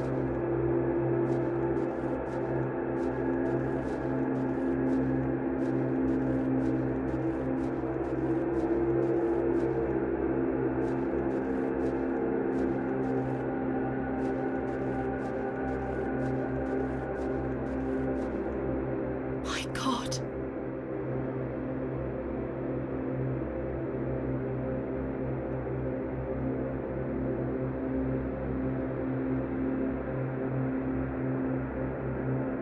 Father, this ends now.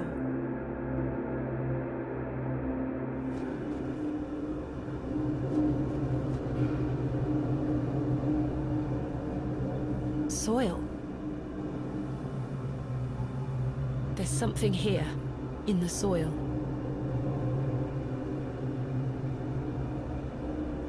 A tablet, made of lead. There's an inscription scratched into it. Aliges daemonium incantamentum.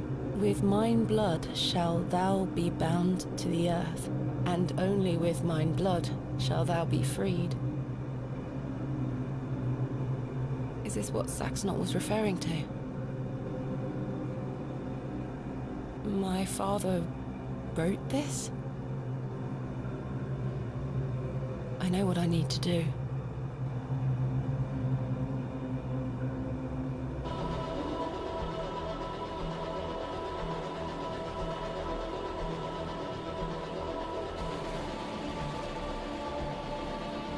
Oh.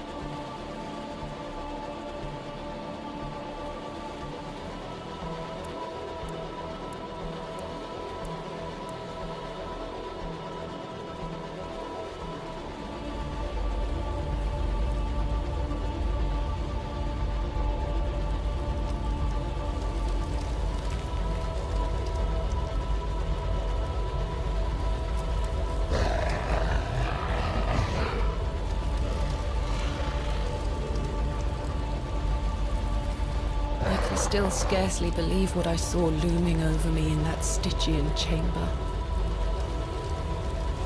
How does one even attempt to describe the indescribable? The vision before me defied all logical explanation. All my efforts to do so have fallen on deaf ears, merely providing a chance to be mocked, pitied, and dismissed as mentally unsound. I dare not commit that unfathomable glimpse to paper, but it was real, Mother. He is real. Not an imaginary terror, but a demon, a god brought to life. I turned and ran, striving to somehow make my way out of that accursed Barrow alive, inspirited by the hope that my squalid deed had freed Father from his plight. Speechless voices whispered to me in unknown tongues that grew louder with every step. Suddenly, there was light.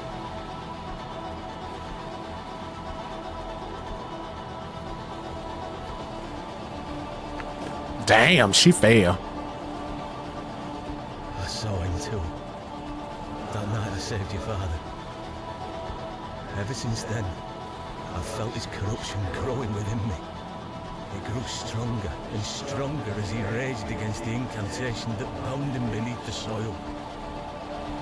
I fought him with all my might, tried hard to bury him in the corners of my mind. Oh, Thomasina, how I tried, but I could deny him no longer. I became naught but an instrument. His voice became my own. I deceived you. I'm sorry. I am his now. Soon we'll all be his. Hail Brexus Rex.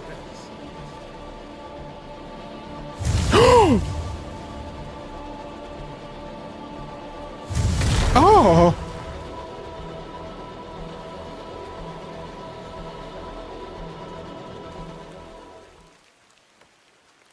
Well, I say, she's done it, Leonard.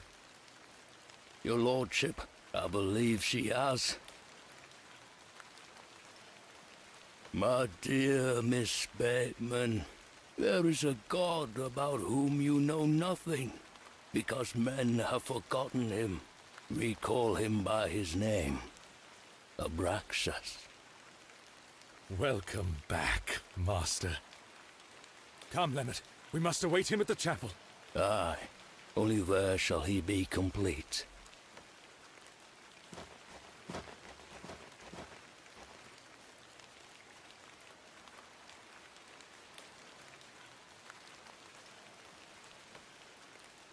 And she's just gonna get up and walk.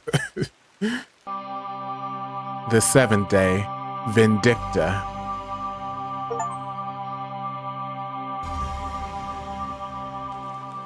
Ah, Miss Bateman.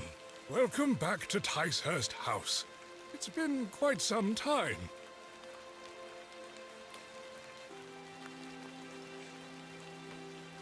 Terrible weather this evening, is it not? Nurse Blaketon has had enough of me smoking inside. Makes her cough, you see. A bit of rain won't kill me, will it? You mustn't be interested in me nattering on.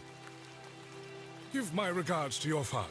Nurse Blaketon is preparing his supper.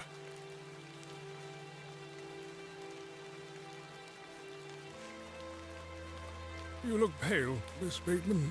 Do head inside. You'll catch your death out here. Hey, Walvis, how you doing?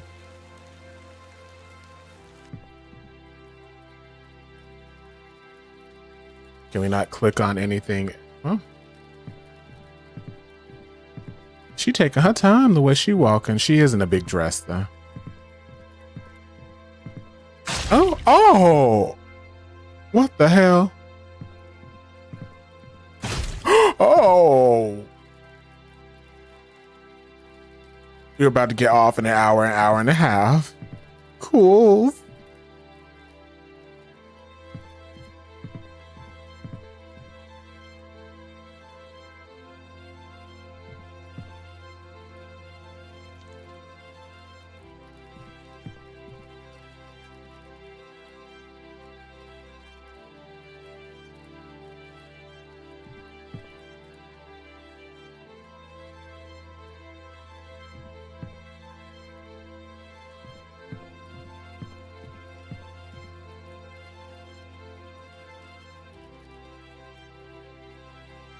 Girl, don't. Oh. Oh.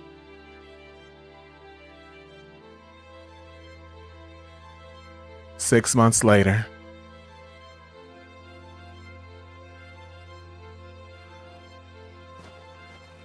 Ah, Mr. Kemp. Welcome. My heart is his heart, your lordship. And my light is his light. We've a full house for today's sermon. You'd best take your seat. My heart is his heart, your lordship. And my light is his light, Mr. Long. You have made an Eden here, your lordship. We are ever so thankful to you. I assure you, Mr. Long, this is only the beginning. Please, join the others inside. My heart is his heart. And my light is his light, dear Leonard. How are you feeling? Fit as a fiddle.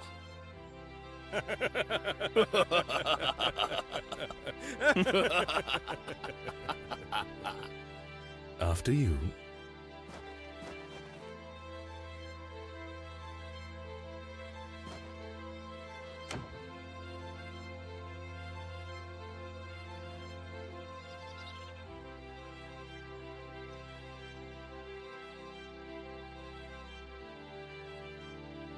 Several years later. And now I sit in this dismal room, day after day, year after year.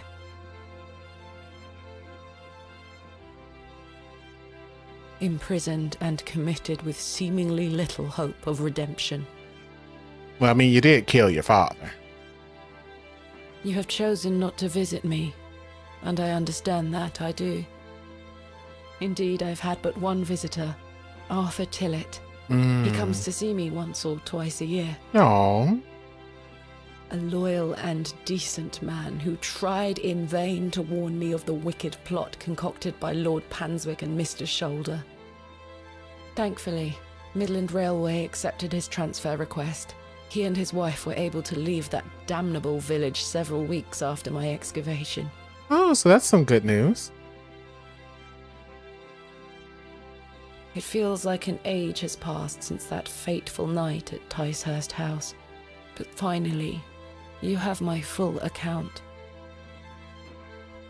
I thought I knew my father. As I look back on my childhood memories, I can only conclude that it was his wish to protect me from the true nature of his endeavors. But why didn't you tell me the truth? Especially after what happened to him at Hobbs Barrow. Why did you allow me to grow up idolizing a man who didn't exist? I did not kill father.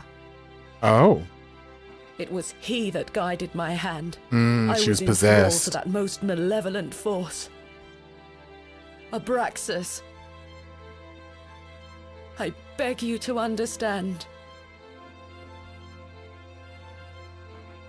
He has had his revenge, but I know he will return. Where is he now? What more is he capable of? I only wanted to save my father.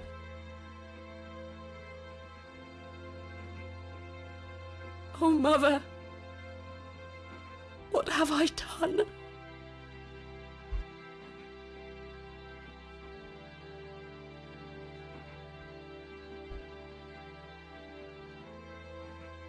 Forgive me. Girl.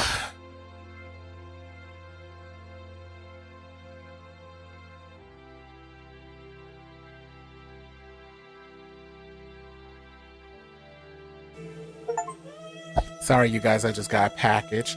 Abraxas Rex, an uncertain future.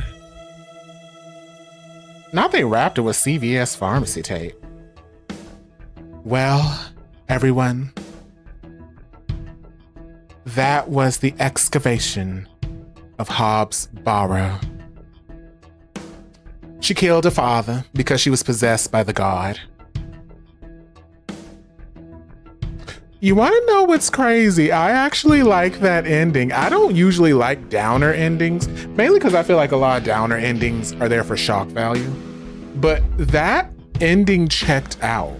Like everything they were alluding to, everything they were leading up to, all the puzzle pieces put in place, that ending checked out. And people were telling her, bitch, get the fuck away from here. Don't go in there doing stuff. Better than Remothered. Well, we'll have to see with Remothered 3 if Remothered can redeem itself. But they were telling her ass, don't go in there. Don't dig stuff up. Leave stuff alone. And I think that's that whole magic versus science argument. You know, a lot of people, when you believe in things mystically, yeah, exactly, curiosity killed the cat, or in this case, her father. You know, when you believe in things on a different plane, or religiously or spiritually, when you believe in things in the spiritual realm, a lot of times you're gonna have more of this idea of, okay, don't mess with this. We can't explain why, but you don't need to mess with it. Her father lied to her and tried to bring her up on science, which, as they explained, they had a Patreon, which, as they explained, was probably him trying to protect her, but in the end, she went down his path and finished what got him paralyzed in the first place. I don't know. That was cute. I like that ending. You should have just left. That explains everything. I'm glad the drunk guy was able to get out of that town. I'm really happy about that. Lara Croft got more sense than her. Like, you remember in the Cradle of Life when she had the Cradle of Life in her hands and she started to open it and she was like, something. You know, it's just like, some things are not meant to be found. Some things need to be kept. It was like she had Pandora's box or something.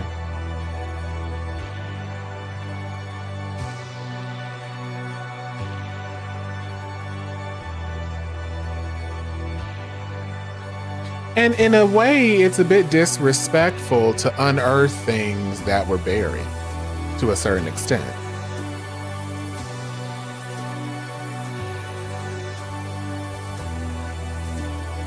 But they got her ass.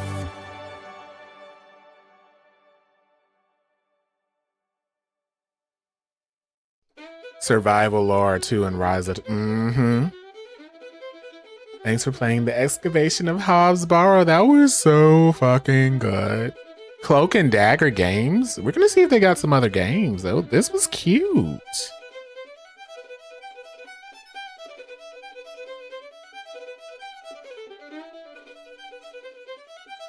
It was really good. I need to look at that review again where someone was like, it fell apart then, because I don't think it did.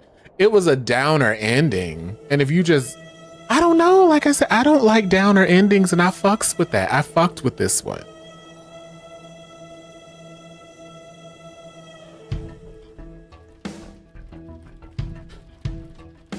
Because I'm not going to say she was unlikable. Yeah, exactly. It's like more of the story, leave stuff alone. And I'm not going to say that Thomasina was unlikable, but I wasn't like, oh no, Thomasina. Ooh, dragon sword. Okay, Excavation. What is Exodia? Oh, damn. I typed in X and a bunch of interesting games popped up. Okay, no, that game is like, okay.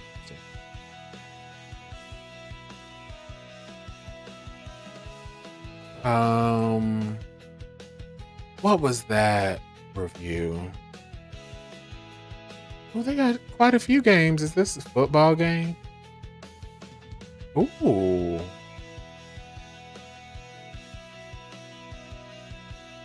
Someone says solid game up until the final part where everything falls apart in the worst way possible. Okay. What did you not like about this? Essentially, it's pretty obvious to everyone, and from the creepy visions and the need for our blood, that we are about to unleash some demonic entity. And yet our character goes full R word and does exactly that. Then writing an idiotic letter to her mother where she justifies herself, explaining all the tragedy that followed wasn't her, but the thing that possessed her. Well, maybe if you don't go and unleash a demon. Have you thought about that? During the final part of the game, this character goes from smart and resourceful Kate Walker from Siberia. By the way, Siberia is a game we're going to play at some point.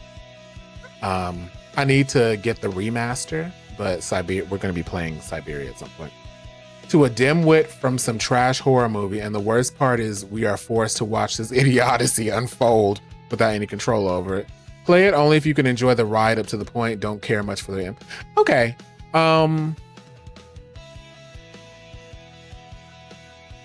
I see their point. They kind of mirrored what I just said. However, they really didn't like that. But they kind of mirror what I said, so I can respect that opinion.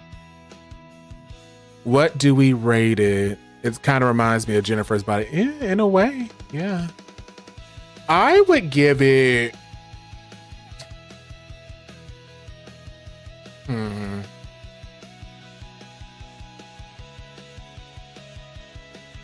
I would probably... This might seem a little low, given what I said. Okay, for a point-and-click adventure game, I give it like a 4 out of 5. For my personal preference and enjoyment, I would give it maybe like a 3.5 out of 5. I would say it's a solid, good point-and-click adventure game. There's DLC. What's the DLC? Oh, it's an art book. Ooh, there's a free one, The Terrible Old Man. Oh, they made The Terrible Old Man. That makes sense. I knew this kind of creepiness looked familiar. That makes so much fucking sense.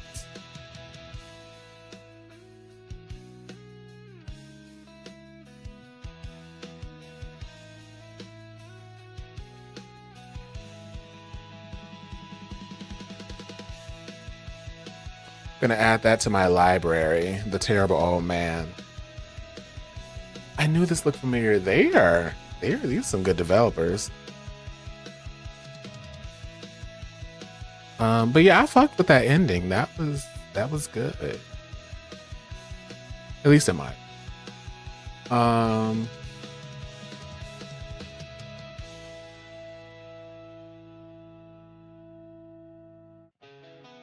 Someone said this one was a real bummer. Everything about the game was mediocre at best. Boring characters, insufferable, naive main character, predictable and boring plot, lots of obvious boring puzzles. The only good thing I have to say about the game, I know I forget. Okay, sorry. Okay, they just didn't like it. Okay, that's fine.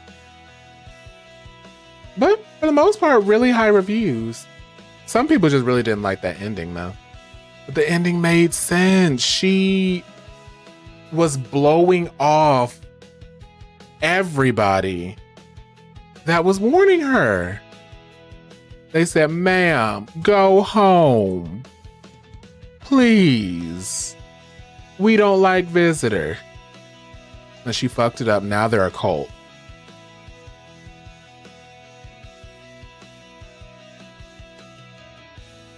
Now they're a cult. Okay. The story wasn't giving endgame, but it still wasn't horrible. Oh yeah. I haven't really watched a lot of Marvel movies, so I know Endgame is like the big conclusion to the first phase or whatever phase of Marvel that is. But I don't know if I can like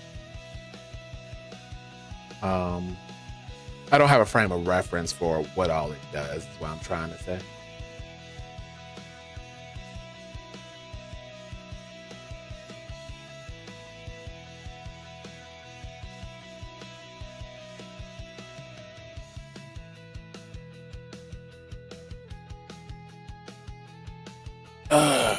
But what else am I gonna do? Okay, so yeah, we're gonna get our schedule ready for tomorrow and Friday. What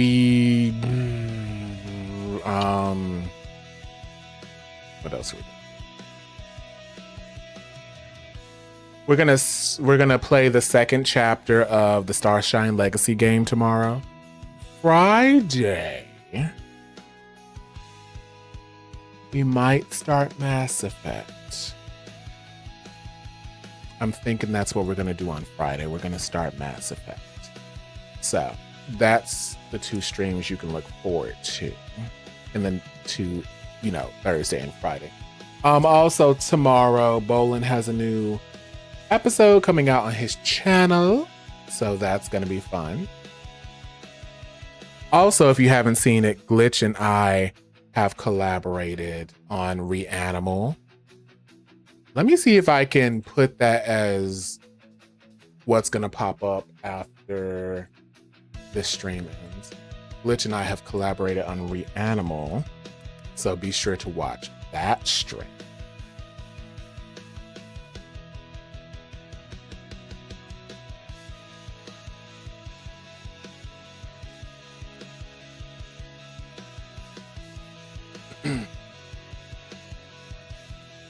Let me set it up. It should pop up in the chat when I do it. But what would y'all rate the game out of 5 or out of 10? I feel like it's easier for like viewers to rate point and click games because like if y'all are rating a game that had like a lot of combat, there's a disconnect because I'm doing a lot of other stuff that y'all maybe aren't realizing. But if it's a point and click game, you know, we can kind of go on story progression and stuff.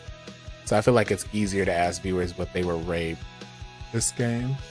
3.5 out of 5. So we're in agreement. 3.5 out of 5. Yeah.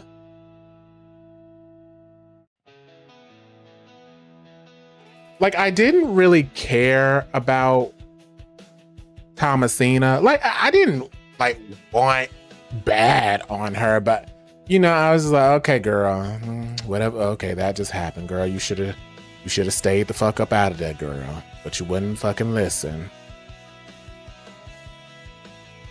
And then it's kind of like, okay, you believe in science. What the hell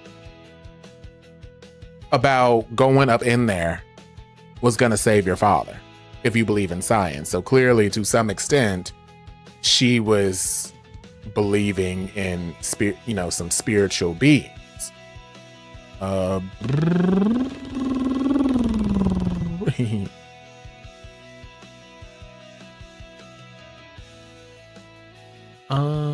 my gosh, where is it? Oh, I think it's over here. Redirect. Okay, redirect. What?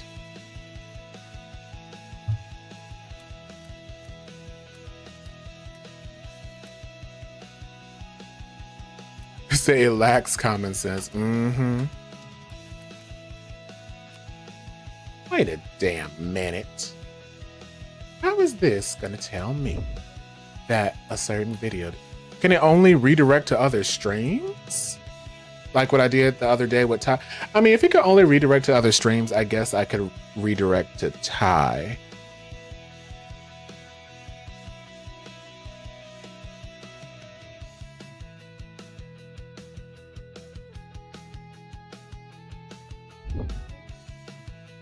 But let me try again first. Because I think Ty is playing Final Fantasy Online today. So let's try this one more time.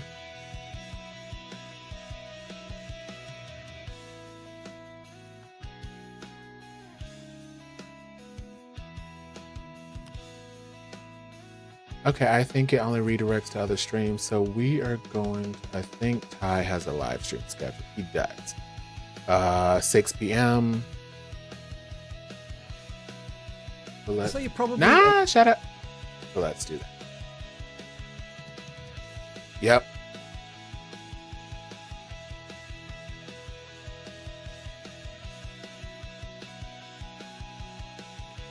Let's save that.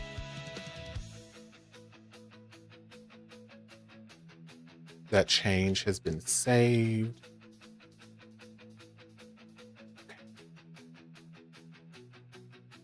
But yeah, going back into Starshine Legacy, then we're heading into Mass Effect. That should be fun. I don't know if y'all like Mass Effect or not, but I'm willing to try it out. I played a little bit of it to make sure it ran smoothly and would record smoothly. It ran pretty well on my extended hard drive, so I'm really looking forward to that. That should be a lot of fun. Probably gonna play it like once a week. Maybe. I don't know. It's gonna depend on how long I feel like if I'm okay with doing like 6-7 hour long streams, I'm gonna have no issues playing Mass Effect. And we could play through the whole first one at least. But that's all I have for you guys today. Thank you, Tommy, Hearts, I believe Walvis, I think Jade, I know Rookie popped in. I think Jada popped in. Oh, no, Ellie popped in. Ellie. I will see you all tomorrow. Be sure to check out Ty's stream. Bye-bye.